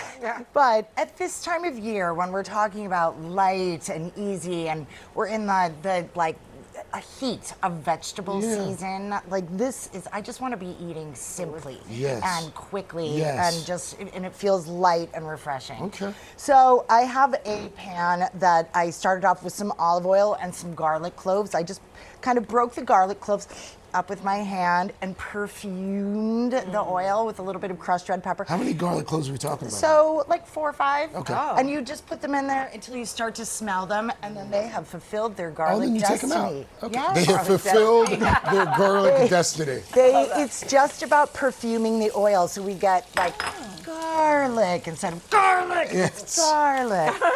So then I have some shrimp that I'm putting in there, and we're just doing a quick little saute on these shrimp, and then we take them out of the pan. Okay. So it's like we're cooking them about 2/3 of the way because we're gonna add them in with our hot pasta and stuff in later. We don't want them to overcook now. Got it. So don't want to crowd the pan either. No, a nice even single layer. Look at that, you know something. All right, very little, man. So then very little. The shrimp come out of the pan. We have our perfumed oil with a little bit of crushed red pepper. You know, we like a little spicy. Yes, we do. And so then I have some diced zucchini. Perfect, because they're in season. Zucchini, you know, I make this all the time for dinner at my house, and I switch it up between zucchini. Sometimes I add some tomatoes. Sometimes I might sub out zucchini and just cut some corn off the cob. So whatever veggies maybe you kind of have around. Yes, and anything that you like that goes with shrimp. Okay. So then we have some pasta cooking, and that goes right. And that's just spaghetti. Just spaghetti. Is there a reason you like spaghetti more than other pastas for this? I love the texture When of you spaghetti. try it, you'll go, yep, you get it. To me, I mean, this also makes me feel like I'm a little bit on the Amalfi Coast, you know. And to that end, I have some lemon zest and juice. We bring that really bright lemon flavor. I have some oregano. You know, like oregano is also like at this time of year, everyone just goes straight for the basil. But I like oregano is a little kooky. It's a little, Very good. you This is know, very like, good. It's less overpowering too. Basil, it's like all basil. all basil all day. So then you add the shrimp. So then we add the shrimp that have back not been cooked in. fully. So, right, they're cooked about 2/3 of the way. Now, I add a little bit of our pasta water. This helps. This is kind of like the glue that kind of holds everybody together. A tiny little bit of butter, just to, you know, for that mouth feel kind of thing. We stir Plus, that butter in. makes everything better. That's what I say about bacon. So does Al Roker. That's good with bacon too. Bacon, butter, something with beef. Yeah. Amberelle makes it better. So now, this is where things can get a little Yeah, I'm like, there's something controversial. else. All right, let me watch. So you can, you know, there's a couple of schools of thought about this, about cheese in pasta with seafood. Okay. You know, I myself like it. Yeah. I understand if you're on the Amalfi Coast and the fishes come directly from the Mediterranean, you know, but This I is think amazing. So brings whatever a you little do, bit of like- richness. Yeah. It really helps the sauce have a So nicer just Parmesan mouthfeel. cheese? Just a little bit That's of all that Parmesan was. cheese and a little bit of olive oil. We turn the heat off and we just toss it together and voila. That's it. Yep, that's it. I mean, you could do that in like 20 minutes. Exactly. That's the point. This is phenomenal. And it's like, you know, I get like a half a pound of shrimp for my husband and I for dinner for this is perfect. So if I buy a pound of shrimp, I buy it, clean it, stick it in the freezer. Amberelle, way to go. You This is can a have the hit. zoodles. So you could do zucchini noodles And too. yes, if Yeah, you're you don't a wanna do that. non-pasta person, zucchini goody. noodles Yummy. No, are you're having work really pasta. well. Also. Thank you, Ann. Delicious. For these recipes, it's today.com/food.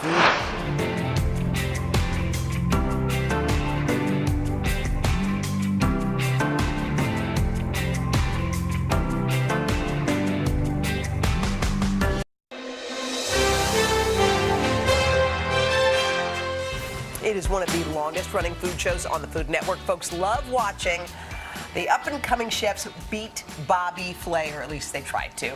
He's invited some fellow celebrity chefs to give it a go on his new show, Beat Bobby Flay Holiday Throwdown. And today, Bobby's going to throw down in our kitchen with some chicken parm. Everybody loves the chicken parm. Bobby, good to see you, man. Thank How you are so much. So good to be here. It's holiday season. It is. Yeah. Do you cook a big turkey for Thanksgiving? I do.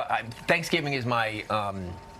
It's my favorite day of the year. Actually, I'm going to be here next week. Good. Oh, yeah. There's going to be a lot of food in this place. Okay, good. Man, I'll be back then. I'll be back. So we're going to make chicken parm. This is a dish, obviously, I call this chicken parmigiano as opposed to chicken parmesan. It's a little bit cleaner version of the classic.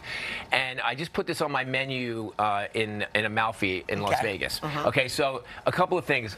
You look like you're not going to cook. You have your hands in your pocket. You want to do this? Okay. Especially chicken parm. So chicken cutlets, okay? This is classic. So flour, eggs, breadcrumbs. And so you set up a dredging station. You season every single each one of part them. of it? Okay, yes, exactly. Because otherwise it's bland. So you go. So the flour to the egg. Is that bad? No, you're doing great. You gotta get in there, You can tell that Willie cooks. He's in there. And now what? Okay, and then the eggs hold on to the panko breadcrumbs. Exactly. And then you let that sit there for a second, and we just put it in the oil. I'm actually using avocado oil more these days than canola oil. And, I mean, they say it's better for you, so I say, okay, why not? Okay, so. Are people laughing at my cooking? I think I'm doing great. I don't know. What are they laughing about? Get your hands dirty. Okay, so you want to make sure just your hands, really. So every culture has their own version of chicken cutlet, right? So we have. I've lost them. Thanks for coming. I'm with you. Okay, so every culture has their version of chicken cutlet. Obviously, this is sort of an American-Italian version. We're gonna make tomato sauce. I have 3 ingredients in my tomato sauce: onions, garlic, and then some crushed tomatoes. And I let this cook for about 45 minutes. How do you crush them with the potato masher? First you let it cook for about 25 minutes so they soften. Okay. And then I crush them with a potato masher so that it actually has texture. Yeah. And then I put like a little sugar. This is very controversial. Some people say don't ever put sugar in your tomatoes, but you know what? If they're acidic, you want a little sugar to bounce it out. Okay. Okay. So then we have the chicken cutlet, and then I take some buffalo mozzarella. Look at that. And I just put it right on top. Now here's the thing that I do. You see, I leave some of the crispy bits uncovered because we want that good contrast of texture. Crunchy, yeah. Exactly. We put it in the oven. I love this kitchen. You put it in this oven, and then it comes out of this oven right here. Okay. Yeah. All right. So here it is. So then we take some of the tomato sauce, and instead of dousing it all over the chicken and then ruining that crispiness, I put the tomato sauce on the bottom. The cheese is melted on top. And then see, it's a much cleaner version. Yeah, a little bit of fresh basil and a whole bunch of Parmigiano Reggiano cheese. Look at that. May I start, chef? Yes, you can. Must. And then some fresh arugula because this is a very healthy dish. And then a little bit of just olive oil on top. And there we go. Can I sneak in here, Bobby? Get in there. Get in there. Oh, Bobby. Thank you. Is it yummy? So good. Yeah, I mean, see, here's the thing. The really nice thing about it is you get obviously the acidity and the sweetness of the tomatoes. You get that crispy contrast, the texture on the chicken, and of course that fresh mozzarella is it feels beautiful. a little light, which you can't always say for a chicken parm. Well, the thing about chicken parm, and you and I sort of share that love of chicken parmesan, you know, where it's kind of doused in all that cheese and tomatoes. But this is to me, this is like a Tuesday night version of the Sunday night meal. There you go. Yeah, exactly. Did I hear you're in a movie? Wait, Bobby Flay is in One Delicious Christmas. Let me tell you something. Come on. So I understand. Yes, the Oscar buzz has been so overwhelming. Wait. What are you talking? Who do you play yourself? I play Tom Kingsley, who is a food critic. It's called One Delicious Christmas. Yes, they wanted me to act. I said don't do it, but they said please do it. So here it is. Viewing everywhere. There'll be viewing parties all over the place for One Delicious Christmas. Exactly. How do you really feel about a food critic, though? I love food critics. Okay. Yes, we love food critics. Thank you, Bobby.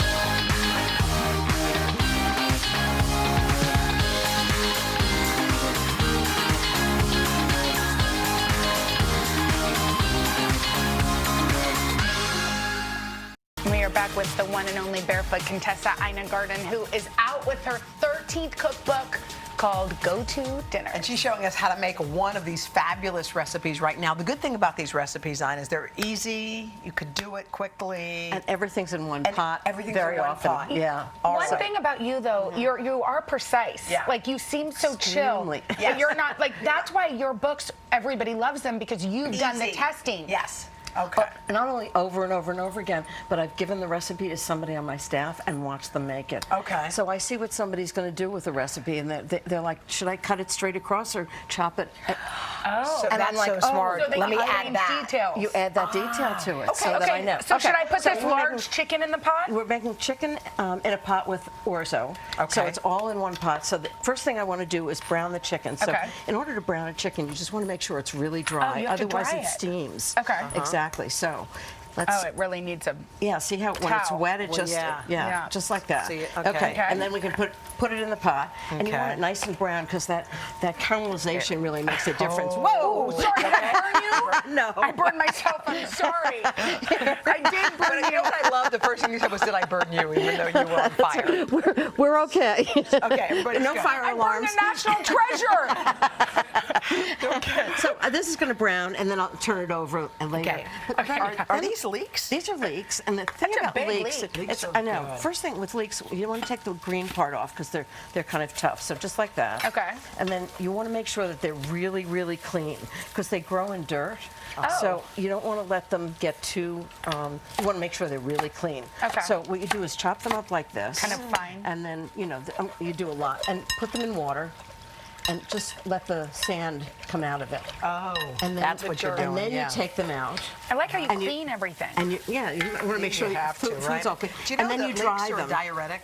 They are Amazing. Yes. Good to know. No, anyone who's trying to lose weight always eats leek soup. I had no Not idea. kidding. Try it. Is that still a thing, or Yes. was that a 70s fad? Forget No. the chicken, forget Now. the carrots, just eat leeks. Okay. Make soup. Okay. Okay. So then leeks are the next thing delicious, is, though. we saute carrots and fennel and celery and the leeks all in a pot like this, and then we're going what? to take the chicken that So we you browned. just browned it, right? Just That's browned all. it. All I Okay. did was brown it. Didn't cook it, just because it looks Yeah. better and it's Yeah. going to taste better. Put that brown chicken Beautiful. right back It already in. smells amazing. Take And then this? first we put in saffron. Saffron. Now, Oh, I saffron's didn't the realize that's stamens what of saffron crocuses. looks like. Doesn't that smell fabulous? That's what it looks like. And it's expensive because it is the stamens of crocuses. What is a crocus? A crocus is a flower, little flower. Did you Chicken know stock that? goes in. The stamen of a crocus? I didn't want to appear You'd know a crocus if you saw one. Okay. If So you you met pour- one, right? Pour so that you on. pour- that's just right? chicken stock? And then we're going to put water on. That whole water pot? Exactly. So it's going to cook in this pot. Yeah. And then we need salt and pepper. This is a great kind of Lots of thick salt. base soup. Okay. You put It's, a lot well, in, it's actually right? going to end up being soup and orzo. So the orzo is going to absorb Okay. all the All of liquid. that. So this. Okay, now we have one other thing to What's flavor this? it. It's an herb bundle. So I've got thyme, bundle of parsley, herbs. And you tie up. and you could put it in, but then you'd have to fish it all out. So you tie so I it? tie it. Just I tie tie a it with a bow? string, This so is it flavors so it, and then you can smart. take the whole thing out before you Have serve you it. ever made an herb bundle, Hoda? Is this No, a I'm first? so excited. Hoda's made an herb bundle now. Oh my gosh. Right? The whole so thing that in. whole thing goes right And that in. just kind of flavors That's it. it. Now this goes in the oven. Top on it or not? It goes in the oven with a lid. With the lid, okay. For at 350 degrees. Okay. And it's gonna And then this is cook for about orzo. an hour How and long? 15 An minutes. hour and 15. And then when this comes out, Yeah. Put the orzo what you in. do Is is the orzo take the is kind of orzo like a rice, and right? just it's pasta actually, but it looks like rice. And you just put the lid on. And do you cook it For again? 20 minutes? No, and it just sits. Wait, And you then don't put it back in the orzo oven? doesn't Don't need put it to- back in the just oven. the Don't need top? to cook it. Can I sneak over here? Come Get over this? here. That's what you end up with. And you end up with soup and orzo, and it's not soup, it's dinner. And the chicken, and you It pull the is chicken dinner. apart. Wait, does Jeffrey like this He recipe? loves it. Anything that has to do with chicken soup, he loves. You know what else is in your book that we just have to Is mention? the biscuits. And my girl, Biscuits have dip to go it. with it. Okay. Right? The biscuits. See, Good idea. Cheddar biscuits. They're pretty good, aren't they? They are the Oh my best God. biscuit You I guys already are the had best one. audience in the world. Oh my God, we're so We love happy. you so much. You guys, and you can get this recipe at today.com/food. Oh my And gosh. check out Ina's new book. I bet a lot of people will. Thank Go to you. dinners. It's a great holiday gift as well at today.com/food. books. I know we love you. Time for one of our favorite Aussies, Chef Curtis Stone. The Michelin-starred chef is taking a break from his 2 Los Angeles restaurants, Maud and Gwen, to whip us a California-inspired dish. We miss you, Curtis. I know, it's so good to be back in the city. You're a very busy man. How are the restaurants? So good. Back? We are back, and you know, like it's been a tumultuous couple of years, as we all know. There's no point complaining about it. You just got to get on with it. We've kept our team together, which is important, and we're very happy to be back. Awesome. So good. Okay. So good. What are the ages of your kids now? Hudson's 11, Yes. and Emerson, my cheeky one, he's just turned 8. 11 and 8? Yeah. How did that happen? I remember when they were born. Well, Hud turns 11 in a week. Okay, all right. So I like chicken thighs. I'm glad that's what we're doing. Yes. That's so, another thing we could debate on. Oh, yeah. I like a leg. Yes, the leg is amazing. Are you kidding me? Especially when it's on the bone. So leave the skin on. Okay. I've seasoned them with salt and pepper. Yeah. One important thing to do with chicken is sit it on a tray and just dry it out for a little bit. Don't cook it wet, because that's when it'll spit and hiss at you. Oh. And we don't like spitting and hissing. Cook it well. Okay. You So gotta you let it cook air it with dry. the bone up in there. Oh yeah, leave the bone in, because that gives you beautiful flavour. Okay. Right, so what we're doing with our thighs is just seasoning them both sides, a little bit of olive oil, and we're going to cook it in a medium heat. You can see it's not too savage, and then you let it sort of come up to Look come how up and get even. beautiful and crispy it looks. Right, and then what you do once you've got that golden brown is you add full, well, I'll cut them in half, but you don't need to chop them down. Are those shallots? Shallots, exactly. So the Shallots. chicken's not cooked through, is it? It's just cooked on the top? Is it cooked You through cook it both ways, and then what you do once you sort of get the shallots in there and get a little bit of colour is you transfer it to the pan. baking dish, okay. Right, so you come over here, and on this beautiful big purple sheet tray that they found for you guys. How cute is that? Yeah, Today, it I've even matches. got purple shallots working. right? Are they shallots or are they shallots? Well, it depends what part of the world you're from. Okay, so in Australia they're shallots. We call them shallots, but I'll say And shallots. do you call for these a grapes? They're grapes. So throw the grapes in too, and what you do, you cook them on the vine. So this is a very simple recipe. This is gorgeous. And throw the herbs over the top. I like this. I'll just stand back here, Now, can Jen, I and ask let you a do all the question? work. Do you like apple picking? I love it. Oh. Yeah, why? Thank you. Now, her argument is dead. She does not like it. She's against it. You're an anti-apple. How can you be against apple picking? I don't know. Exactly. Apple picking's fabulous. Okay. We go every year, actually, up near Palm Springs with my kids. Nice. They love it. So, in here, I have some white wine. Okay. A little bit of thyme and a little bit of chicken stock, and you reduce it down. Right, this Okay. is the sauce we're making now.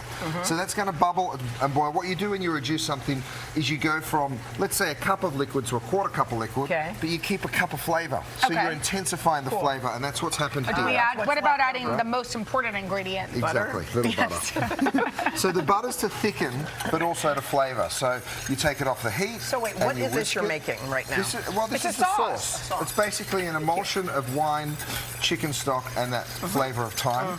You whisk it. It's called monte à beurre. You're thickening with butter in the French. And while we let that melt, I just tasted a baked grape. They're kind of like a raisin. they are. They get a little more wanna try intense in one? flavour. I do. Get it, Hoda. Thank you. And so then the idea here is you've got your grapes, those little crispy herbs.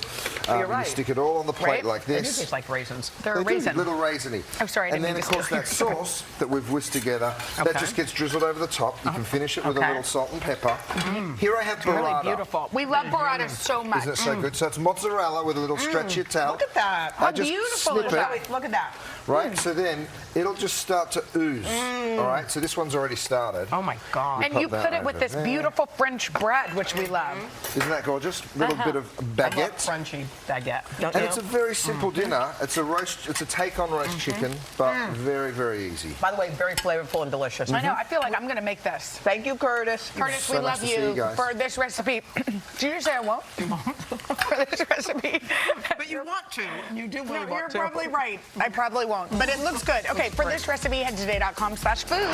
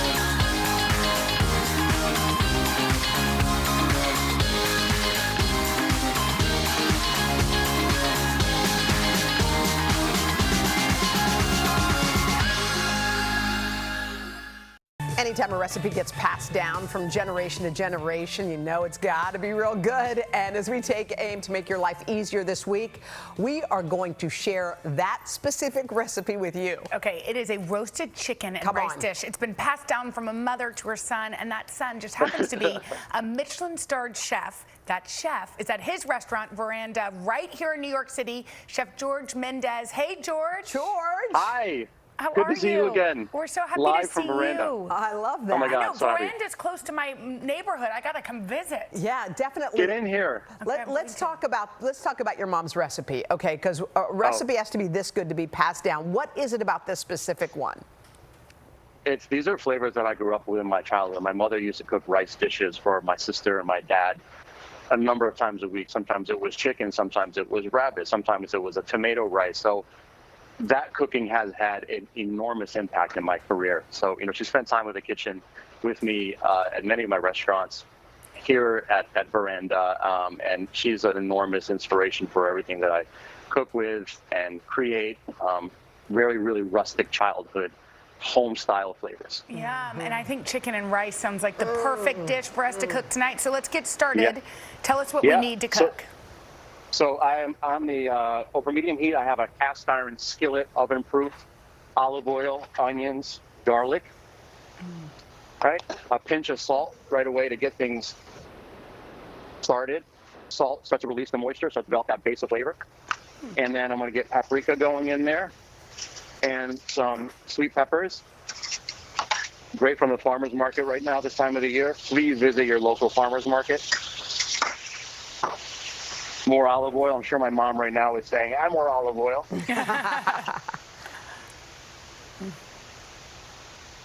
There we go. You can also add like a pinch of chili flakes as well. No rules here. Hey, George, are you To get that nice aroma. Are Hope you you a can smell dark that at meat home. guy, or are you a dark meat guy, or a light meat guy? I like both. Yeah. I like the combination of both. Okay. When it comes to Thanksgiving, though, dark meat for sure. Okay. How about you guys? We differ on this. I like dark Hoda meat. likes dark, I like light. Yeah. Okay, so once Good. you do all that, do we add the chicken? What's the next step? Next step is we're going to add the rice Oh. here. So that's And it's a uncooked. bomba or a cholesterol rice. It's a very short grain rice. Really important because it absorbs a lot of the flavors of the chicken broth. Yum. Is that And the uncooked flavors. rice, or is that cooked rice you dumped This in? is uncooked. This is uncooked. And it doesn't need that long to cook? It's going to need about 20 minutes in the oven, but of course I have one ready for you to show you. Okay. And then at this point, I'm going to add the chicken meat. So the chicken meat I have right here that's previously done. This was confit in olive oil, really slowly for about 40 minutes. It's skinless, bone-in thigh. And then we take the meat off of the bone and pull it, just like if you're doing pulled pork, you're doing pulled chicken. And that's in here right now. If we buy, if we maybe don't have as much time, do you just buy a rotisserie chicken and Cut it shred it? Only if you don't have enough time, but Okay. with some He prefers us to organization do and a this. little bit of patience, you can do this at home. I Okay. promise you. Okay. Promise you. All Promise right. you. What's the next step? Chorizo Mm-hmm. goes in there. All right. And then I'm going to add, so it's about 1 cup of rice, and I'm adding about 1.5 cups of broth. I'm using a roasted chicken broth. You can also use a vegetable stock. If you don't have that, you can use water. Okay. Just make sure it's nicely seasoned. Yeah. And that goes in carefully like so. Okay. So this is a one-pot dish. It's almost a like a one-pot dish. paella. Yeah. That's right. The only difference is this goes in the oven. Paellas cook on the stove top for the most part, and traditionally over a live fire. Okay. So do we pop that baby in the oven now? That's right. So at this point, I got a 400-degree oven, and I'm going to go right off behind me. Good job staying centered. Nice. And there you go. How long does that cook? That's going to cook about 20 minutes. I'm sorry. 20 minutes. We have options there at the restaurant where we pre-cook it just for speed. At home, you can do the same thing. You can have par-cooked rice so that you can speed up the process as long as you have the chicken. The beauty behind this is it's a chicken confit. It's traditionally done with duck as well, and you can hold this in your fridge up to a week. So this Wow. whole step with your chicken thigh, you need to do ahead, right? You can preserve it in your fridge. George, would and then you if you really want to. Sorry, I Go didn't mean ahead. to interrupt you, but will you show us that final That's okay. delicious rice dish? How do you serve it up? What else do you add anything else to it? Yeah, so I have sliced chicken breast that's also cooked very similar to the chicken thigh. That's poached in olive oil with thyme and bay leaf. And then once the time is done, the rice comes out of the oven, I slice the chicken breast over the top. All right. And here you go. That looks looks delicious. gorgeous. George, thank you Thank so you, much George. for this recipe. Head You to bet. today.com/food.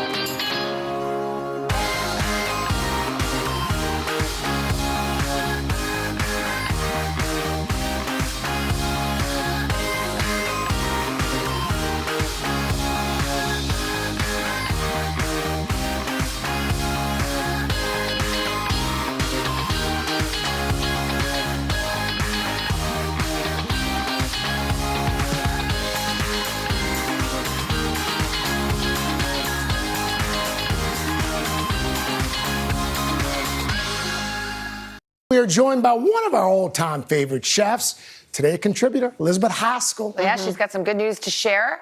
A new cookbook. It's called Come On Over. Southern Delicious for every day and every occasion. It comes out in a few months. It's now available for pre-order. And this morning, Elizabeth is showing us how to make a couple of delicious recipes, really easy ones from her book.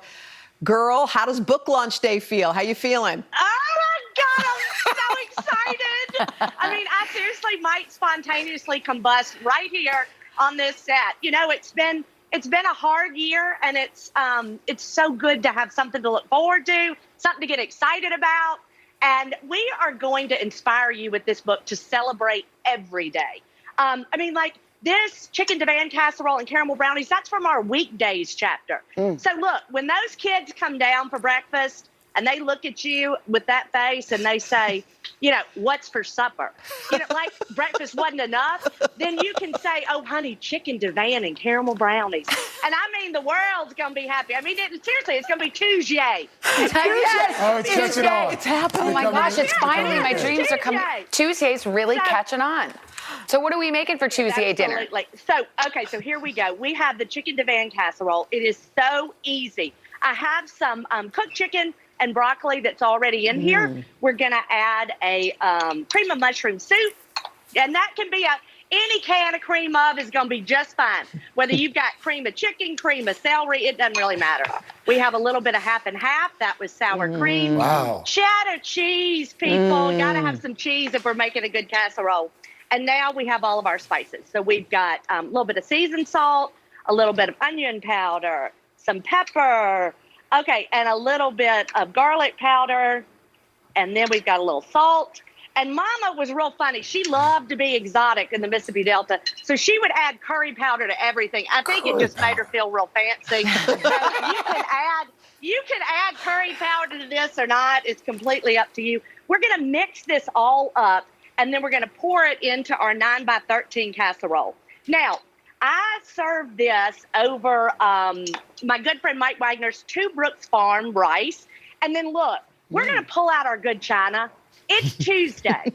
But I'm telling you, if we don't start using these things that we love, I mean, you're missing. There are so many more Tuesdays in a year than there are New Year's Eves. And, honey, we're just going to pull it out and enjoy it. Exactly. I mean, what in the hell are we waiting on?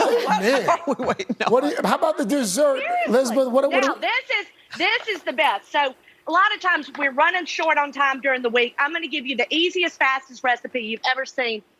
We're going to use a store-bought cake mix, and we use German chocolate cake mix. I've already made that with evaporated milk, and what you do is mix the melted butter, cook off half of it, okay? So just half, you're going to put that in the bottom, and then we're going to top it with chocolate chips. We add our caramel, and then once that's done, you smooth that out, and then you come back over with the rest of that topping that we had put in the fridge, and you just thin it out. It's almost like you're going to make a tapestry to cover the entire thing. This is going to go back in the oven on 350 degrees, and honey, you have got a dessert that is Can going I ask to one make... question? Elizabeth, looks yummy. So do you Look actually... at that. Wait, do Look you... at those It looks brownies. crazy. Do you mix the cake mix like you're making a cake the way that they tell you? No, you don't. So it's just the cake mix, Just the powder. melted butter and evaporated milk. And then you mix that up. So that's where we're taking a shortcut. And I'm not embarrassed to say it because I want your kids to have dessert tonight. And this is a way that you can do that. So this book has literally, it has recipes for celebrating everything. So whether it's a beach day, I've even got a chapter on diet days. We're even gonna make that fun. That's probably a Of course, short we chapter. got a cheat day. Yeah. And then we've got cheat days, we have beach days, party days, Delta days. So Love it. please go ahead. Do you have Let's get Fat this book Tuesday? ordered. Yes, Fat Tuesday. Absolutely. That's going to be in the next book. All right. But you know, with I've got 3 kids. 2 of them are in college, and I've got 1 going on the way. And they really like expensive shoes, and we got to sell this book. We're going to sell it. So look, Elizabeth. it comes out May 4th. So look, Mama Melville, I know she wants a copy, and this will be right before Mama's Day. So Craig, get on that phone as soon as this segment's over, and let's get that He's book on ordered. it. All right, you can pre-order that copy of Come On Over. Just go to today.com/shop. And to get your hands on those recipes, those 2 at least, check out today.com/food. Elizabeth, we love you. Good luck with the book. Well, honey, I cannot thank you all enough. Cheers. Cheers. Come on over. The answers come when you need them most. Ooh, let it go. The Today Show's newest fan. A little Al Roker. What am I doing here? This is your moment. Your moment.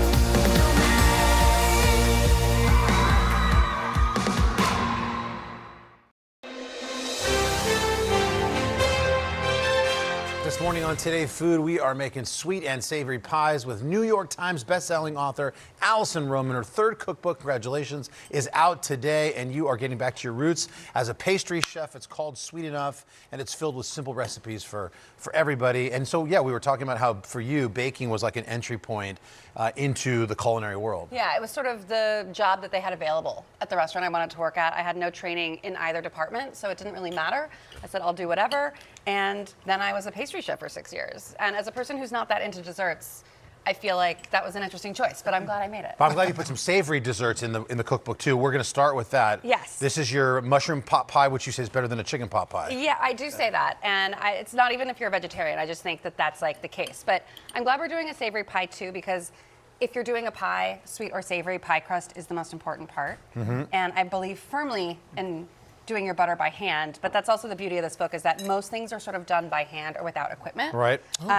So, are you Like the familiar old school baking way. Yeah, I get we're that. doing it old school. Am yeah. I familiar Are with you- what? With pie Quiz me. dough. With pie dough. Yeah, like the making of it. Pillsbury pie dough, I am a little bit, Okay, but wrong this is the answer, real. This is the but real okay. deal. Okay, well now that I've made it What was the proper what was the deal with mess that butter that you had it cubed? just- Was that to help break Yeah, it down? So it's cold butter and unsalted. And basically, you kind of just want to smash it in. And I think that this is also like Is that a just good flour? reminder. Yeah, flour, sugar, salt, Got a it. little bit of sugar. Okay. Because it's for sweet and savory. But just like have a good time, like play with it. It should feel like you're playing in the bowl of flour. So don't get too precious with it. You can add your vinegar, your ice cold water. The vinegar's in there because it adds a little bit of tenderness, the acidity.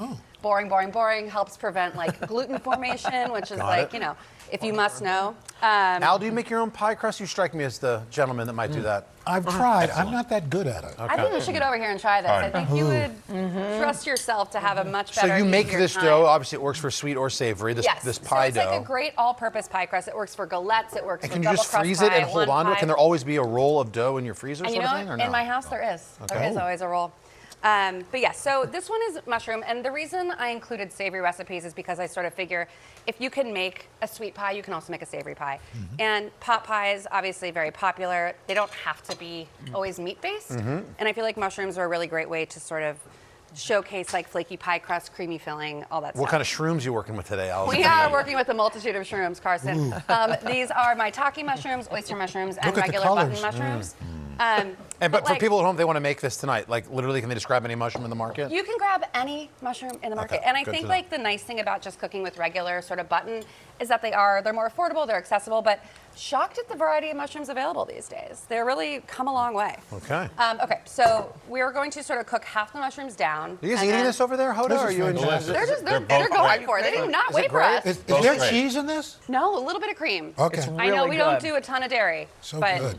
All right, so you just cook what I all remember. these mushrooms down. Yeah, we and start add by anything cooking to them, or- half. I'm gonna start eating. You cook. And then they're like, you have run out of time, You know what ma'am. to do. There is mushrooms, onions, garlic, and you sort of like cook it down, Delicious. do the whole thing, salt and pepper, season as you go, and then you end up with these gorgeous little mushrooms This is here. great. This is a little cold. I don't know if it's supposed to be, good. but it's delicious even chilly. You like know the what? next It's TV day. magic. We add more butter, we add herbs, we add flour, and that's gosh. basically the thing that thickens the pot pie filling. The butter. So good. There's a cream. I like to make the roux sort of in the pot rather than like With the using mushrooms, yeah. 28 pots and pans for any pot pie. It makes things a lot easier. And what is this liquid right here? This brothy thing. It's broth and it's cream. It's broth and cream, which Okay. is, This is where the not magic cheese, is. but not cheese, you know? No. But it's good. Add that, and it basically cooks down into something really beautiful that looks like this. Yeah. So if you want to add that to here, Creamy this is a double deliciousness. crust pie, and the reason I like to use a glass bottom pie plate, whether it's a savory pie or a sweet pie, because you can see the bottom bake as it goes, right? So if you're like, how is it done? How do I know? With a glass I'll do bottom it pie now. plate, So smart. you can see the bottom. Right. Okay, and you got a little crust on Transparency top. all around, yeah. And You do a little crimping around the edges there. you We can got about a kinda minute, crimp however Allison. you want. Great. Yep. 1 minute, 60 seconds is more than I thought we had. So we're doing great. What's the crumbly thing? Let's try on the. top? It's just the flaky pie crust. That's just how flaky it is. How about If the you lemon can pie, even believe guys? it. Yummy. Do you use a whole lemon in this lemon pie Get some recipe? cream on that. The whole lemon is in there, so it's 'Cause like it looks like there's part of the. it is. It's a shaker pie, so rind or whatever. it's like a classic sort of thing where they Nice. use the whole lemon and everything, which I'm a huge fan of. But like same pie crust, and one is sweet, one is savory, one has salt and pepper, one has sugar. It's super versatile. Is your cookbook 50-50 savory and sweet, or is No, it's like 95 sweet, 5 savory. it? Okay. I sort of did the savory because I'm like, it's for me, too, Yeah. you know? If you were gonna bake one thing out of your own cookbook, what would you bake? Wow. God, tonight? Yeah, like tonight, what would you make? Maybe this lemon shaker pie. Love it. Yeah. I love, It's really I love good. the whole lemon. It's Wow. bitter, it's sweet, it's not too sweet, it's sweet enough, as it were. It's so good, Allison. Well, Come get on. the cookbook, everybody. It is sweet enough, and you can get these recipes also at our website, today.com/food. One of the best parts of Thanksgiving, of course, are the leftovers. Melba Wilson is the chef and owner of Melba's in Harlem, and she's going to show us how to repurpose our turkey insides into we're not just making the turkey sandwich. We're doing something kind of fresh. We love it. Well, first of all, happy Thanksgiving. How was yesterday? It was good. How was delish, yours? as usual. Good. All right, there's so much left over, though. So what are we doing? So many things left over. So what we're doing today is we are doing my turkey pot pie. Turkey pot pie. Pot pie. So smart. Who doesn't love a pot pie? Okay, so comforting, so warm, and so delicious. Okay. So Jenna, what we're going to do is we're going to dice up those that celery stalks right Okay. there. I know this you isn't got it. dicey. No, that's good. Good That's enough. good. Good girl. Okay. That's perfect. All right, perfect. let's pretend I diced There this. you go, and then we're going to sweat that in And there. is there onions already in there? Those are onions in there, and then we're gonna add our carrots. Do you put butter or do you put oh, olive girl, oils you in know here? I put butter in there. Everything Butter, is better with butter. really is. You So see how much wonderful better. that is? And then we're gonna take our flour, all-purpose flour. Okay. We're gonna. Oopsie. Go ahead, girl. Okay. Okay. This is what I do at home. You know Okay. what I'm happy to know that even Melba's. Even I make a Just mess like us. every You now make and us then. feel better. All right. Okay. But But the beautiful thing about this is this flour is really, really, watch what it's Yeah, gonna do. it's like making It's gonna it- get some of that fat, and it's also gonna toast it. Okay. There we go. Beautiful. There we Add go. something? Yeah, would you please add the sweet potatoes? Sweet potatoes, Yes. sure. Pass the potatoes, You please. got it. Yes. So these are raw. Raw sweet potatoes. Okay. Yep, you they use are. the ones you already cooked or no? Well, you can, but We'll you don't use want that. it to get too mushy. Do that at the We'll end. use that for Right. So something take your turkey stock. Put May that I? turkey Okay, stock. turkey stock. Yeah. Now, do you Turkey smell stock. that?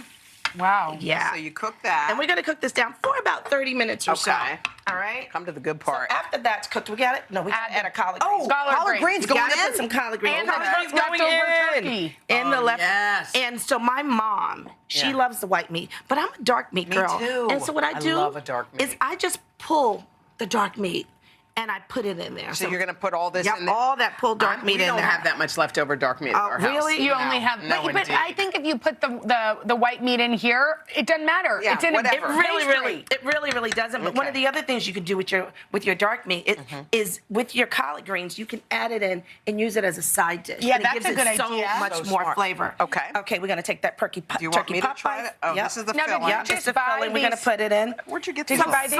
Normally I would make them, but I've been cooking for 3 days, girl. Yeah, you're tired. Yeah, so I just brought some little delicious. Is that too much? Crust. No, that's. And you put perfect. it on top? That's perfect. I Put mean, that on how top. cute Look are how those? cute. And we're gonna take our egg Egg wash. And what am I doing? Wash Paste it right on the top. And then you put it in the Beautiful. oven? You're gonna put it in the oven at 350 and just let it cook until it's golden brown. I've gotta And try this. Voila! Tell me Oh what my you God. think. Look at the top on it. I know, so it's beautiful. cute. Isn't that beautiful? And this is crunchy and crispy. And it's a great way to use leftover turkey and leftover collard greens. Oh my gosh. And I think kids would love this. Kids really would. And you can use it as a starter On top. or you can use it as an entree. No, this is so good. So Melba. delicious. Is there Wait, we more? have to- there's one more. Oh, I know. This. Okay. Well, Okay. Go. we Take it also with you. have our fall harvest turkey cob salad. Okay, this is brilliant. Okay. So, look at this. These are all Gorgeous. things that were pretty much left over. What do you right? have there? Tell us. Well, we have roasted sweet potatoes, sun-dried tomatoes, leftover turkey, bacon bits. Who doesn't love bacon bits? And you always have dried fruit left over. Always dry fruit. All you that can use stuff. cranberry. Okay. Or you can use cherries. But we're going to start with our dressing. Okay. I love a Dijon Me too. vinaigrette dressing. All right. So we have our Dijon mustard here. And did you have some cranberry juice left over? Yes, of course. Well, girl, let's put that in Cranberry there. juice. Okay. Red wine vinegar. Of course. We have a Red wine little of vinegar. that. Yep, let's put the red wine vinegar, and we're going to whisk that together that first, down. right? And then you put the oil in? That's right. So what we're going to do is we're going to slowly add the olive oil. There you go. Beautiful. To emulsify it, right? Just so that it doesn't separate, yeah? Beautiful. Hoda Got always that? emulsifies things. No, she is good. You See what have I'm a doing lot here? of experience. Hoda, you Use Come on, emulsify. keep it going. Keep it Melba, going, come girl. on, Melba. I'm going to put a little bit of salt. Come on. Yeah. Bam. Fresh pepper. Yes. There we go. Oh, look at that. Now, the beautiful thing about That's this, beautiful. this will last for about a week in the fridge. It will? Oh, really? It really, really will. Okay. Okay, so you're just using iceberg. Romaine. Romaine. Romaine like this. That's okay. Okay. Okay. That's all right. And you have this beautiful. Take your toppings. We got the Just turkey. put them right on What top. you want. Whatever That's you so want. good. Whatever you want. Sneak down here and try one of these. Okay, I'm gonna add some over Add here. some things. Okay. Go ahead. You gotta put some turkey in here, some sun-dried tomatoes, Oh my gosh. eggs, avocado, What a smart idea. and crumbled. Lay this out for people to pick what they Beautiful. like. It's kind of healthy. I love the sweet potatoes. Beautiful. Thank you, Melba. For Happy these recipes, Happy Thanksgiving. you can head to today.com/food.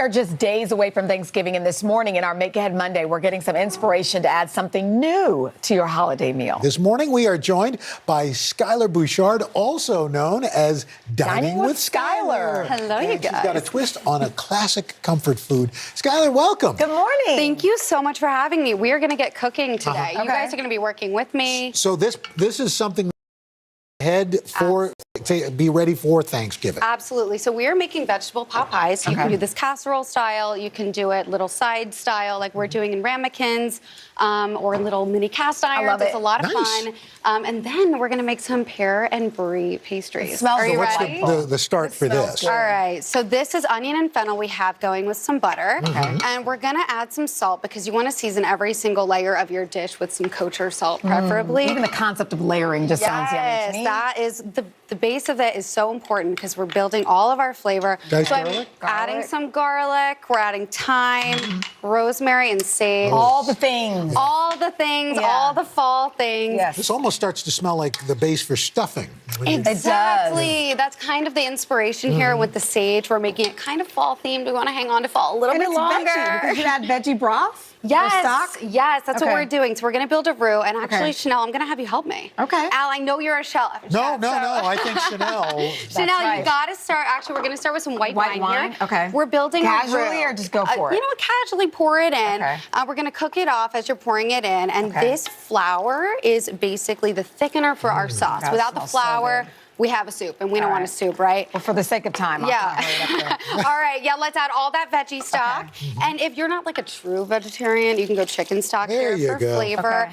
And But at least you have sometimes this option because there are a lot of people these days who are trying not to eat Exactly. meat, so you have something for them that's still comfort food-ish. Absolutely. You know? And what's that? What was that? So this is my secret ingredient, you guys. This is some veggie stock concentrate paste. So it adds a lot of depth of flavor, Okay. and it really boldens the flavor more. And just some milk? Some whole milk. We're Whole gonna milk. just mix that up. All So right. you're gonna, if you're doing this at home, you do that slowly. Right. Let that thicken. Okay. Wait, and we're gonna Hold add on. all of our vegetables. So In just the pour pot. all of them right into the pot. Are You these see- frozen veggies? These are frozen veggies. Oh, so it makes it that much easier. That Even much better. easier. Already We could prepped. blanch them all, and it would take different times for different vegetables. All right, we'll just But play just like for that all sake in of a bit. time, you know, vegetables Yeah. are actually frozen after they're blanched. Okay. So they're all part cooked, and it'll cook evenly and perfectly. So here's our filling, right? We're gonna let that thicken and be Right. beautiful. Here we are now. We love have this. waited, so we let this come to room temp after it thickened. Okay. Because that's just a safer way to do it. We Okay. put it in the fridge. Yep. Up to 3 days. Okay. And now we So this scoop it part's into already done, ramekins. and you're ready. Yep, it's already done. We're gonna scoop it in as our turkey is resting. We have our oven preheated to whatever the pastry instructions warm. will say. Okay. Al, why don't you help me out here? Okay. So we're gonna get a lovely square puff pastry. and Right. Just plop it on. Feel free to stretch it out. This is thawed out, thawed the night before. That's a really important thing to do. And We then like you've got it an egg wash? Cooked, yup. And we're gonna slit it. Oh my God. You can slit it first or egg wash first. This might be my new favorite thing. Yes, I love that for Wait, you, I could be Chanel. vegetarian if I can do this. Wow. And then this goes in the oven for how long? So this goes in, Oh my it God. depends on your puff pastry. This would probably be 25 minutes. Oh, see, you know, you've pulled out all the stops. I'm just Listen. gonna slit yours for ventilation. We don't want it to get soggy. It's That's a very right. important I step. need- Let the steam Al, escape. Are I you the need you new to try salt bay? this. Pardon? You're salt bay. Get a little salt bay. Absolutely. There you go. Whoever at home, if you like, and that's the thing, you don't even have to be a vegetarian to love this. This No, is amazing. In fact, you could put a little rotisserie chicken in Oh my there. God. Rotisserie, so that's the other thing. What you can about- use let's move on. Thanksgiving I'll stop eating leftovers. it. And then in the vegetable, I filling. mean, a dessert time? Exactly. All right, we're all building them today. So you say you have leftover puff pastry. This is a fun little thing. We're gonna come on, Chanel. Al, let's I'm get so in busy here. eating. We're gonna layer some pear slices. Pear and cheese, or Yup, you so- doing two different things? Two different. No, we're doing pear and cheese. They actually complement each Little other sweet really and savory. well. Okay. Exactly. It's like the idea of a little apple and cheese. Yeah. That's such a great idea. And I love a good pear, so we're using Bartlett pears I think I overdid and mine. some creamy brie. You can use See how cute camembert. hers looks? So no, wait, question. Before we run out of Ask time, me so all the then you just questions. do this and then just bake it? It's that simple? It is that simple. We're gonna add a little honey and a little sea Ooh, salt. yeah. Yep, honey bay and My salt job is bay to try it. Al Roker right here. Look at that. Oh, this is nice. Oh yeah. So you get the sweet, the Let me go with salty. the salt. Ooh. Wow, Skylar, this is fantastic. Yeah, and Ready? if you want to jazz it up, you can add some prosciutto as well. Oh my God. Oh my Do you like Are you it? kidding me? No, I'm gonna hear you. It's in like back in having your studio meal and crunching. dessert at the same time. Yeah, and this Oh is my a God. great starter or a great Ooh. dessert, so you can Isn't do that either amazing? which way.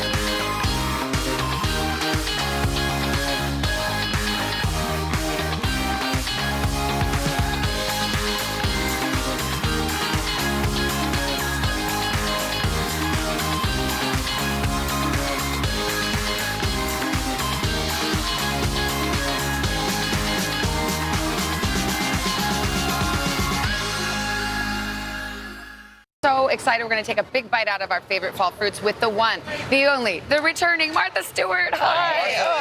So great to be here. 99th. I can't believe it. Martha Stewart's Fruit Desserts. And we are so excited to have you here in person. The recipes are so good in this book, and I've been making every single one of them, and they're delicious. But I want to show you how to make apple pot pies. So the apples, you need 12 to 13 gorgeous autumnal apples. Okay. And we're using Granny Smiths and Romes. Peel them, cut them into like 6 pieces. Add lemon juice to stop the discoloration and add flavor. Oh, okay. A third of a cup of sugar. And a little bit of salt, just Kosher salt. Yeah, kosher salt, 3/4 of a teaspoon, and allspice, which adds a very nice flavor. Half a teaspoon. You can stir that up All some, right. and then you saute half of them in a pan. Add 2 tablespoons of flour. Oh yes, a third of a cup of bourbon. That's good. That's He's good. like, Yeah, well, a little bit more won't hurt. And you cook that up until it thickens just slightly.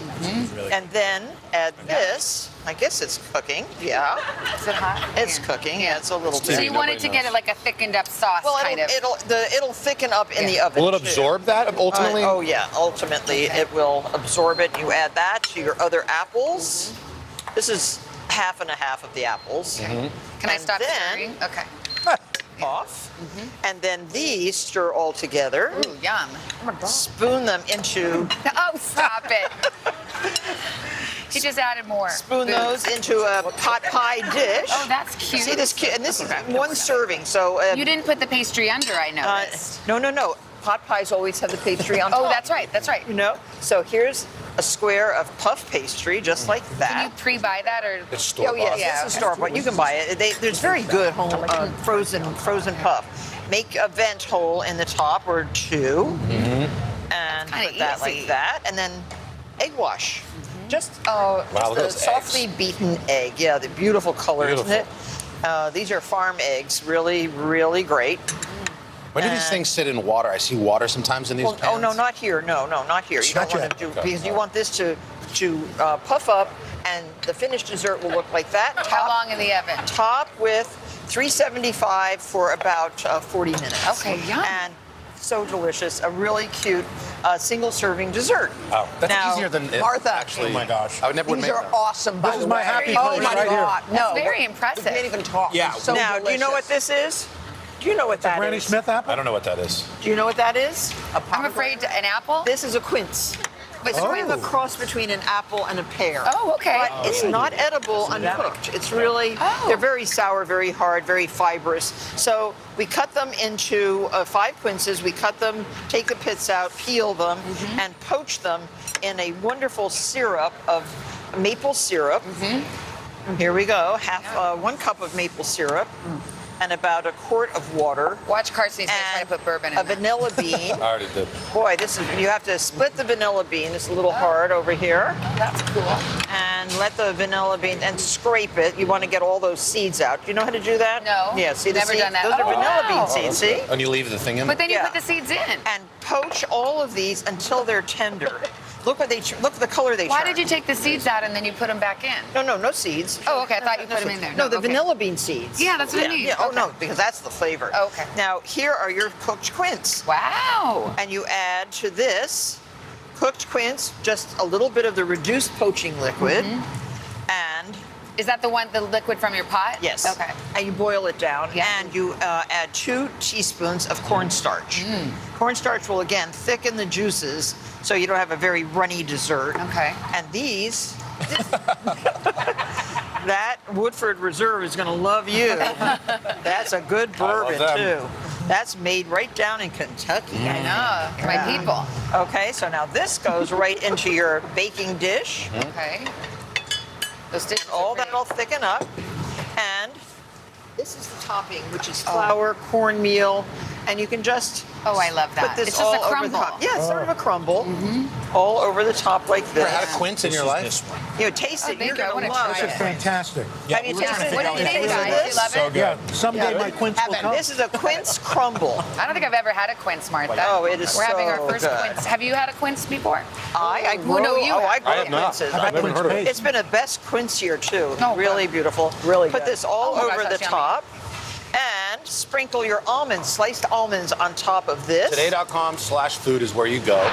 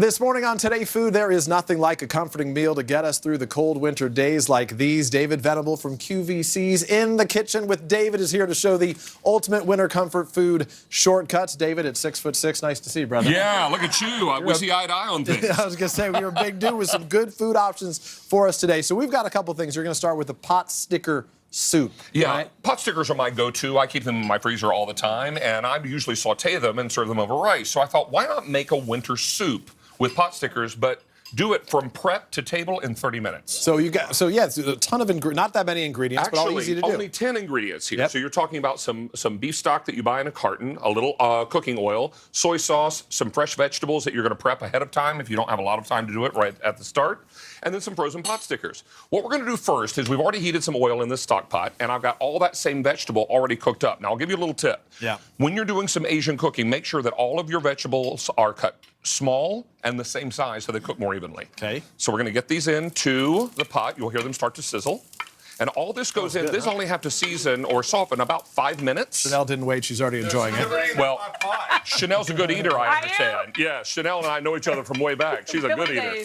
But you know what? This is fantastic because what you're going to do is just let these saute for about 5 minutes because, again, you're going to spend more time cutting vegetables than you are making the soup. Yeah, That's what makes it so great and perfect for a weeknight, right? Your book is called Comfort Food Shortcuts, right? I mean, a lot of these are good kid options. Your kids, what kid wouldn't love a little Well, I understand you have 2 girls, right? I got 2 girls, yeah. That's why I'm paying close attention to what you do. Exactly, because you know what? This becomes kid-friendly. All the recipes in the book are 10 ingredients or less. They're all kid and family-friendly. So they're really simple. I'm going to add in some beef broth, and to that then some soy sauce, and then finally a little black pepper. But here's the magic. Go to your freezer, grab your frozen pot stickers. So that's the takeaway. A lot of people see the frozen food aisle and they're like, I don't know about this. You sort of turn that into the delicacy here. Well, here's the thing. Prepackaged food is a better quality now than it's ever been before.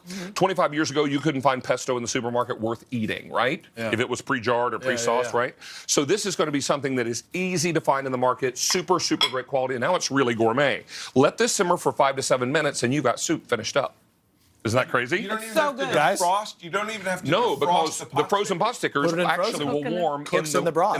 Right. Fantastic. That's why we brought David Venable. And because they are not pre-crisped, they're going to be really tender so you can get your spoon through them. Really good. Yeah. Let's talk chicken pot pies, can we? Can we do that of course as well? we can. We'll garnish that. I'm going to eat. Please, I'll you help do that. you out while you do so this. this is a biscuit-topped chicken pot pies, classic comfort food.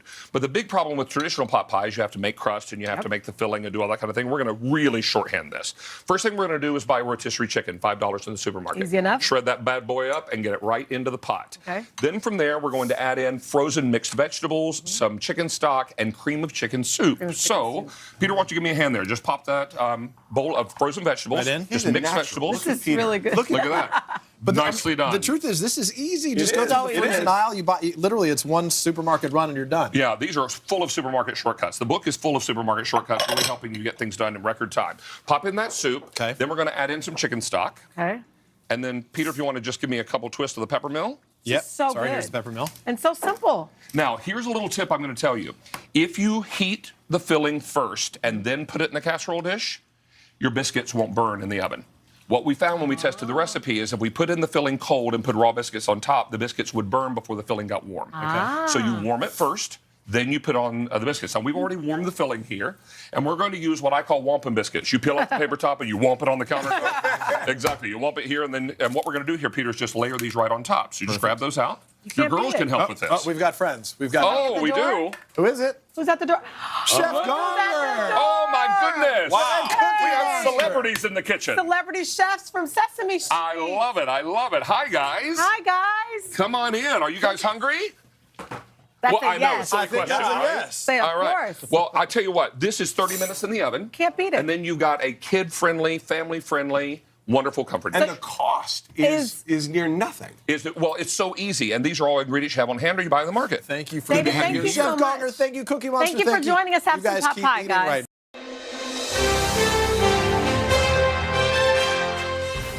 Jocelyn Delk Adams, she's back with us. She's the author of Everyday Grand. Jocelyn, welcome back. Good morning. I know, Hey now. it's been so long, guys. Good It's to been see so you. long. Thank you. What for are we my making? perfect meal you're making? Lemony chicken rice casserole. chicken thighs. With chicken thighs, because you know it makes a difference. Yes, It it does. right?